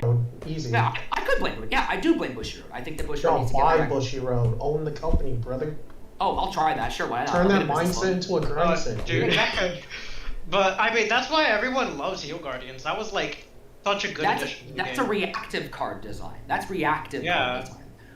Now, I think over triggers. I get why you think over triggers are bad, but I think instead of making new ones, they should really have ways of countering it. In the okay, again, so what if I now made a card that said, I got it. Okay, here we go. A card that said that we'll go back to the example I had before. All the card says is when your opponent would win the game by a card effect, discard this card from your hand, negate that effect. It's a hand trap essentially. That is all the card says, though. If your opponent would win by a card effect, discard this card, negate the effect. That is all the card says right now. So, if in any deck, the fact that you have to play this card in order to prevent the super happy fun sack card, does this not seem format warping to you? And does the better solution not just seem like you should just ban the auto win card? Well, you can make ways to counter it all you want, but what you're doing is you're putting a band-aid over a stab wound. Okay.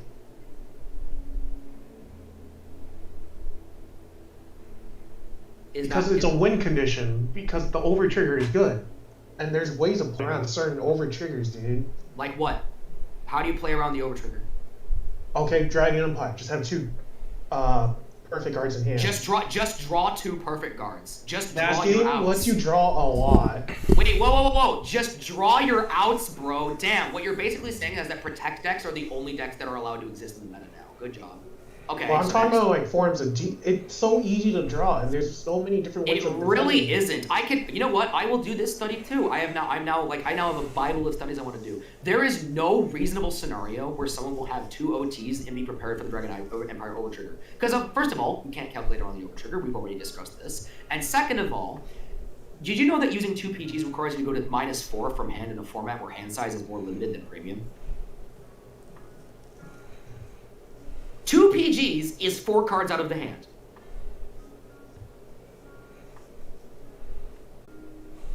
That is 4 cards out of your hand, out of your, let's say, 7 card hand. You know, that's pretty average, reasonable number for a hand in overdress. Take 4 cards out of it. What's left? 3? Oh, you got 3 cards to block your opponent's the rest of your opponent's turn. That's crazy, bro. They're also getting 4 drive checks, 3 extra drive checks on top of this. And that's saying you have 2 PGs in hand to begin with. Let's assume we do. Okay, let's assume we do. Let's assume we always have access to PGs. Okay. Because, you know, in this hypothetical fantasy world where overtriggers are balanced because you can PG them, everyone will have access to 2 PGs. But even then, that's still 4 cards out of the hand. So how does that play around? I have to draw the PG, first of all. I can't really choose when I activate it. I have to draw it. And second of all, it's 4 cards out of my hand.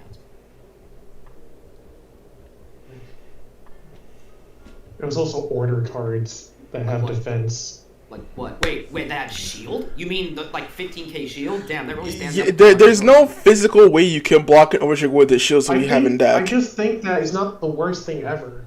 But again, well, okay, you're right on that. But what do you accomplish by saying that though? Because the only reason you'd say that is if you were trying to defend it, which you said you're not, or because you're trying to downplay it because you won it in the game, which is not defending it, but you're downplaying it. Why are you downplaying it? Because I think instead of banning stuff, we should add more things to counteract it. Did you know that didn't you say you don't like power creep? I didn't say anything about power creep. I just said... you said you don't like the end of G. That's power creep. Because it wasn't fun to play with. You couldn't do anything. Yeah, except that power creep is unfun. Well, actually, the end of G was fantastic before the onset. But I mean, and most good players will agree with me on this. Okay. That wasn't necessary to say. I said I never. Dude, said I was really enjoying G after Murakumo could finally hit past a single. First of all, I was saying most. I was not targeting you. The only reason you get offended is if you thought I was targeting you. But no, the end of G was fine until the onset came out. I never said good. I said fine. But what you were essentially advocating for is power creep. What you're advocating for is rather than banning a problem card, just add solutions to the game in order to fix it. What you're advocating for, before I make this comparison, did you like V-Series by any chance? Yes, I like V-Series. What did you like all of V for the entire time? A majority of it, yeah. What did you not like about V? Shirayuki wasn't that great to play against. So you... At the beginning, yes, because she was power creep. No, I actually think I found the source of the issue here, but we'll get to that in a little bit. What you're advocating for is what nearly killed the game during V-Series, and that's instead of banning any problematic cards, you just print more powerful ones to make the last powerful deck irrelevant and no longer playable. Yeah. This is what you're advocating for.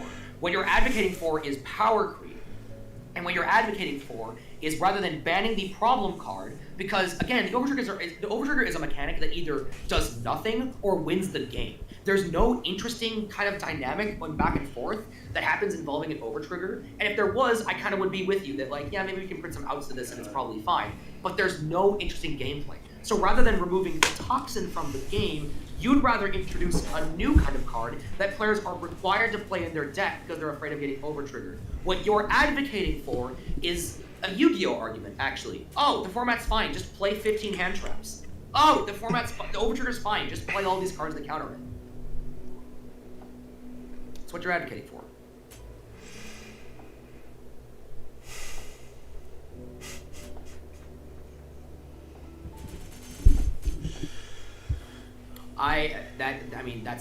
Do you have a response to that? Like, do you have a counter? I really don't, bro.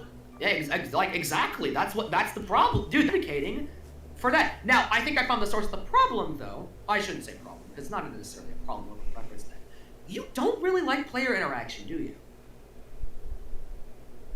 Like, what do you mean? Like, you said you didn't like Shirayuki and that you like V-Series. Both are opinions that are notoriously known to be held by people who dislike the idea of player interaction, who believe in this idea of, oh, it's my turn. You shouldn't be able to do stuff on my turn. Or, I don't like it when my deck is countered by people playing around it.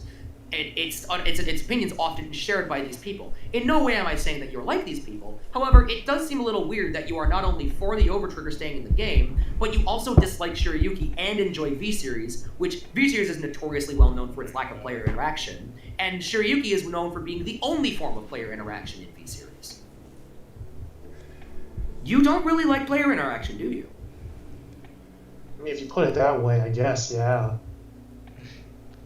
Well, I mean, am I wrong in saying that, though? Like, did you like that? Yes, I don't like player interaction, but... Did you like Denial Griffin as a card? Yes. You did? Oh, so why do you like Denial Griffin and not Shirayuki? I don't know, bro. Well, no, but this is a real question. I think when Denial Griffin came out...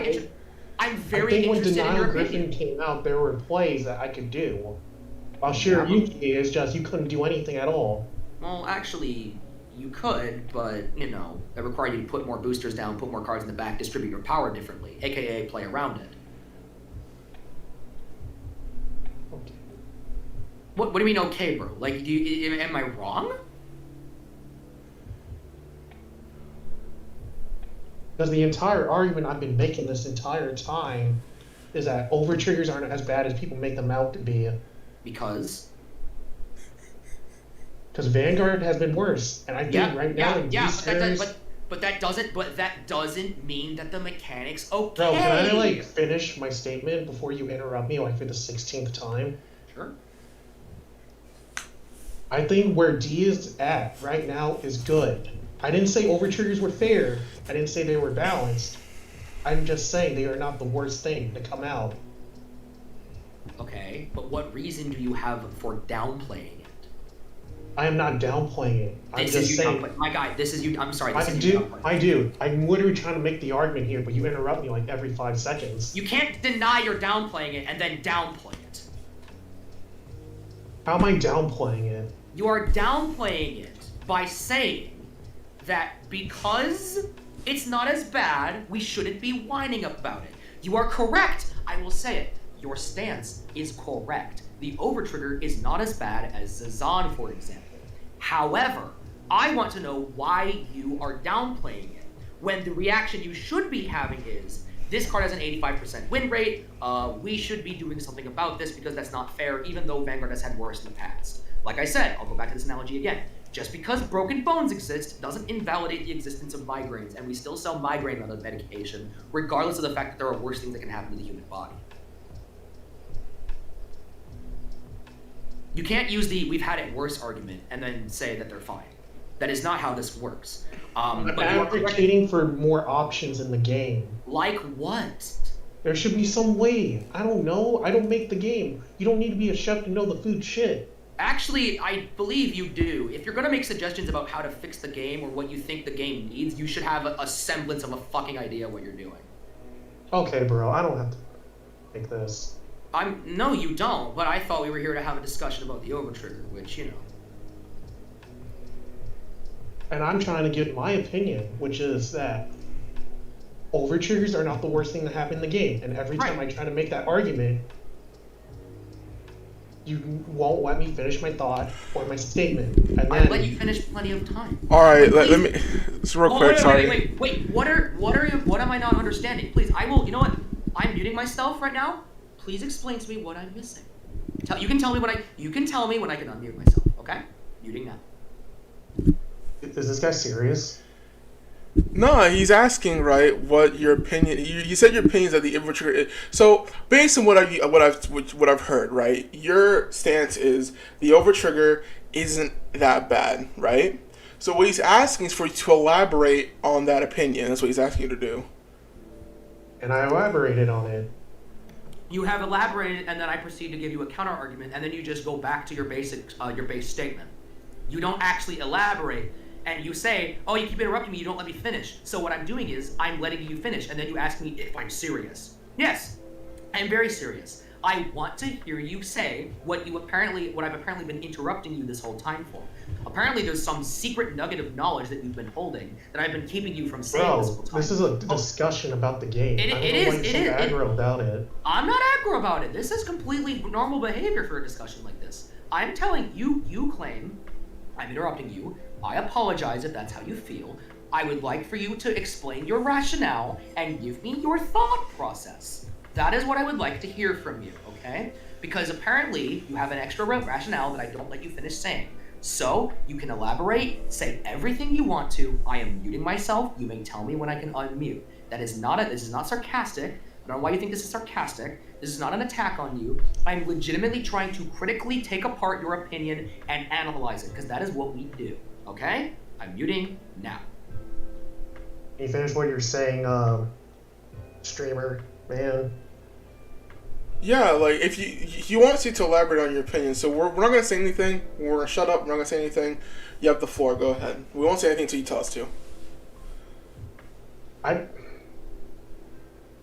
I'm just saying, overtriggers in the way the game is playing right now is that, yes, if you check it, it's good. And it might give you the edge to win. Well, I'm making the argument that people are overplaying that, how bad it is in the game. Because because it just feels like complaining. I'm not talking about you guys specifically. I'm talking about, like, in general. I see people complaining about overtriggers and not having, like, a proper discussion about it. And I came on here to just learn why you guys feel that way. And I did not know there was a study. So thank you for giving me that information. I got it. And you guys can tell me more now. Okay, so you have made that is what you said is your elaboration. Okay, forgive me, but I think that even though you've said this multiple times and you've elaborated this multiple times, I have provided evidence and statistics that it would kind of, again, not attributing this to you, it would be kind of insane for someone to deny that these are a problem when these studies are put in front of them. Because simply what you're saying is, oh, the overtrigger isn't as bad as people are making it out to be. Here's a study that shows it is as bad as people are making it out to be. You say people are complaining without having any real discussion. We've tried having a real discussion, and the people on Facebook that are being displayed in this stream are making it very, very hard, very incredibly so hard to have a normal discussion. Because the points that they bring up are all the same. Just PG it, bro. Just get good and play around it, bro. Oh my god, it's a luck-based game. Why are you complaining? Which are all claims that they cannot back up, and they refuse to back up. Meanwhile, the anti-overtrigger crowd in there complaining has done these studies, has provided sample evidence, have used the games from last weekend's BRO event, All of these things have been used in this discussion regarding overtriggers. Basically, the math checks out that these are in fact a problem. That is a conclusion that people can come to based on the 85% win rate in one study and the 69% win rate in another study. These are problematic. These are cards that, once they're shown, have a higher than half chance of winning the game. Nobody likes that. There's no counterplay you can make around it. Nobody likes that. And these are cards that are only one of in a deck, and therefore it's extremely sacky and hard to plan around. Nobody likes that. The only reason someone would say they're not as bad as people make them out to be, and this, again, I'm not attributing this to you, this is just a common trope, a common trend I've noticed. People who say it's not as bad as people make it out to be are people who are trying to be edgy and contrarian. So again, I want to know that why, even after all of this evidence I've shown you, how you were able to still downplay it. And before you say you're not downplaying it, you are. What you're saying is, oh, I just don't think it's that bad of a problem. Like, you guys need to stop complaining, you know, you guys really aren't adding anything to the discussion. I have a study here showing you that these are a problem and are checked as often as people claim they are.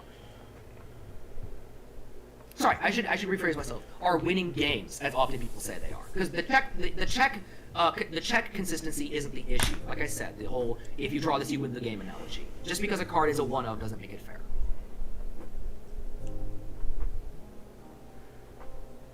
Okay, thank you for teaching me. I do agree that there should be some ways around it. Maybe reworking what the cards do. Yeah, would probably be better. I think they should give 10k and they should have rounded the effects. I think that's probably the better option. And well, I don't think outright banning things would really help anything. Maybe a errata. Yeah. For what they do. Instead of maybe like a million power, it'd be like 10k or 20 max. Yeah, that's exactly what I've said actually. But I think an errata would be healthier than just banning cards, because Yu-Gi-Oh! Would just ban cards straight up, and then it would just ruin entire metas instead of just errating the text. Wait a minute. Or changing the wording. So now that we've kind of closed the book on the discussion of the overtrigger, I want to kind of talk about that little point there, because that's very interesting. You think that banning cards is unhealthy compared to just errating cards, and I want to know why. So first of all, you've made the comparison to Yu-Gi-Oh!, which I don't know if you know this. I don't think you probably might. You probably don't. So correct. You can stop me if you know this. Saying, oh, we shouldn't be like Yu-Gi-Oh! Is an extremely weak defense, or sorry, an extremely weak argument for saying we shouldn't have a ban list or we shouldn't ban cards, because Yu-Gi-Oh!'s ban list is 100% done to sell product. They don't care about balance. They've never cared about balance. The only reason they ban cards is to sell product. They only banned all the decks they did from Toss format because they wanted to sell the new Secret Slayer set with Adamantipator and Eldritch. They only limited a certain card from this format so they could sell the next format. They blah, blah, blah, blah, blah. They unlimited this card so they could sell this product, and the list can go on. I can be here for hours talking about why their ban list structure is flawed. However, what Bushiroad's been doing recently, and they've been doing a very good job at it, is only banning cards that are legitimate problems in the game. So, what I want to know is, if Bushiroad continues to follow this ban philosophy, why you think this is a problem? I just prefer erratas, man. I'm not really like as well read as you, but I just prefer erratas, and I don't know. That's fair. That's fair. See, that then it comes down to an argument of preference, which isn't isn't an argument, and as a result, it's all I can say is, yes. All I can say is, good on ya, agree to disagree, but that's fine, because they're not trying to claim that your opinion is fact, which is good. I don't like it when people do that either. So. Oh no, it's absolute pain. Like people who defend the overtrigger do this all the time. But I really just came on here to just learn, and even if I was memeing in chat, I don't really think you guys are bad people just because you think overtrigger should be banned. Listen, my guy, you're a good sport. I've been wanting to have like a verbal debate with someone on the overtrigger for like months now. Who knows? You're refreshing. Yeah, you're a really good sport. Thank you for coming on. I know it. I apologize if I came off as aggressive. I like debating. No, dude, you're passionate. I think that's good to be. You're in game design, right? I am in game design, yes. Yeah, well, you have to be passionate about it, so it's good to see. But I'm not really mad that you interrupted me. I just brought it up because I've I'm really bad at arguing. You kind of clap my cheeks there, brother. Hey! Like I said, you are completely fine. You're a good sport. You're a good sport. I think it's just so just to sum up, I don't think banning is the end all be all we should do, because it might turn out into the Yu-Gi-Oh situation, and I have PTSD from that shit. That is completely fair. I will say the slippery slope argument is one that people have used against the ban list many times. I think an errata would be healthier choice of the two, but that's just subjective. Yeah, that's fair. With your permission, actually, Cole, with your permission as well, I actually really like this debate. Can I put this on my channel? Like, can I take the clip from this and put it on my channel? Oh hell yeah, brother! I have your permission. I want to get this guy's permission because I debated him. Of course, but you have to refer to me as the Saber Simp at all times. The Saber Simp. So when you go through all the times I say right and just put like text to speech, Saber Simp. Yes, of course.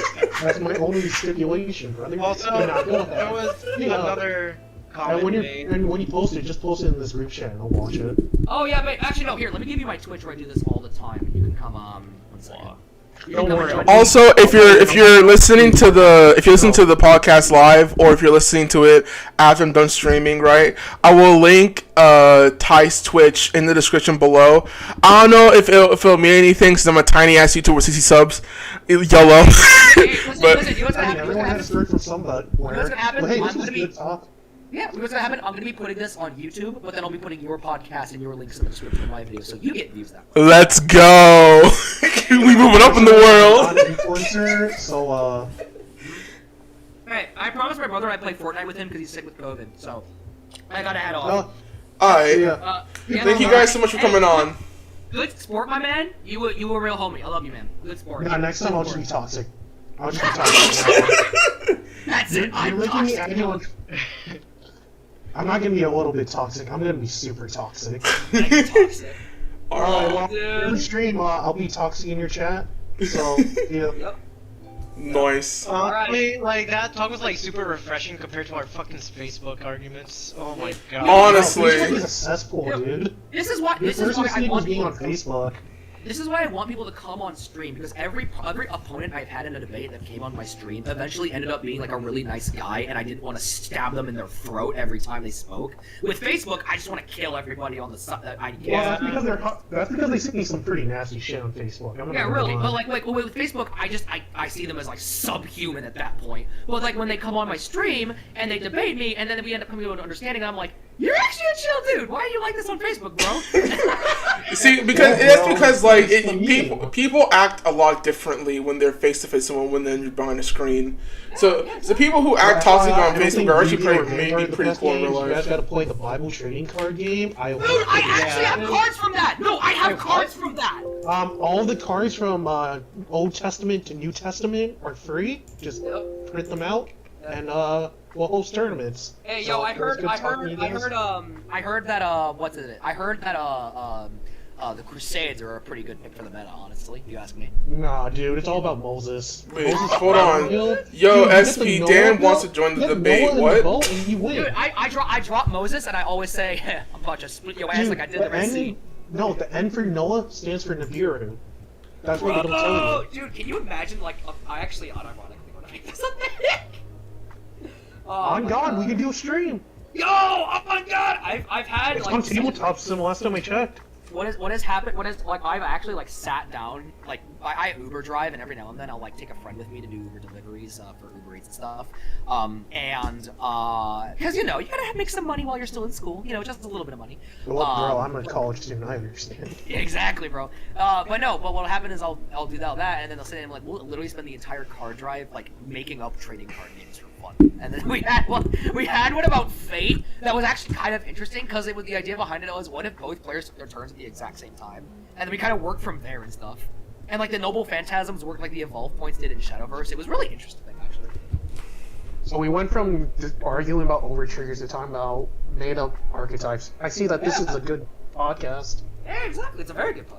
Apparently someone Yo, Cole, apparently someone wants to join the debate. I'm down. I'll go round 2. I'm still Yo, so this is gonna hit a bit. Out, bro. I love you, man. Thanks for being a good sport. Yeah, thank you so much, man. Thank you so much for coming on. Message me. Yep, I got you, homie. See you, I'm just add you right now. Yeah, no. Add me. Alright, see you, bro. See ya. Pieces. Oh, that was based. That was based.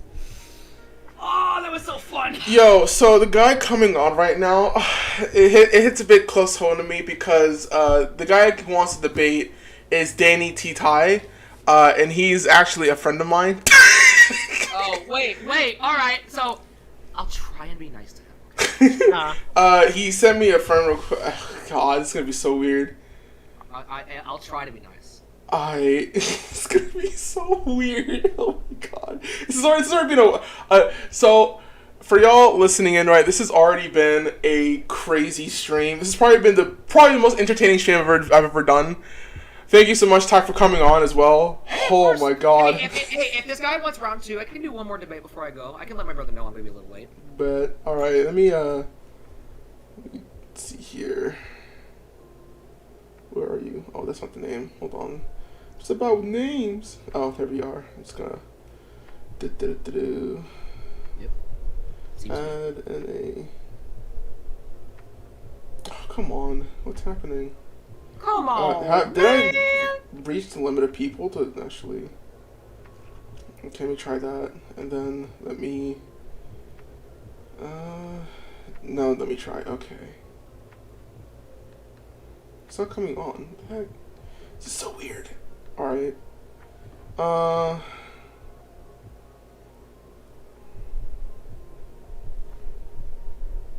Nice.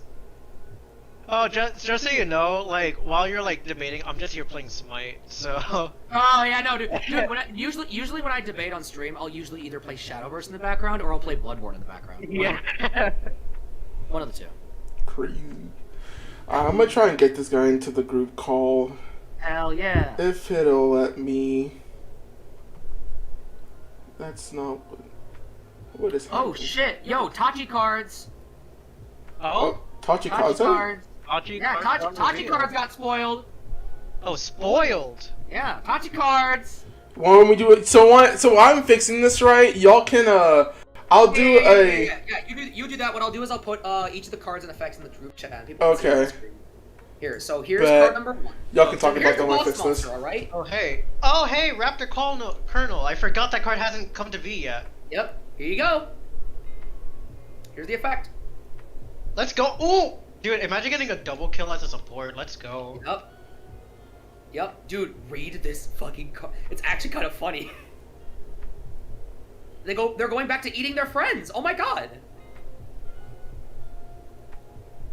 What? Oh shit. Card number 2. Oh no. And last but not least, card number 3. Alright, so... Okay. So let's read these one at a time. Right? Well, once I get all the fucking cards. Yeah, I'm too busy with Smite right now. Oh, you're good. Okay, so the grade 3 Colonel Raptor Colonel is once per turn when this unit attacks, counterblast 1, retire any number of rearguards but at least 1. So you sack at least 1 rearguard. This card gets 5k until end of turn for each unit retired for this effect. If you retired 5 or more for this cost and your opponent's Vanguard is grade 3 or greater, you stand this card. Ooh, nice. Okay. It doesn't lose any drive checks, may I mention. Also, it gets 5k for each card retired. During your turn, all of your units that are placed during the battle phase get plus 5k power. That can be strong. Dude, it's that one Tachi Stride. Yeah, that's actually really strong. Holy crap. This might actually have some premium implications. You don't know. When you ride Military Dragon Raptor Colonel, so when you ride the grade 3, Soul Blast 1, search your deck for 2 Military Dragon cards that are grade 2 or lower, call them the rear guard. So it's just 3+2. That's pretty based. When it's retired from rear guard by your card's ability while it has an equip gauge, Soul Blast 1 and call this card to an empty rear guard circle. That effect might actually matter for premium. When grade 1, when this unit is placed on VC, look at top 7 card of your deck, choose a grade 2 or greater card with Military Dragon and its guardian from among them, reveal it out of your hand, shuffle your deck. Unit attacks or boost, choose one of your rear guards without an equip gauge, put the target deck in. Oh my god! That's really cool. Dude, they made Dogma for V! That's so cool! They really just made Dogma for V. That is so cool, dude. What? That is kind of based. That's actually really cool. Okay, I actually really like this card. This might actually see premium play because of all this. Because like the cards aren't super locked behind their archetype name. This might actually have implications. All Alright, so I've added Danny into the group chat. Yep. Oh boy. So the equip gauge now makes the retires free. Nice. Yeah, yo, this is really cool. This is really cool. Ah, hello. Hey, what's going on, guys? What's up, Danny? How's it going? Thanks for coming in. Good to hear from you, dude. And Ninja Bryan, and that's Oh, what? Bryan, right? Yeah. Nice to meet you. And then Hello. this is I'm Ty. What's good, dude? what's good, Ty. What's good? So I decided to come in. The people that were invited to this server are my friends, and I saw David's thing pop up on my Facebook notification feed on Jam Vanguardians. I'm like, all right, you know what? I haven't ever seen an episode of y'all's podcast at all, so I was like, sure. I wanted to see what was on, and of course, y'all were talking about, I guess, the impact of overtriggers in Vanguard overall. Mm-hmm. So I do have a few questions. Sure. Hi. Yeah. Of course, yeah. Ask away. Yeah. First question is, when you're utilizing that data, how recent was that data? The release date of set 4. So there are 3 studies total if you want to count any studies from set 1, which I didn't want to bring up because, set 1 is a pretty long time ago. I think the data still stands though, simply because new cards in the card pool, unless they add drive checks, don't really change how often the overtrigger is checked, if that makes sense. But now that we're in set 4 and they're adding more drive checks to the game, what I think is we can use this data to sort of draw a similar comparison to premium. This data is from set 4 of Overdress, and it was made on the initial release of the set. And the second study was done about a week ago, I believe. I will have to ask my friend again. Okay. Oh, sorry. Just make sure my audio went through. Yeah. Nope, okay. You're good. Yep. All right. Sure. So while I do agree, right, with obviously the impact of the boss unit grade 4s coming into the game, that inherently units that are perform triple drive are going to obviously increase the potential odds of seeing the overtrigger, right? Yep. But have you also taken into account unit cards that obviously filter the deck in our randomized sets? Here's the thing. The decks they played, I have to wait on the study again. The decks they played weren't exactly well known for their filtering. They're more known for their hard drawing and soul charging, if that makes sense. Now, in terms of filtering, we would need to do another study of this, but involve the premium format. However, I think that if you involve the premium format, the chances of seeing the overtrigger go exponentially up as opposed to down. Completely valid. I 100% agree. So what that means is that any studies involving D format are the ones we should be using, because any studies involving the premium will have higher numbers than studies involving D format, just by a surface level analysis. Oh, dude. And because of that, we should be using D format as the baseline for if the overtrigger is a problem, because again, any numbers we get in D will be higher in premium. Yeah, for me, I also have evidence from the deck I use Shirayuki, and damn near every single card in my deck filters for specific cards like Shirayuki, which kind of just filters the living hell out of my deck. And then there's we should also talk about decks like Pale Moon, Grand Blue, stuff that just filters their deck by existing. Yeah, dude, it's whew. Yeah. Shadow Paladin, Royals to some extent, kind of. Gold Paladin especially. It's not very well. Yeah, well, Gold Paladin doesn't play the Overtrigger anymore, so. But yeah, I think that we should be using the D format studies as the baseline for any studies involving the Overtrigger, simply because, like I said, any premium format studies will simply have higher numbers than the ones we see here. Yeah, and that's just completely valid with how those decks are completely designed and how the Overtrigger in that format is. In terms of the impact of individual game state, significantly higher in comparison to the power level of what's expected in that's correct. Overdress. Yep.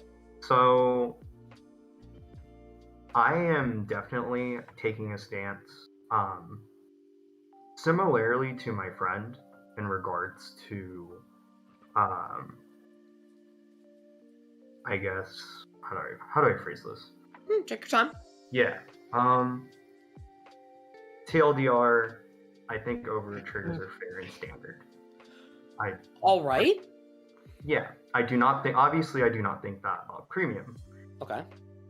And I think they're completely fair and standard, purely because of the fact that you can manipulate the tempo of the game based off of the matchups that you're expecting in the format. You know what these over triggers do for each of the individual deck types. You know, like for example, the Keter Sanctuary over trigger against Bastion. Obviously, they're probably going to have the highest utility of that over trigger. They're going to essentially see 6 new cards. Right. But then, and you know, so on and so forth, right? But then you also have to take into account of like how they're able to fully utilize these over triggers to the fullest extent in which it can be considered game breaking. And I can agree that at the right time, it can be game breaking. 100%. There's no denial of the fact that like I can't count the amount of times where, you know, I've revealed a certain over trigger at a certain opportune moment, and it shifted the tide of the game immensely in my favor, right? But I genuinely do not think that on a consistent basis that it's overwhelming. Sure. So you, once again, I don't know if you were here for this this analogy, but let me give you this analogy. Suppose, for example, I made a card, and I'm not saying the over trigger is the same in any capacity. I'm just making a hypothetical example here. Sure. Suppose I made a card that says, once this card is drawn, you do not play it. It simply activates when drawn. Reveal it, win the game. But I put this card to 1, okay? Is this a fair card because it is not happening as consistently as people say it is? Is this card fair?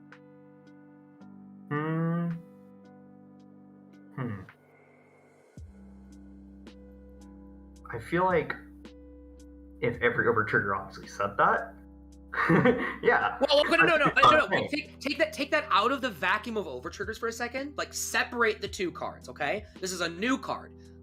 Instead of over triggers being a thing, this is a thing, okay? Separate the two things. Okay. I want to know if you think this is not necessarily drawing an example of over trigger. I'm just trying to understand like where you lie on this. Do you think this card is fair? I guess then the equivalent of that would be like what? Just a generic example for card games like universally Exodia, right? Yeah, it's a 1 card Exodia though. It's a 1 card Exodia. You reveal it, you win the game. Yeah, but it's a 1 of. Is it searchable? Is it, you know? It's not searchable. You just have to hard draw it. You just hard draw it, but it's a 1 of. So is it fair? If it's 1 card out of 46, or 1 card of how many? I mean, honestly, better have it. So, yeah. You think it's fair? Yeah. Okay. But all right, that's a very interesting way to answer this question. Here's the issue though that I have. I would not say it's fair simply because what this does is it instantly ends the game.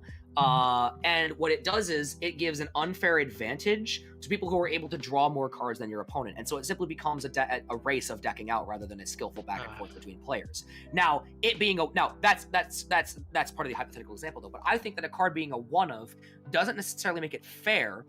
The best example I can think of is for anyone who plays Yu-Gi-Oh! I see you've got a Bahamut Shark PFP. But I also play Yu-Gi-Oh! Competitively too. Yeah. Do you know Soul Charge? Yeah, we don't know Soul Charge. Yeah. Soul Charge is a card. Did you like Soul Charge?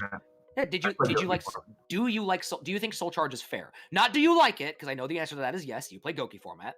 But listen, Goki players always like Soul Charge. They'll say, yeah, it's unfair, but I like it, right? Like that's always the answer. But do you think it's a fair card? Do you think Soul Charge is a fair card? Now, Soul Charge is a card that is a 1 of and has a pretty fucking high win rate in terms of percentages. I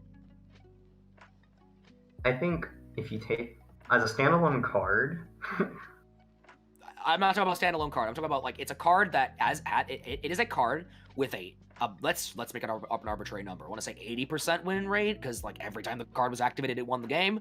80% win rate. It's a 1 of in a deck though. So is it fair and balanced?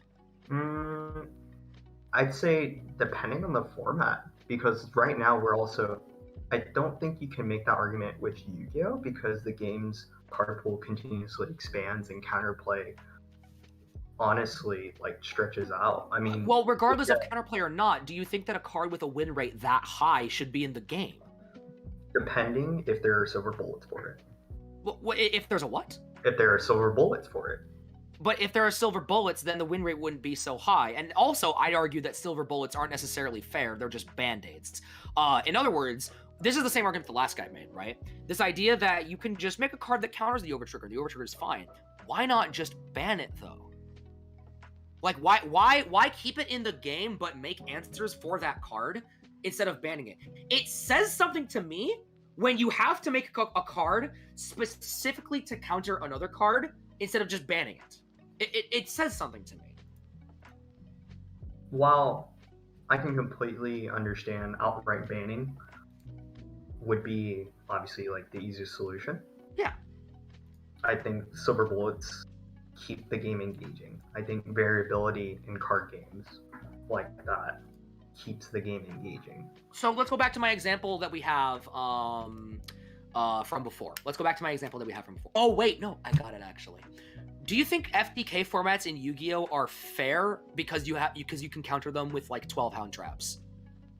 Thing is with FTK formats, again, you have to include a little more than just the quantitative factors. Well, no. But it's a very like simple question. Do you think that having to play a collection of cards just because something is that oppressive in the meta is fair? Do you think that makes the card fair? Do you think that the deck should stay? I personally am not a fan of being required to play cards to counter certain decks. I'm a huge fan, I must clarify, I'm a huge fan of playing optional cards to, my deck has a really bad matchup against the meta right now, so I think what I'm going to do is I'm going to play these cards that help me fight the meta. Sure, it goes against my game plan, but I'll increase my win rate by doing so. That's awesome. I love that. What I don't like is I will literally fucking die if I do not put this Ash Blossom in my deck. I mean, isn't that the same argument? Because with hand traps, they're essentially option cards. You don't have to play them. You do have to. I would argue that you have to play hand traps in certain formats, and those are not the fun formats. Like, thing is, like, Yu-Gi-Oh, right? The game's like pacing has significantly changed. Yeah. I mean, hand trap. You know what? Before hand trap, people were playing just normal trap cards, right? I've played Yu-Gi-Oh since the 5Ds era, my guy. I've done research projects on Yu-Gi-Oh. Okay. Yep. Do you have Premier Tops? Just asking. Do I have what? Premier Tops. Define Premier Top, because that literally, like, the definition of that changes based on the person. I have been to Nationals twice, and I have topped Regionals many times. I had a chance to top a YCS, but there was a really funny story involving my friend telling me to throw a game for 40 chicken McNuggets. Nice. I kid you not. I kid you not. That is an actual story. I was about to win the game, get my day 2 top. Then my friend's like, "Yo, it'd be really funny if you killed yourself here. I'll give you 40 chicken McNuggets." I'm like, "Bet!" I guess what Based. So clearly you've played the game at a highly competitive level.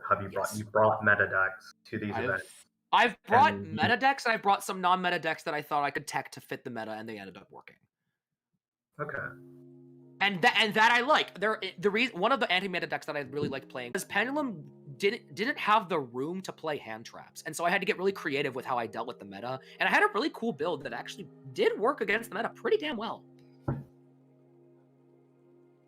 It was basically a 60-card Zephyr Orcus Pendulum Magician deck that played like one copy of Time Pendulum Graph to actually do some interruptions.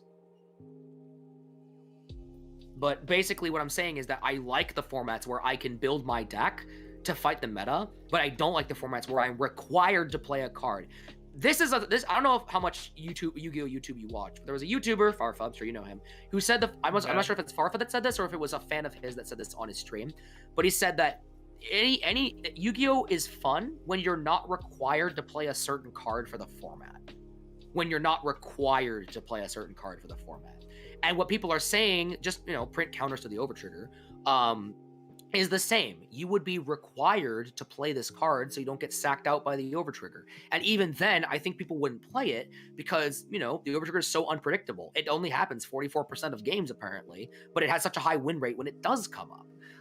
And so I don't think that we should be just adding more options, quote unquote, to the game, because I will ask you this as well. Realistically, what kind of card can they print to stop overtriggers that isn't broken? Like, they realistically really can't make a card like that, other than Heal Guardians, I guess, but those don't even stop the overtrigger. Because the additional effect is something you still have to worry about, right? Sure. Like, I would like to know what you think on that. The fact that, if you think that having to play a certain card because another mechanic exists is indicative of how powerful the mechanic is or not. I think that the overtrigger, the fact that you are offering that we should make a card that specifically counters this mechanic, shows just how broken said mechanic is. I necessarily say, you know what? I take back the silver bullet statement. How about that? No, that's fine. Yeah. I will admit, I will really quickly, I'm sorry. I will admit the silver bullet argument is incredibly enticing, and it's not exactly a bad argument on a surface level. I will admit that I was also a fan of the silver bullet argument for a little bit until I actually, thought about it for about 5 hours. It's not one of those things where you have to use your brain and you'll instantly figure out that it doesn't work. It's a little more, complex than that. So I don't blame you. But I think in the general scheme of things, aren't you required to play cards for optimization to deal with, not losing? Like what? like what, for example? Well, I mean, I guess if we were to put it in a Yu-Gi-Oh sense, right? Well, use a Vanguard example, because I think it's easier if we use the Vanguard examples here. The Vanguard examples? Yeah, use a Vanguard example. Like, what in Vanguard is a card that you currently, in the current card pool, already have to play in order to not lose to the meta? Because, like, Rawlock is a card in Premium Collection 2 that came out that was made as a counter to Zazan, and you were forced to play 4 Rawlock whenever Zazan came out. However, now, Rawlock is a card that some decks play because they can use it as utility, and they can easily use the effect in a way that other decks can't. Therefore, it's a deck-building choice. So, like, what cards in Vanguard right now would you say are required to be played? Required to be played? Like you made the claim... Yeah.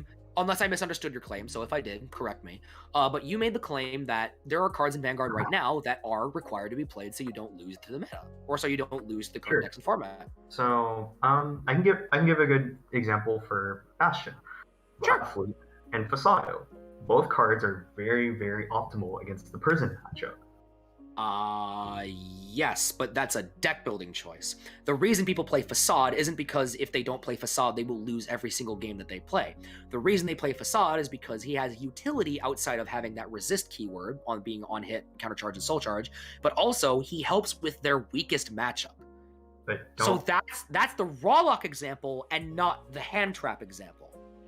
Okay. But I guess still in that vein, I mean, there are players that play Bastion that obviously don't. Which card? I don't know what card you're talking about. Which card are you talking about? I'm saying, like, there are players that play Bastion that opt to not play.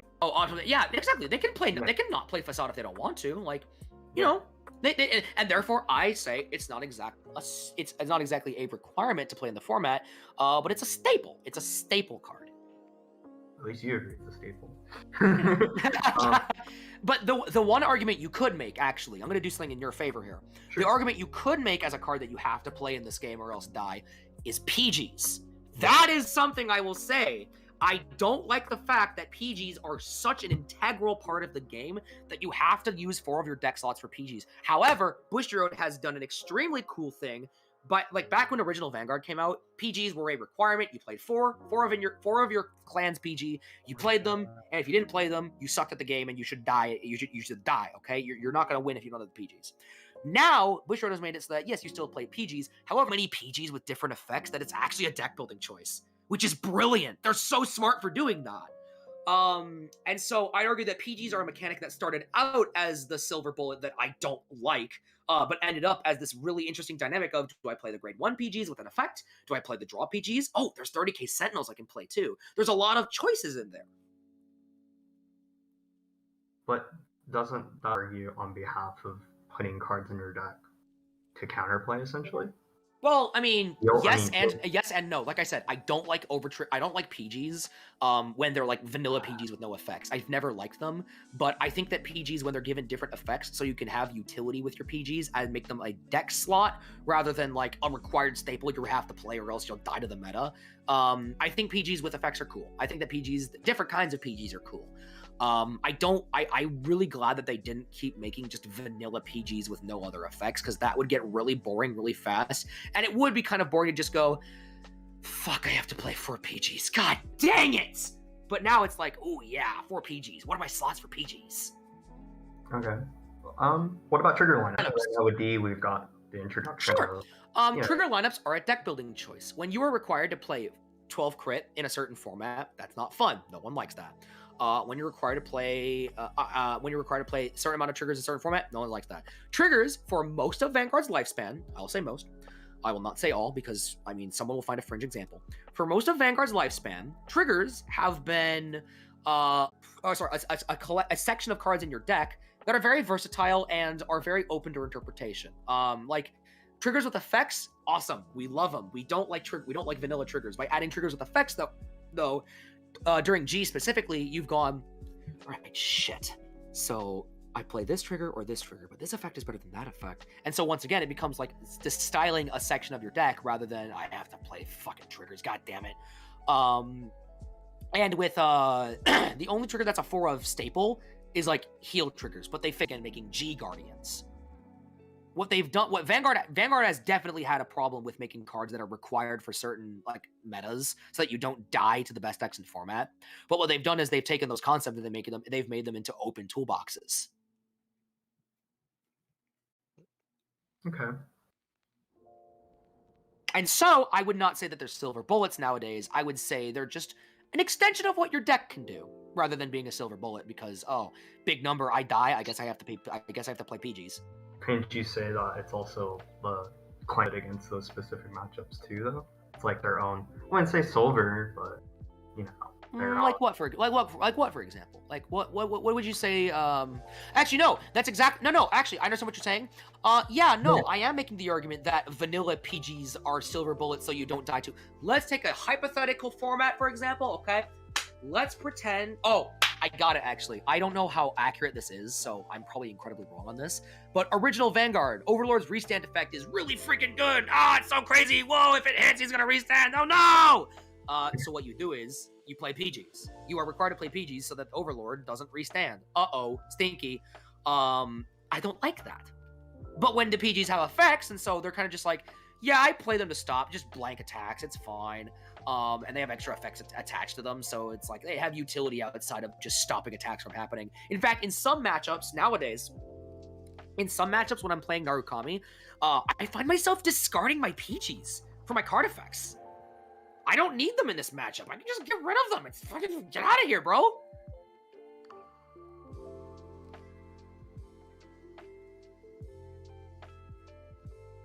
So yeah, I'd say that it's similar but different. It was the same when they first came out, but nowadays they're more optional and they have more options attached to them, more nuance, more interesting things you can do with them. So would you think that having something like that in standard to mitigate the overtrigger would be a lot more engaging then? Going back to what I was saying earlier. No, because now 4 of your deck slots are dedicated to this one card that only stops this one specific mechanic that doesn't come up in every game. So you want to play Vanguard in the sense that it's fully engine-based, where decks kind of just do their own thing on their own for a turn, and then, attack. No. What I think Vanguard should be is it should be a game where you're not required to play certain cards to stop other cards, but while player interaction is still there so that you can possibly stop your worst matchups. Again, deck building is very important to me in trading card games. And I think that deck building against certain matchups. Now, this isn't a matchup. This is a mechanic, may I add. This is a mechanic that we're talking about, not a deck, right? This is a mechanic we're talking about that is in every single deck in the entire game. This isn't like me playing Facade to stop Prison. This it's just not the same because Prison is one matchup out of many. Every deck will have the Overtrigger. Okay. And so it's not a deck building choice. It's basically a requirement.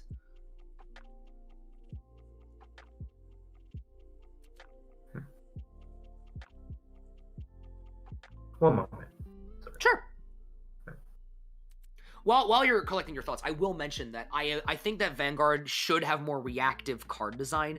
I just don't think said reactive card design should be an excuse or a crutch to make broken cards with high percentages of win rates. For example, I think Denial Griffin's a fucking awesome card. I love it. But I can't stand when people say, oh, this card's balanced because you can just Denial Griffin it. I hate that so much. I hate it with every fiber of my being. Also, I really do believe more clans should have Denial Griffin-esque cards. I entirely disagree. I entirely disagree. What? I think Denial Griffin is what I think Denial Griffin being in Kagero is what kind of makes Kagero special right now. Not only that, but you'd have to really stretch in order to find some good clan identity for some of these clans to have Denial Griffins. Like, why would Angel Feather have a Denial Griffin? Bro, put something in damage. Choose something with damage to call. That's not the worst thing ever, actually. Never mind. Don't use that example. Actually, that's really smart. Never mind. Hold on. Wait a minute. I actually really like that. Wait a fucking minute. Wait a minute. I actually really like that idea. Hold on. That's actually really cool. Wait a minute. Fine. Neo Nectar. I don't fucking know. Call a token over something. Call a token over something. No, that's stupid. No, stop it. No, I got you, bro. I got you, bro. Choose that unit, turn to a plant token. Easy money. Wait. This is really funny. Choose an opponent's rear guard, retire it. Your opponent chooses a card with the same name as the retired card, calls it to rear guard circle. Nice. That's actually pretty good. Yeah. That's actually pretty good. Wait a minute. Yo, okay. I take it back. We can make interesting Denial Griffins for all the clans. Hold on a minute. Yes, sir. Alright, no, I got you, bro. I got clan for you. Right? Check me out. Okay, Murakumo. Oracle Think Tank. Wait, Oracle Think Tank? Yeah, no, you can't make a defensive. You can't make a card like that for Oracle Think Tank. Nah, you just don't. No, they have way too much card advantage for something like that. They don't need one. But like, dude, actually, well, wait a minute. That's actually really cool. The Angel and Neo's ones are actually really fucking cool. Holy shit. Dude, I really hope the G guard for Shiryuki, for Murakumo is a Shiryuki G guard. I think, dude, like, Murakumo is just Shiryuki the Hey guys, unfortunately, is Shiryuki and Yasui the clan? Oh, you gotta head out? I appreciate the time you gave me on this platform. Hey, of course. It was good talking to you, bro. Interesting talk. I wish you guys the best of luck in your podcasts. Yeah. And, hey, see you later, homie. Hopefully, see y'all around. Are y'all from? I know, of course, David. I know, Bryan. Where are you from, Ty? I am from the Midwest area. Midwest area? Yeah. Alright. Hope to run into you and do some more. Hey, listen, if we get live events back, bro, make that the meetup, alright? Make it happen. We get live events back. Okay, sure. Please God. Totally. Alright, thank you so much, Danny, honestly. Thanks for coming in. Hey, listen, bro, listen, if we get IRL events, I'm giving you a fat smooch, alright? Oh my god. Thank you for your search and perfect gameplay, alright? Take care. Alright, hey, good talk, man. Thanks for being a good sport. Of course. Alright, Zero. Thank you, later. Wow, that's, I didn't expect that from Danny. Oh, man. Yeah, that was cool. That was fun. Like, he's like one of, like, the smartest, like, card players I know. Like. Alright, so new topic. We're gonna think about G guards for each clan. Oh my god, I actually would love to like that. But yeah, dude, I really do hope the new G guard is Shiryuki from Murakumo, though. Oh my, it's long overdue, honestly. It's so long overdue. Well, you know, if we're talking about every clan getting a version of Denial Griffin, what would you get for Dimension Police? You wouldn't do it for. You'd like increase base power on the opponent's turn, is what you do. That's fair. Yeah. I'm at 23k. You can't hit me. Hey, the Shadows one should put grade 1s from drop back and back. That's what it should do. Easy. Yeah. then pick a regular and retire it. The great nature one. Put all of the cards in your drop zone back in your deck. You know, it'd be really funny if the Japan wants it for every grade 1, for every 5 grade 1 in your drop, choose points for regards and retire it. Easy money. Why? Why does it have to be a denial, Griffin? Because, bro. Actually, just trying to kill aggro, dude. Hell yeah, fuck aggro, bro. Listen, you know what? You know what we should do? I like control, but if there are no aggro decks, control decks become uncontested. You know what they should do? They should just ban Stunverse, bro. Binding 8 on first turn, even though there's not 8 cards to bind. That's just so broken. Oh my fucking lord. Hey, Narukami already has MP. We don't need anything else. What more could we want? No, ban Stunverse, bro. It's a broken card, bro. Binding 8 cards at once. Alright, I'm leaving, bro. Alright. Later, bro. Alright, I actually do gotta see my brother now. Hey, let me know when this video goes up so I can clip that debate so I can put it on my channel. Oh, I'll put timestamps to help you out. Alright, thanks, bro. You're the best, homie. Alright, hey, thanks, man. If you can do me a favor, because my computer is having poopy problems right now. If you could just clip that debate for me, that'd be great. But if you can't, I'll do it myself. Right? I'll try. I've never edited before. I'll try. Oh, have you never edited before? Uh-oh. Uh-oh. Yeah, I might have to do it myself then. If you can do it, great. If you can't, it's fine. Alright. Alright. Man. I love you, bro. Later. Thanks for coming on, bro. See ya. Man. Peace. Bye. Yo, what was that stream?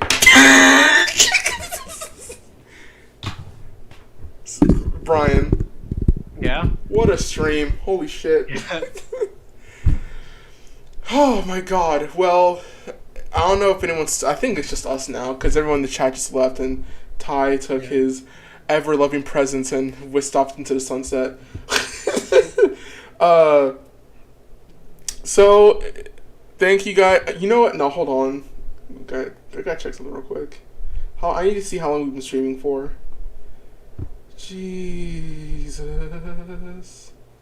We got a new sub, Brian Tao. Thank you so much for subbing on, man. Thank you so much.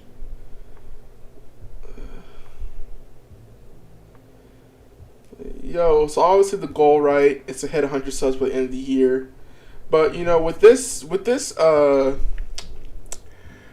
new development, we might hit by the end of the freaking week. But anyway, right, we've been streaming for about 5 hours now. Jesus Christ, that's a whole shift at work. If you can, you know, I'll link Ty's Twitch down below. Great guy. I'll link his YouTube. Hilarious. You guys will love him. He's like the commentator of Vanguard. It's amazing. You'll like his videos. It's funny. You don't have any channels, do you, Brian? Not really. Feels bad.